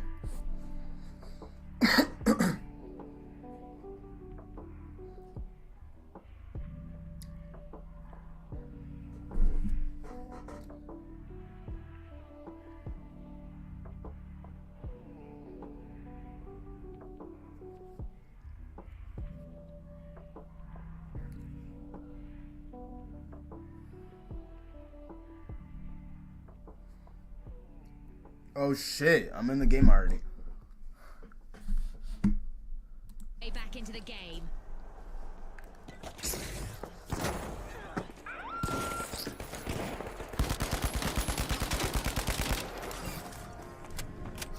The tough shells are looking to make a name for themselves. First cash out started.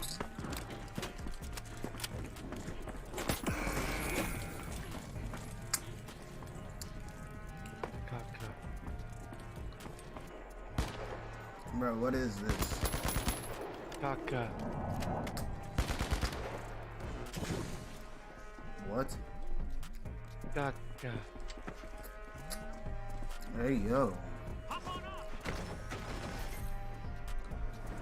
I gotta fuck this shit up, bro.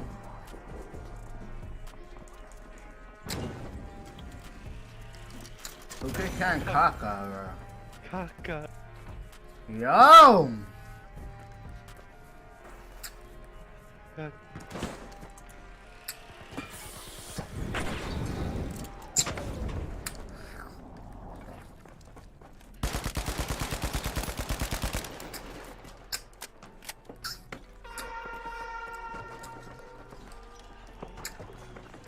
It's time for a new event in the arena, which is sure to test our contestants' skills.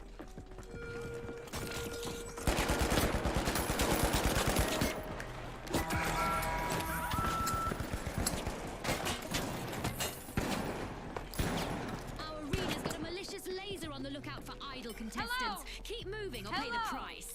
Hello. These fucking big guys know the worst.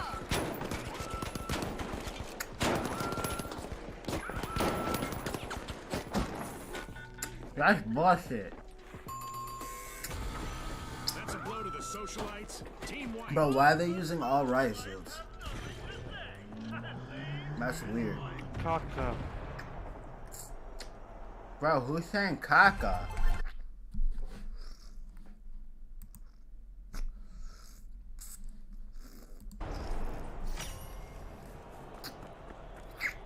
Our contestants need to stay light on their feet to avoid attracting some unwanted attention, as our orbital lasers event is still active.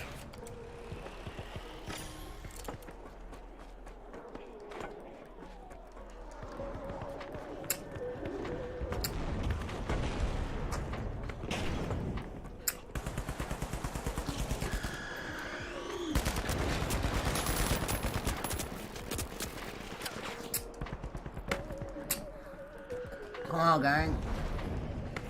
Caca. Yo!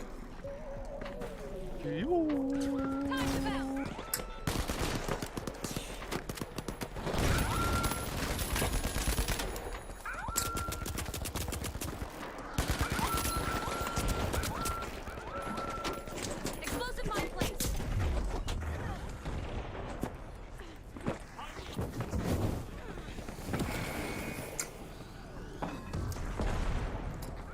That garlic bread's so good, man. They didn't hit any of my explosive mines.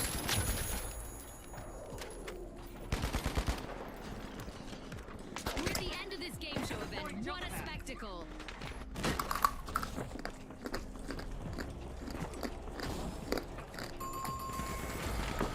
A team-wide mishap for the socialites. This is one time they won't want to be the talk of the town. You know what I mean? You make like a decent amount of garlic bread, you eat it, and you wish you still had more. The socialites are back. Team But like respawn. cheesy garlic bread. Oh, and you dip it with some mozzarella sauce? Mozzarella sauce. Yeah. I had a mozzarella sauce. Your marinara? Oh, marinara. It's fucking tasty. Caca. The fuck? Yo, why are you gay? My brother's just saying poo the whole time. Yeah. Caca. Why are these kids trolling? Why are you trolling? Aren't you using a shotgun? The tough shells I'm are using the opening scar, vault two. brother. I'm not that good at it, alright? Caca. Toxic gas out!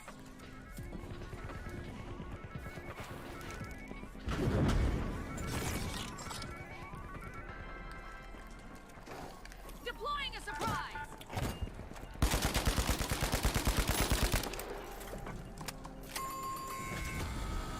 Looks like a team wipeout for the tough shells. They were a little too shellfish with their strategy.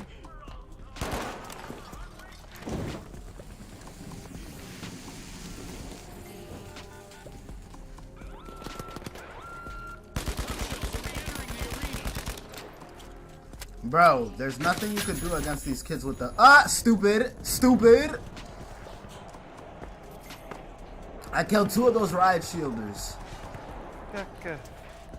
Wait, where are they? Oh, they rezzed. They rezzed. Oh no. I'll just right next to the wall. Point him out. Caca.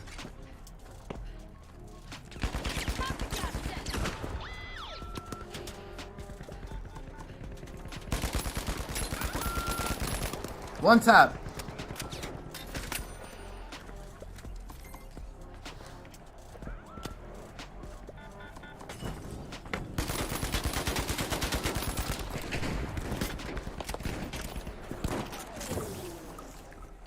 Arming a mine. Dropped a mine.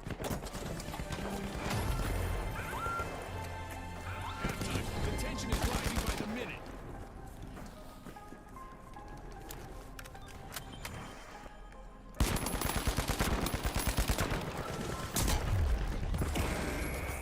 Bro, why can't it reach that far? What the fuck? Yeah.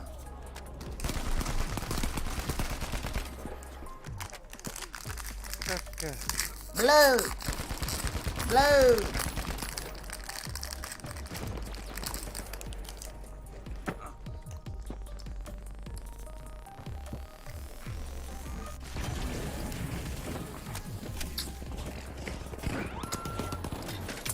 Yo! How you got, you piece of shit? Might just be breaking out of their shells. They've started a cash out.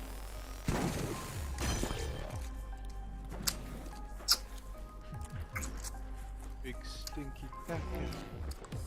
Yo! Caca. Master Oogway, you trying to queue up to the next game?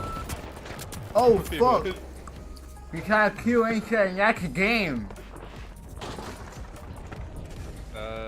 No, I'm just kind of solo trolling. Oh shit. What do you want? I'm just kind of trolling, that's why. Poison en route.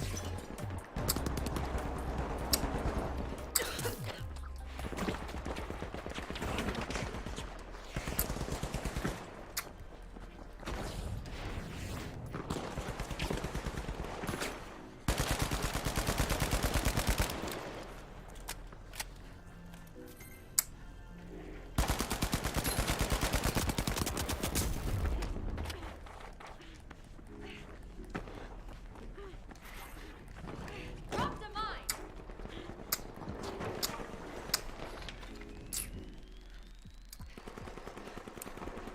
I need someone to play ranked. Throwing some poison. Feel bad?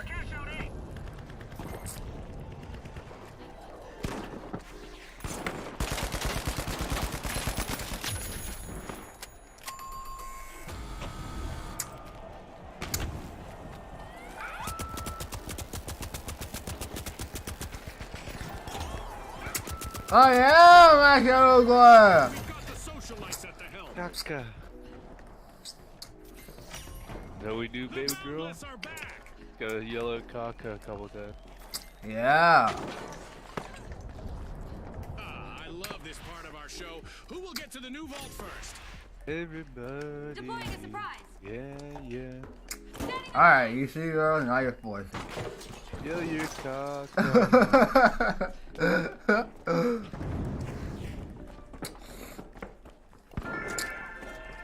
The tough shells are at the head of the line. The socialites are taking a bite out of Vault 3.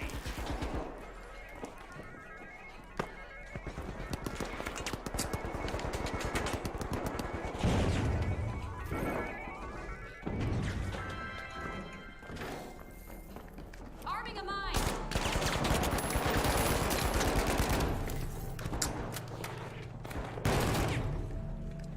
Outgoing gas grenade.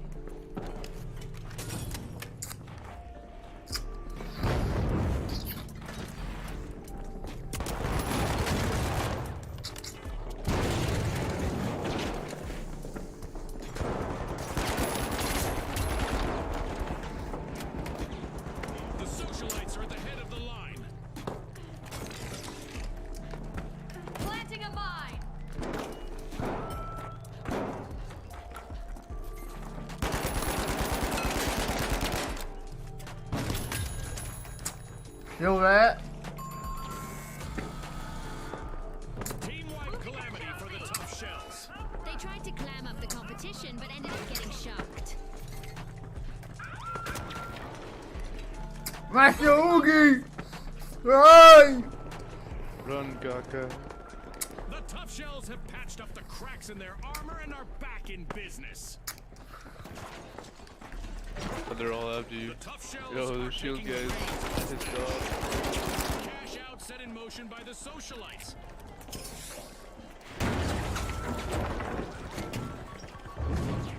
You guys got 3 fucking objects.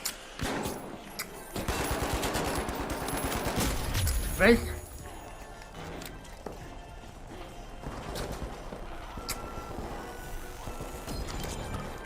Hey, I got a teammate.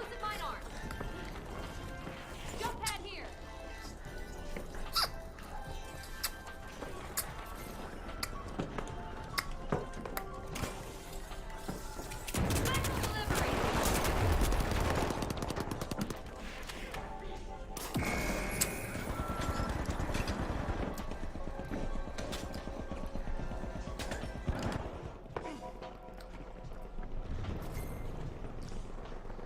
Go help our teammate. Fuck our teammate. Master Oogie, that's Master Oogie, he's trying to find out a way to get in there. Oh yeah! Thanks a million. Silver. No! I've got the point. The boundless pilfer to cash out.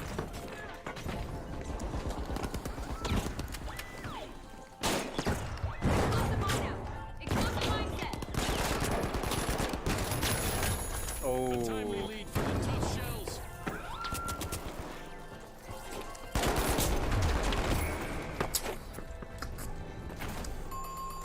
Damn it, it's going to overtime. Calamity for the socialites. That stings like being cut out of your friends in a circle. That stings like being cut out to your friends from a circle.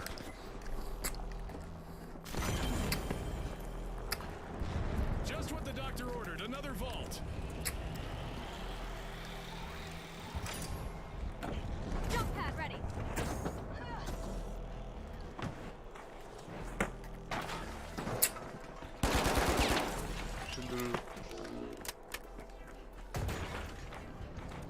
Deploying a surprise. Oh, Maui Kaka. Mind the mine.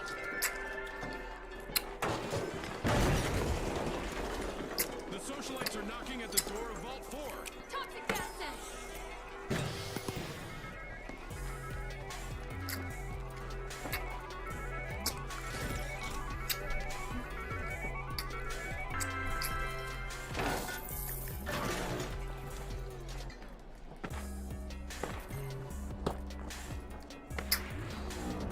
Fucking nut. Less than a minute remaining. Now is the time for our contestants to ramp up. Maui Shinduru. The socialites have put on a show-stopping comeback.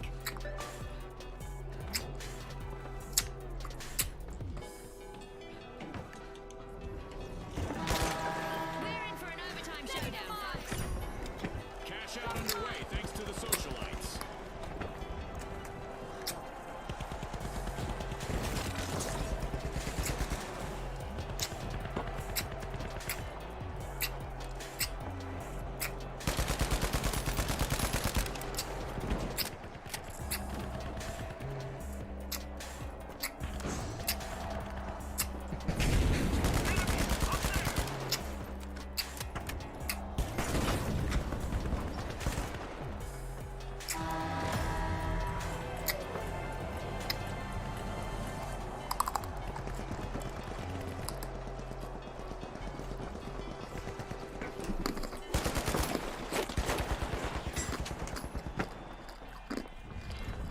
He's on the crane about to jump off.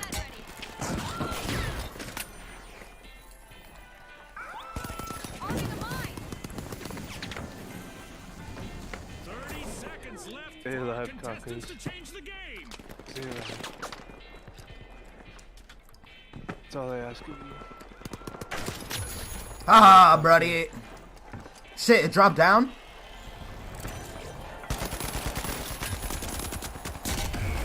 Yo, he's on it! He's on it! 10 seconds.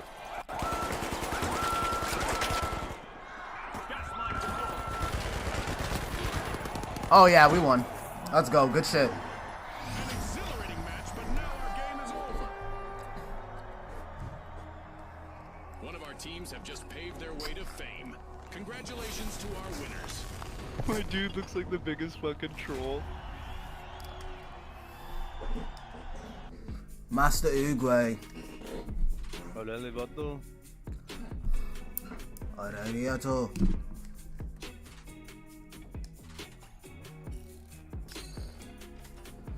Nah, after that, I have to add Master Oogie. I'm sorry. I have to add Master Oogie. Send Master Oogie a request. If he doesn't take it, oh well, man. Yeah, Master Oogie.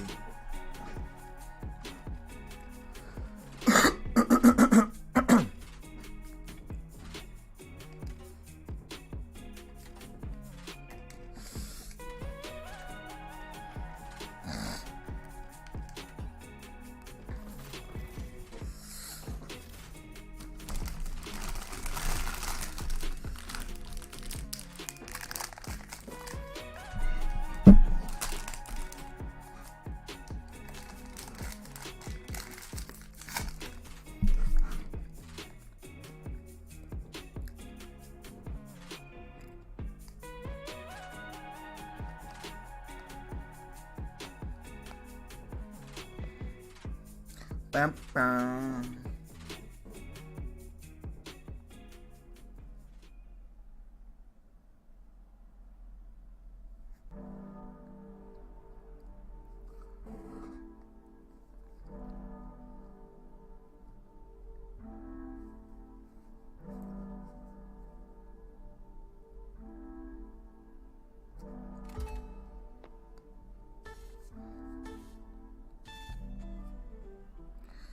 Bro.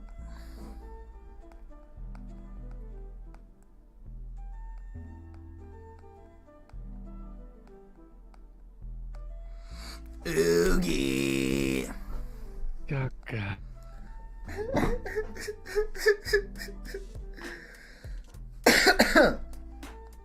Oh shit.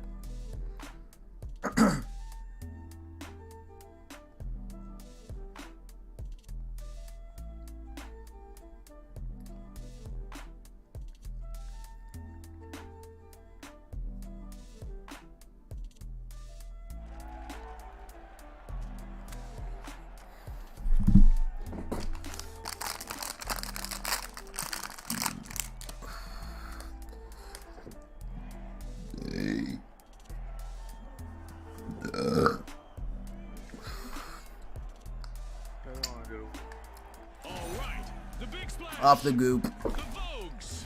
And finally, the Kingfish. Unleash our contestants. Off the gook. We're playing quick cash. Yo, you know what's my favorite map? The sand map, but it barely that vault queues. and go right to B. Go right to B if we can. Alright. Let's get airborne. Good cock. With an iron fin, the Kingfish are cutting into Vault 1.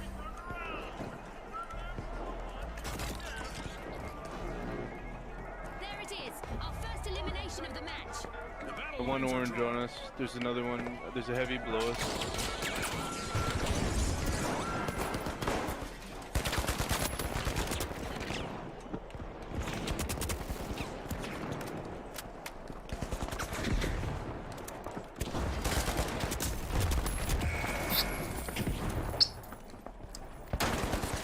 I didn't even see him get up there.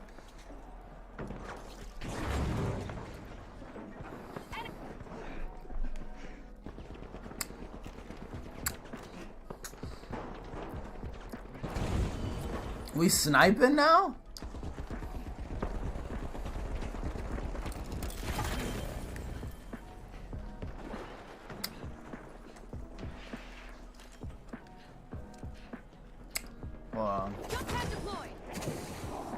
Oh, I got it.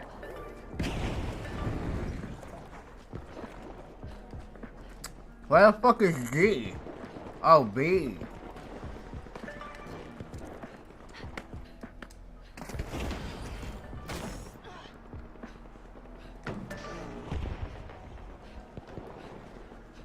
Get off the goop.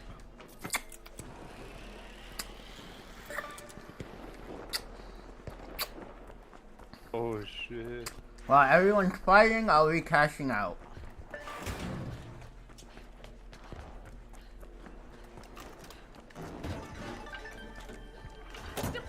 Fucking nut. Yeah. Kingfish have got their net in the water. They've started our first cash out.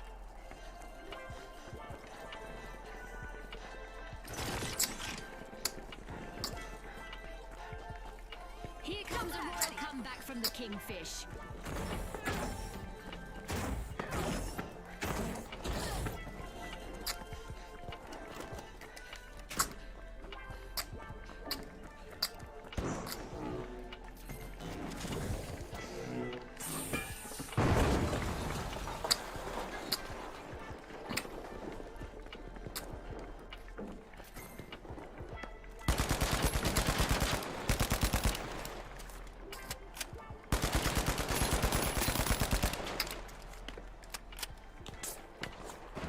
Using gas grenade.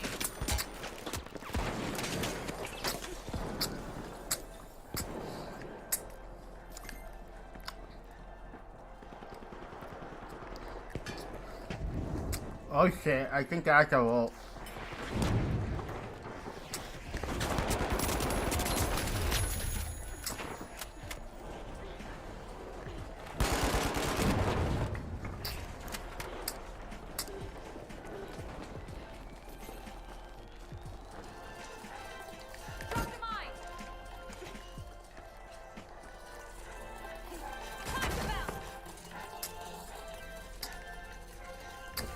Mind the mine.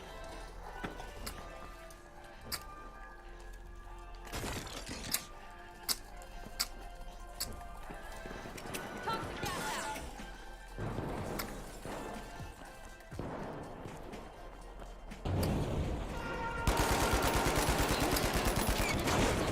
Will make things pretty interesting for our contestants. This is exactly what the Kingfish needed. They've pocketed our first cash out. The force of gravity may be weak, but our contestants will not be strong during this event. We like didn't have to even play for that cash out. Thank you.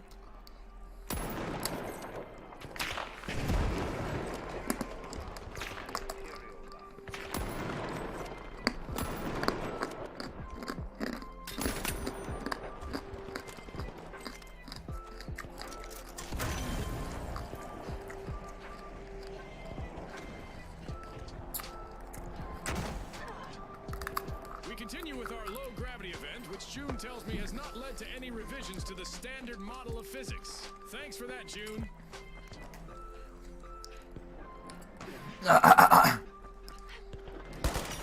Opening vault. The Vogues are trying to leave their mark. They're unlocking vault soon.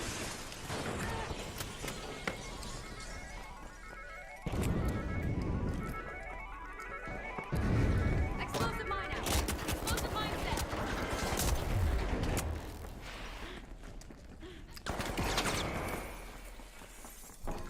Damn it. Get off that goop, bro. Yeah, brother.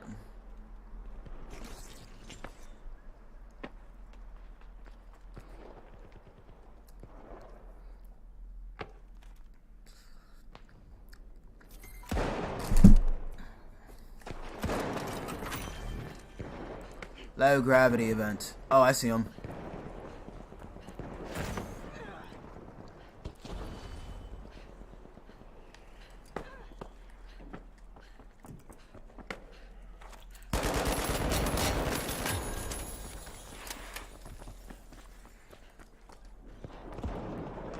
Fuck, he rezzed. We've reached the end of this game show event.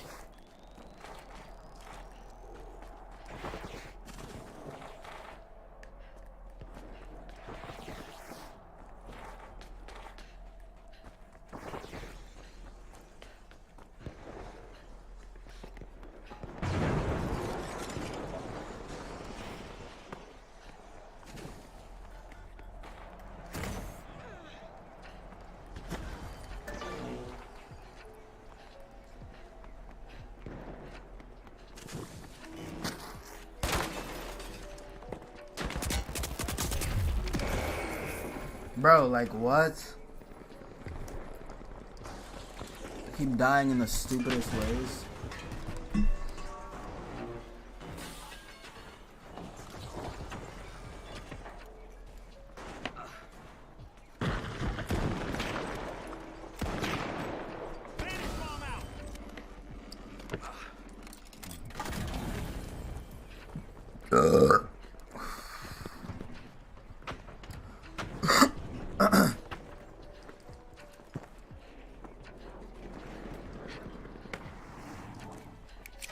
Cash out underway. Thanks to the big splash.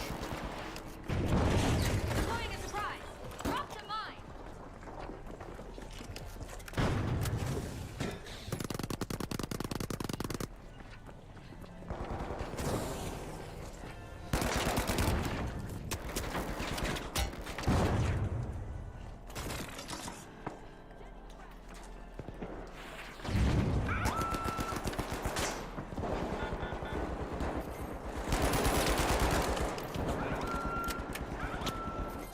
Using gas grenade.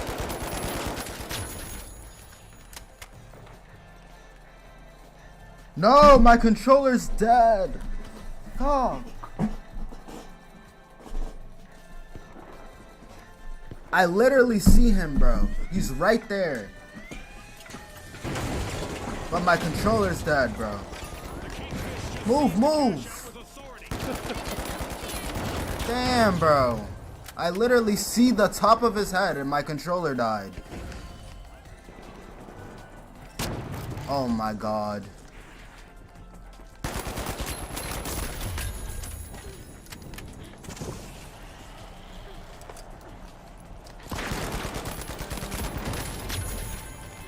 Not a stale moment yet, and we just passed the midway point of this bout.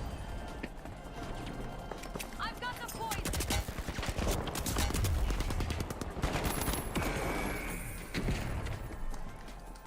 Damn, someone's stealing it.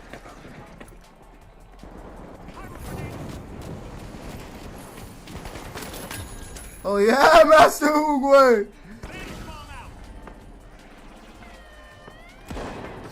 Damn it. The big splash are setting the pace. The Kingfish have respawned. Let's see how they bounce back. Fuck. And there is another vault available. Off the Right goopy! here, off the goop. Yo, you can interrupt them with your stun gun, brother. You could what? Oh yeah, I have that.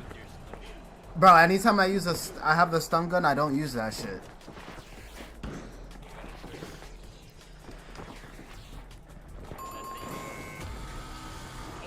Amazing, brother. Pop out only on occasion, brother. Showing the others how it's done. It's the big splash.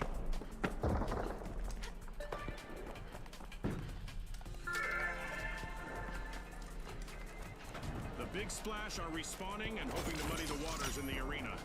Muddy the water. The Kingfish are opening Vault 3. Jump pad here.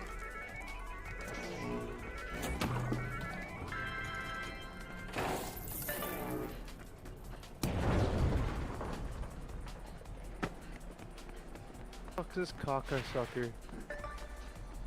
Bada, bada, bada bing. I'm outie, kid. Oh, no, I'm not. Of course, there's people at D.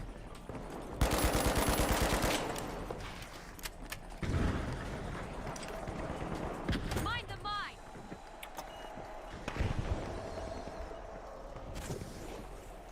Where's that guy?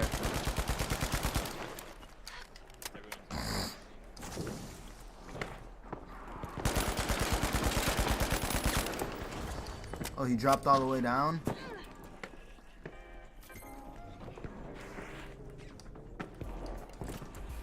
The Kingfish have grabbed the lead. The big splash are initiating a cash out. Toxic gas set.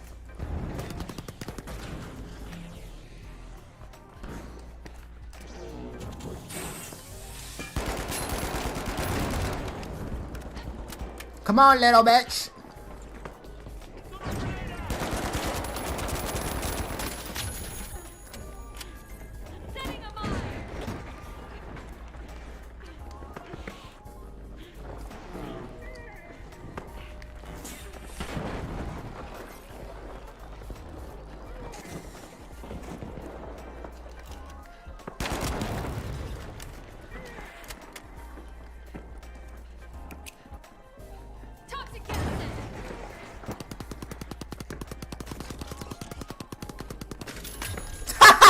Burn it.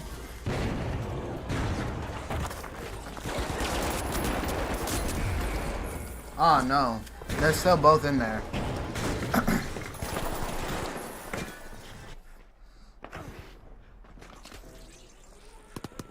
Oog, oog, sliding in for the save. 360, no scope. Aggressive and impressive.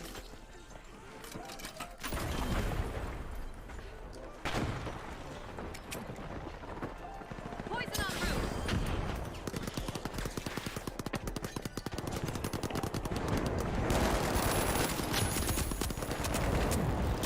Fuck.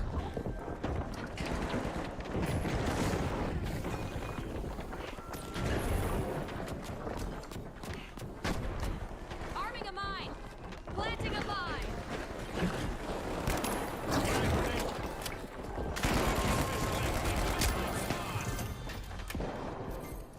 In the bank, the Vogues completed a cash out.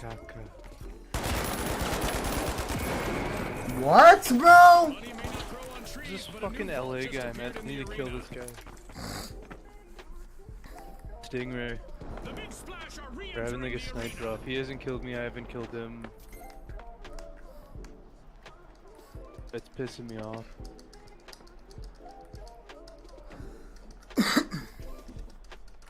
Triple overtime.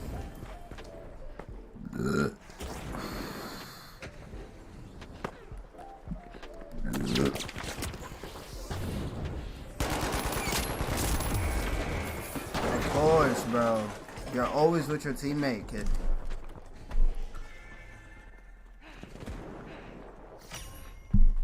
The Vogues getting ready to pile into Vault 4. Oh. The turnaround never goes out of fashion. Just look at the Vogues.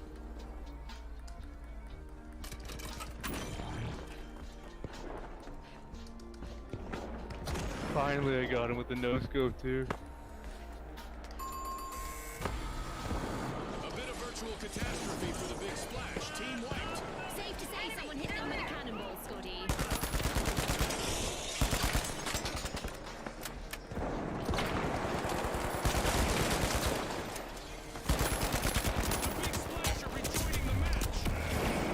Bro, what the fuck?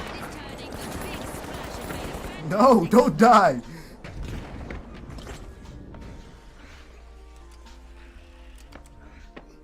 Baka. Put my controller to charge, bro.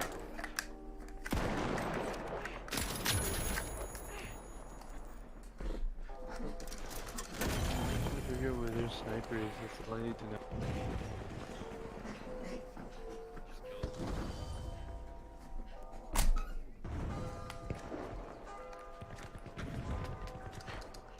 The Kingfish are swimming against Uppity, uppity, uppity, uppity.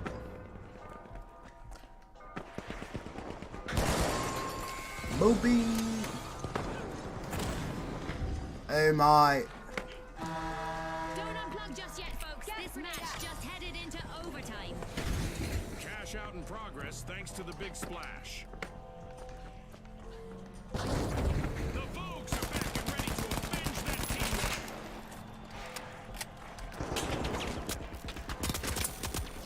The big splash are making waves as they rally. Bro, one's on top of that thing, bro. One tap, like a fucking bitch. Where is he? Oh, you killed him probably.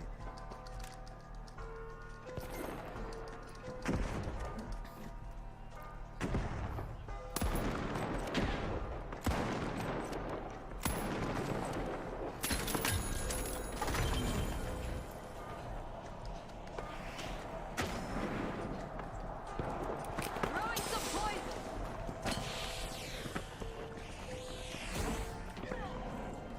Find this Stingray guy, man.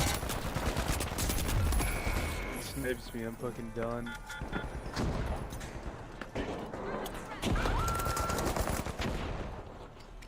Throwing fire. Bandit bomb out.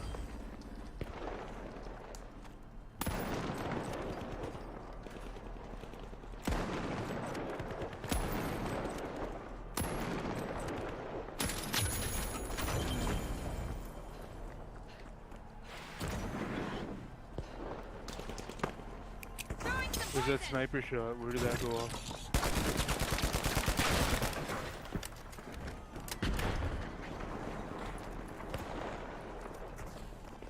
Deploying a surprise.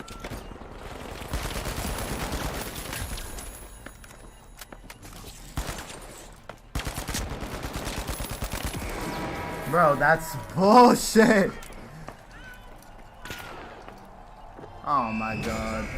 And what a match we've just witnessed. That was a sick round. On the line today, our contestants sure gave us a great show. We'll see you next time on the finals.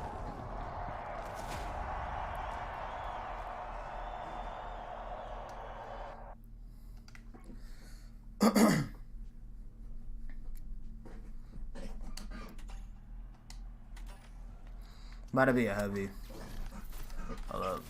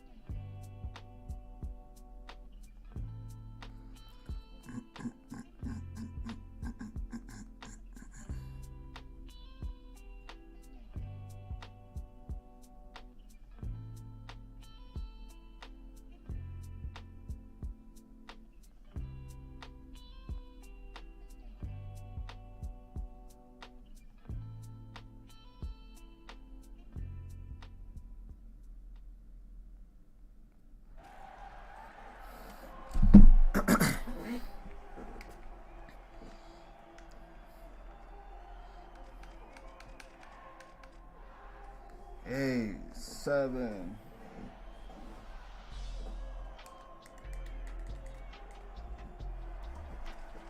Here we go. The Jet Setters, the Powerhouses, and finally, the Tough Shells. Watch closely, folks. They're ready.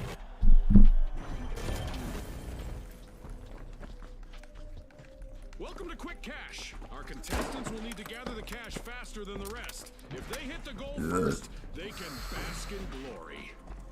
Right you are, Scotty. Time to turn up the heat in this thrilling cash quest. This mine will burn. Pyro mine drop.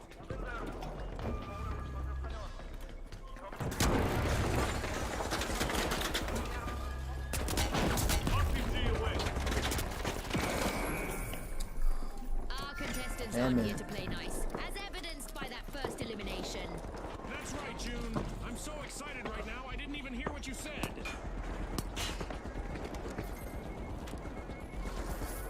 Using pyro grenade. Bro started dancing. I'm a fucking nut right now.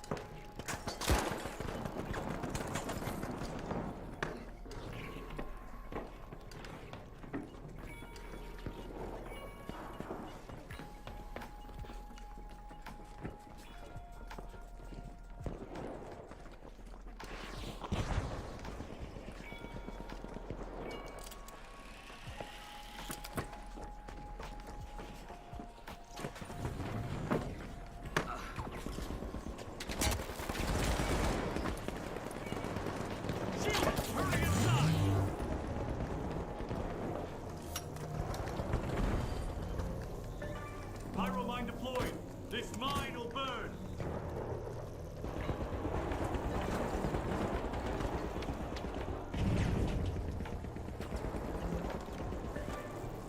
Jet setters are back in the game with a high-flying comeback.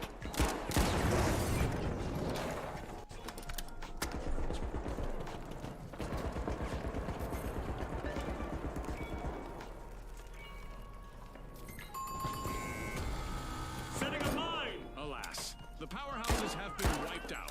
They've gone for a power nap now, Scotty.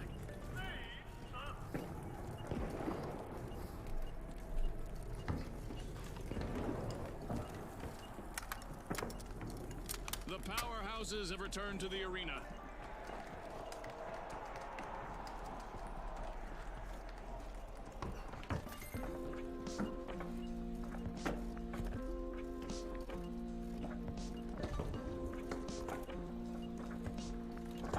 Pyro mine drop.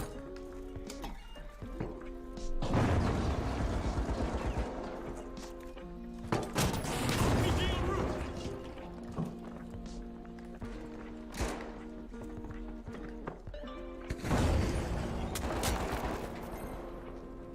No cracks in that armor. The tough shells have made a solid recovery.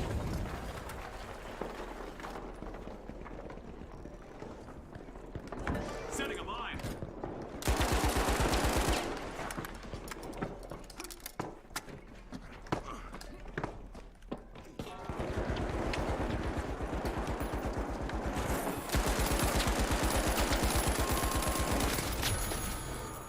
The powerhouses will need to come back from that wipeout. This round is becoming a bit of a fixer-upper for them. The powerhouses have turned up the heat with a stunning turnaround. Pyro mine time. The powerhouses are back. Sending a rocket. Dome The shield arena online. is about to become even more perilous as we're cranking up the damage and pushing our contestants to the edge.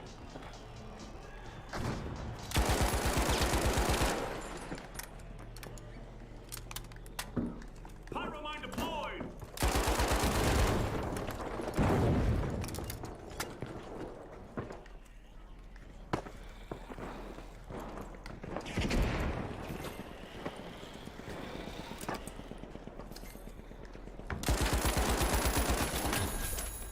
The tough shells are proving hard to crack. Amazing comeback. The jet setters will need to reboot. Team wiped. Rocket delivery.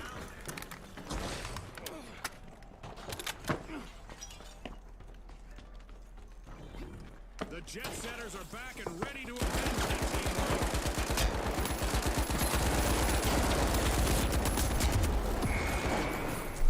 Oh my god. Oh fuck. Deploying a surprise.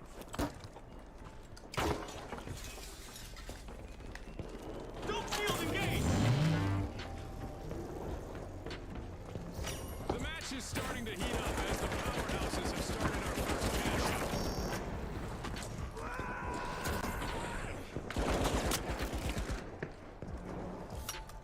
The powerhouses are back in the running with a turnaround.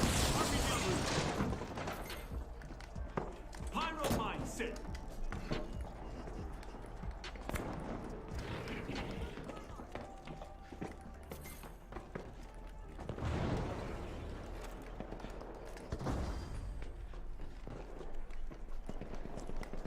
And that's a wrap. This Well, they Mega are. Damage They're event up was high. proudly brought to you by our generous seasonal sponsors.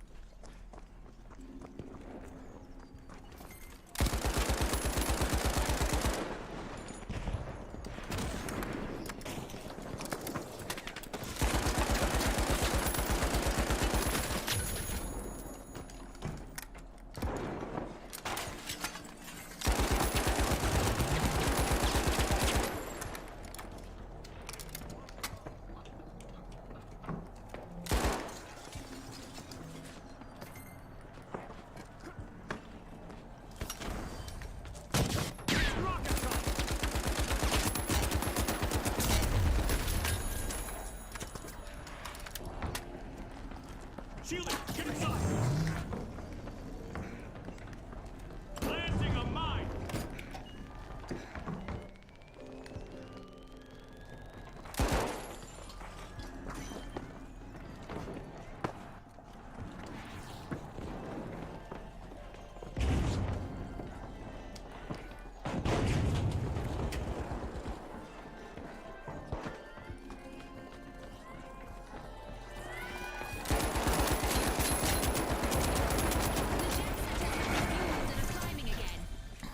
Jesus. The jet setters are And I ready no for scope keeps. that They fucker snagged the too. He match's stunned me and I first just fucking no scoped him. Misfortune for the Tough Shells. Team wiped. Get an ex charmer. Well, like The ex Tough Shells have fucking fat respawned. caca. Jesus Christ, dude. Together, boy.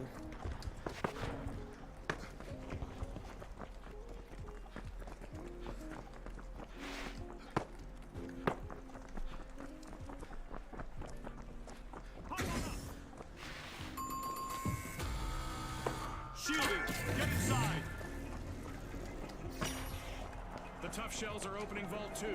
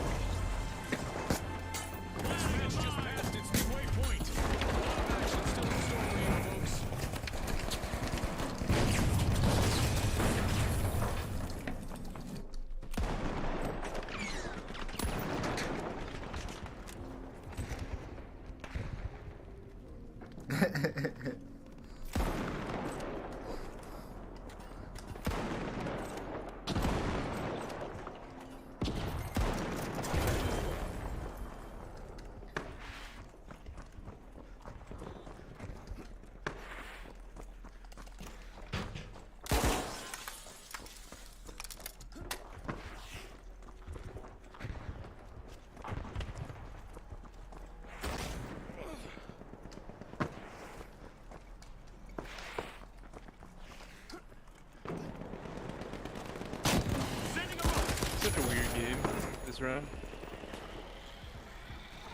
Like more of like a death match.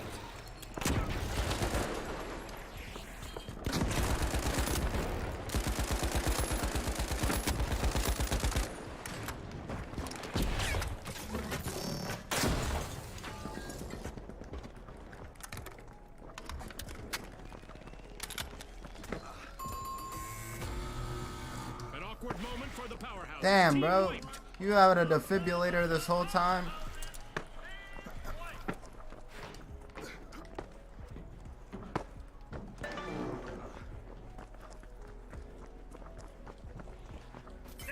The powerhouses just respawned at full strength.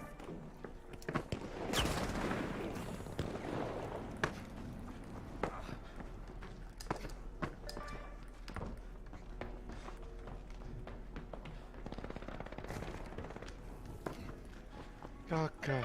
Yo, behind you. Find the mine. Setting a mine.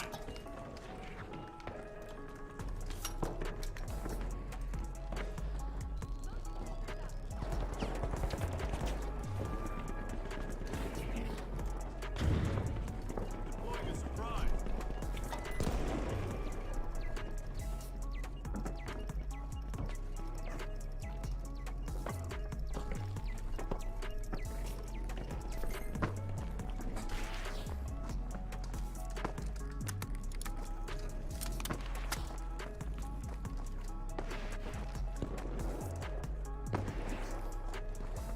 At the cash out. The powerhouses have started a cash out.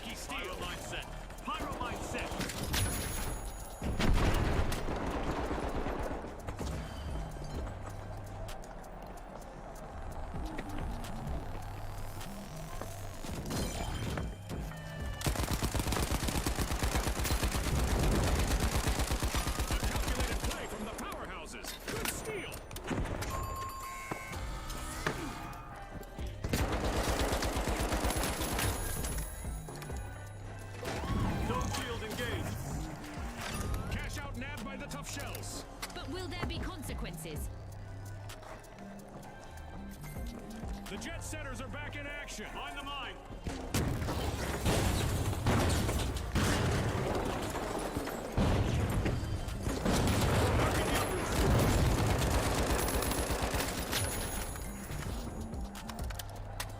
This mine will burn.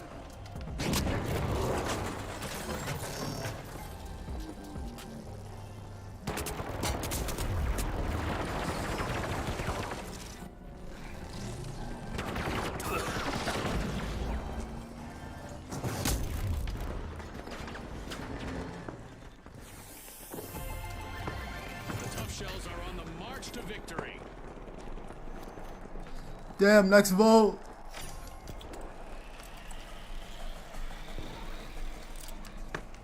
There's a new vault to fight for in the arena.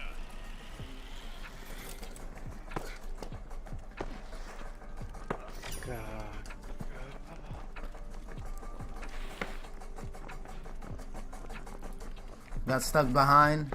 Got lost in battle, bud.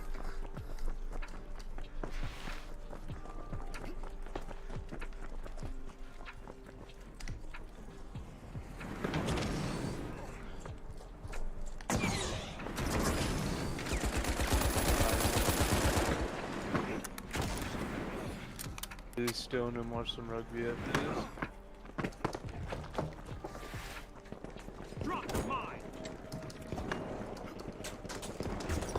Deploying a surprise.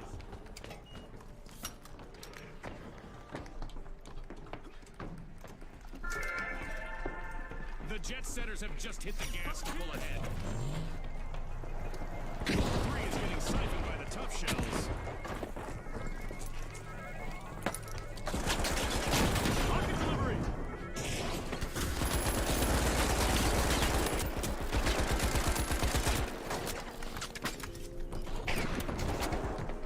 Arming a mine.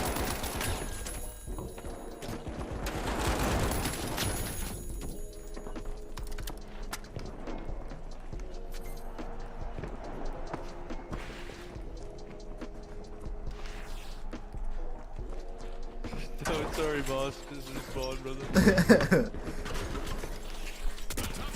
Just walk right by him.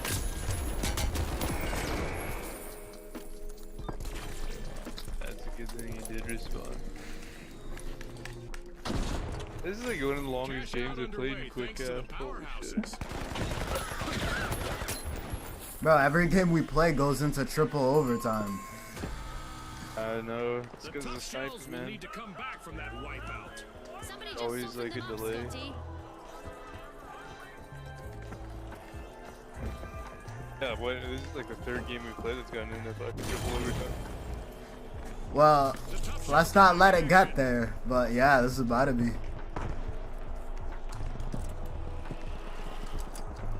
With first-class finesse, the jet setters just stole a cash out, leaving their opponents grounded. Oh shit. Damn, damn, damn.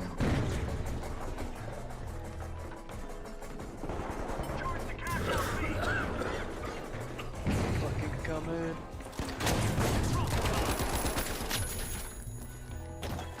No shield active.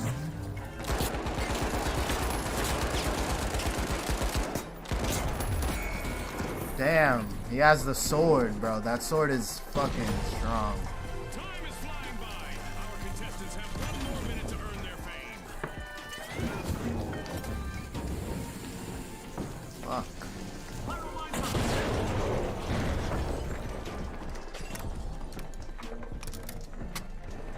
Arming a mine.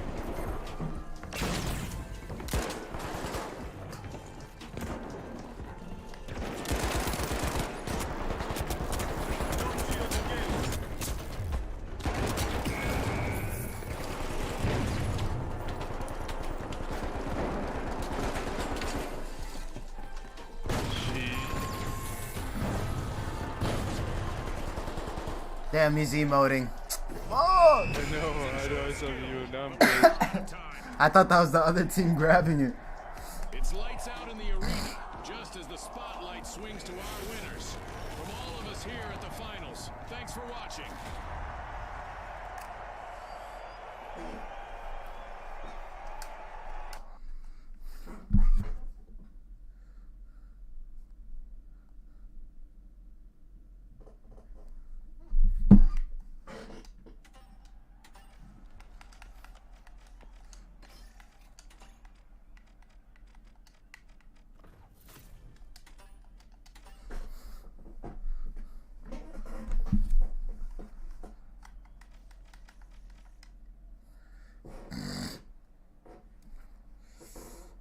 Oh shit, yo, hold on. I'm about to fucking put some waffles. Toaster.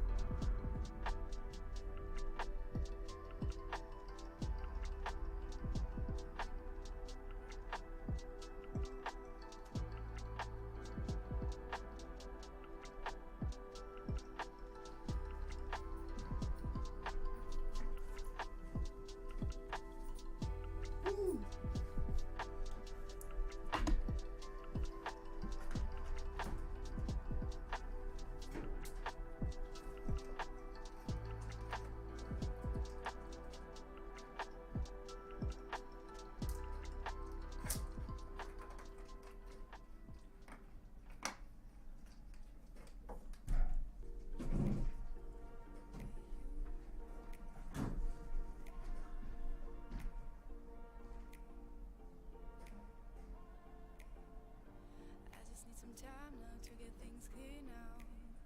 To get rid of my doubts. To get rid of my fears.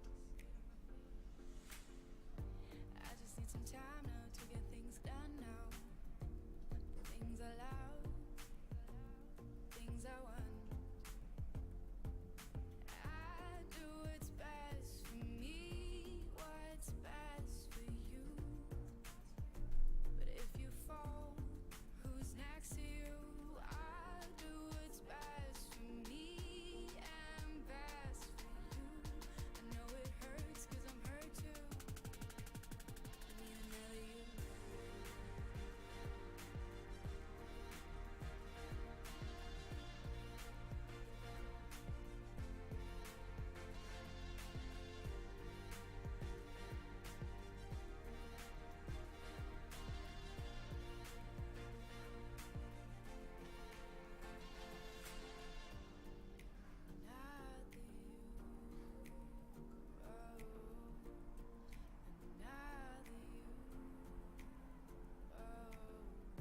I just need some time now, need to figure out now if there's still a way for love. I just need some time now, need to think about now if it's worth the pain, if it's worth to wait. I do what's best for me, what's best for you. But if you fall, who's next to you? I do what's best for me and best for you. I know it hurts 'cause I'm hurt too. I need another you.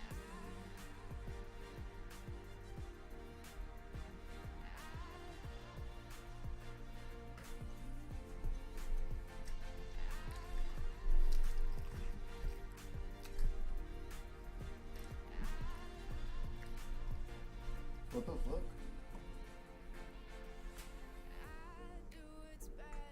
Ah shit. Started the leak. Yo, you can start the game now. Time for caca. Switch it up. I'm going invisibility Uzi and I'm just gonna troll.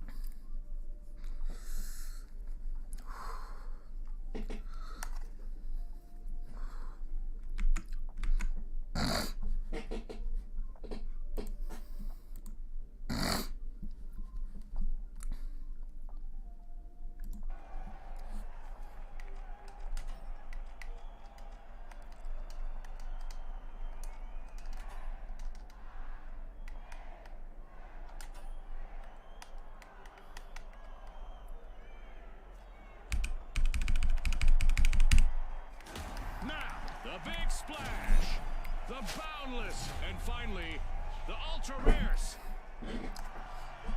It's game time, folks. Yo, if we can pull this off, we're nasty.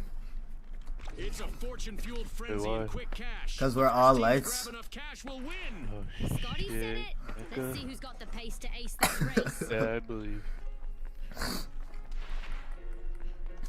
Believe in yourself.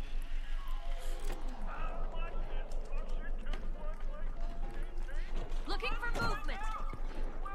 Motion sensor active.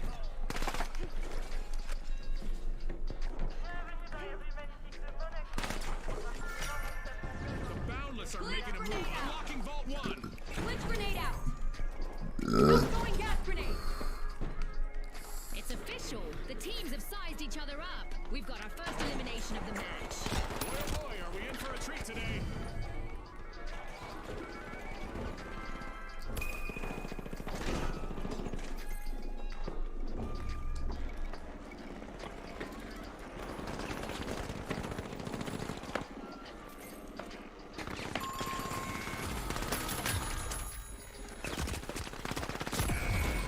Oh my gosh! Yeah, Gonna revive! Cover me! Aki, can I get a bacon, egg, and cheese?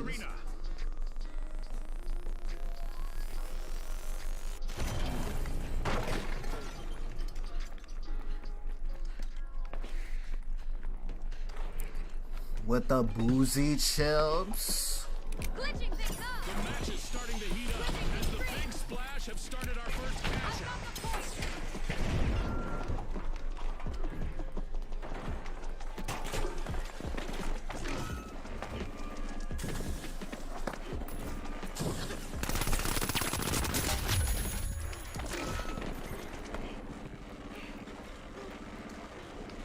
Placing a motion sensor. Placing a motion sensor.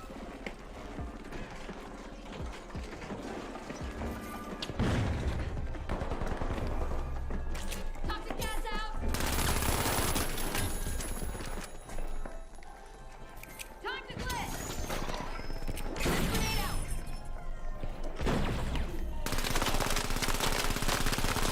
It's a one-of-a-kind comeback from these ultra rares. Bro. Well, that was a bold play.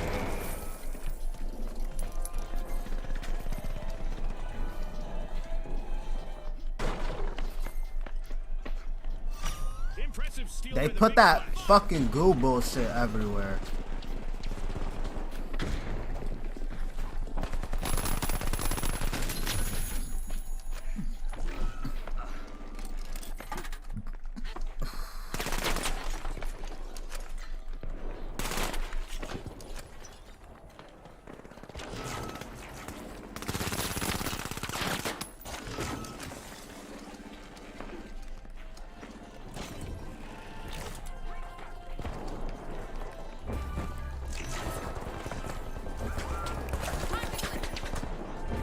Glitching things up.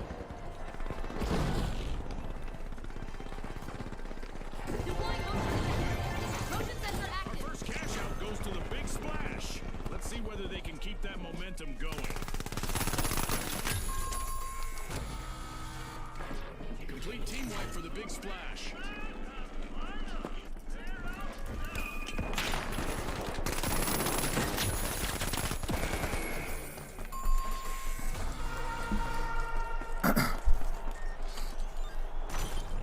Pouring cold water on the big splash didn't scare them off. Team respawned. Okay, there's a new event coming up in the round for our contestants.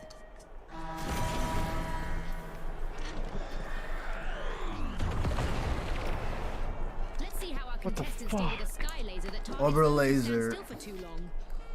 Oh, you're using a sniper? Unlimited potential for our match as the No, boundless are opening it's Vault just 2. okay for a second.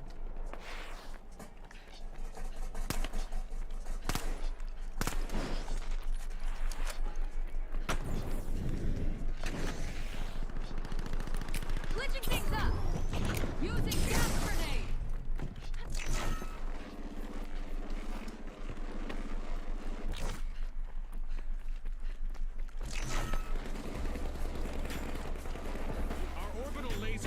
is still active, so our contestants need to keep moving to avoid going out like a light.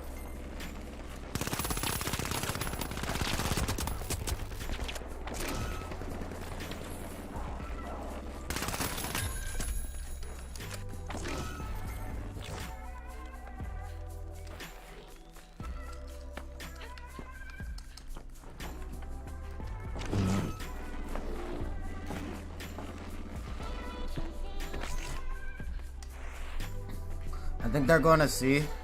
Yeah. The big splash are ready to dive into success. They've started a cash out.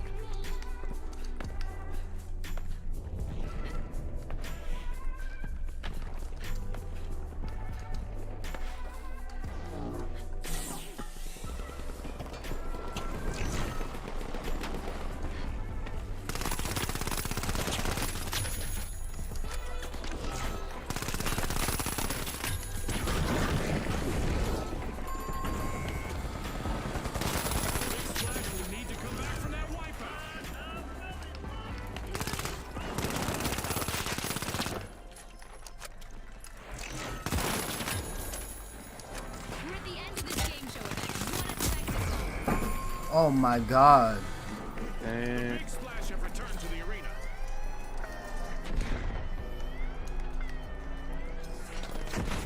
The Boundless push boundaries and stole a cash out.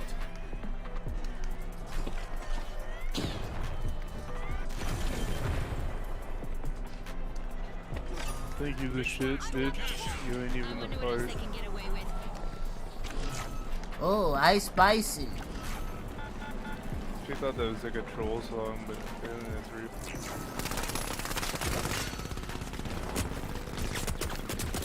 Disrupting their tech.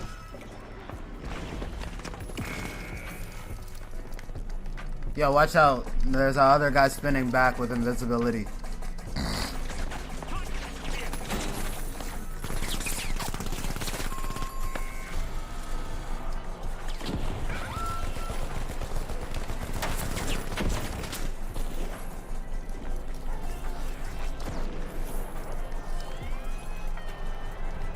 Yeah, this is gonna be it for me, brother. It's all over, folks. That's a wrap. You about to go to bed?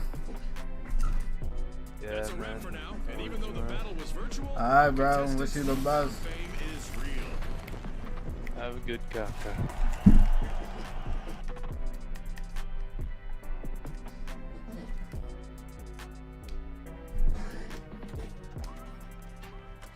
He said, have a good caca before he left.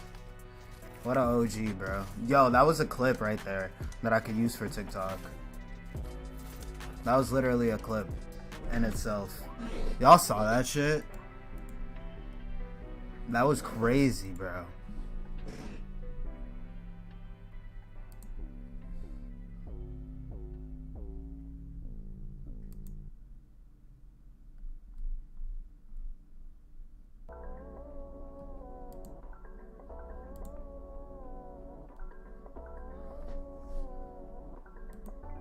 Might end the stream here. Yeah, it's a perfect place to end. Thanks to anybody that pulled up. Thanks to anybody that enjoyed. Finna get off this. Finna watch my TV show, my little TV show. I appreciate you all.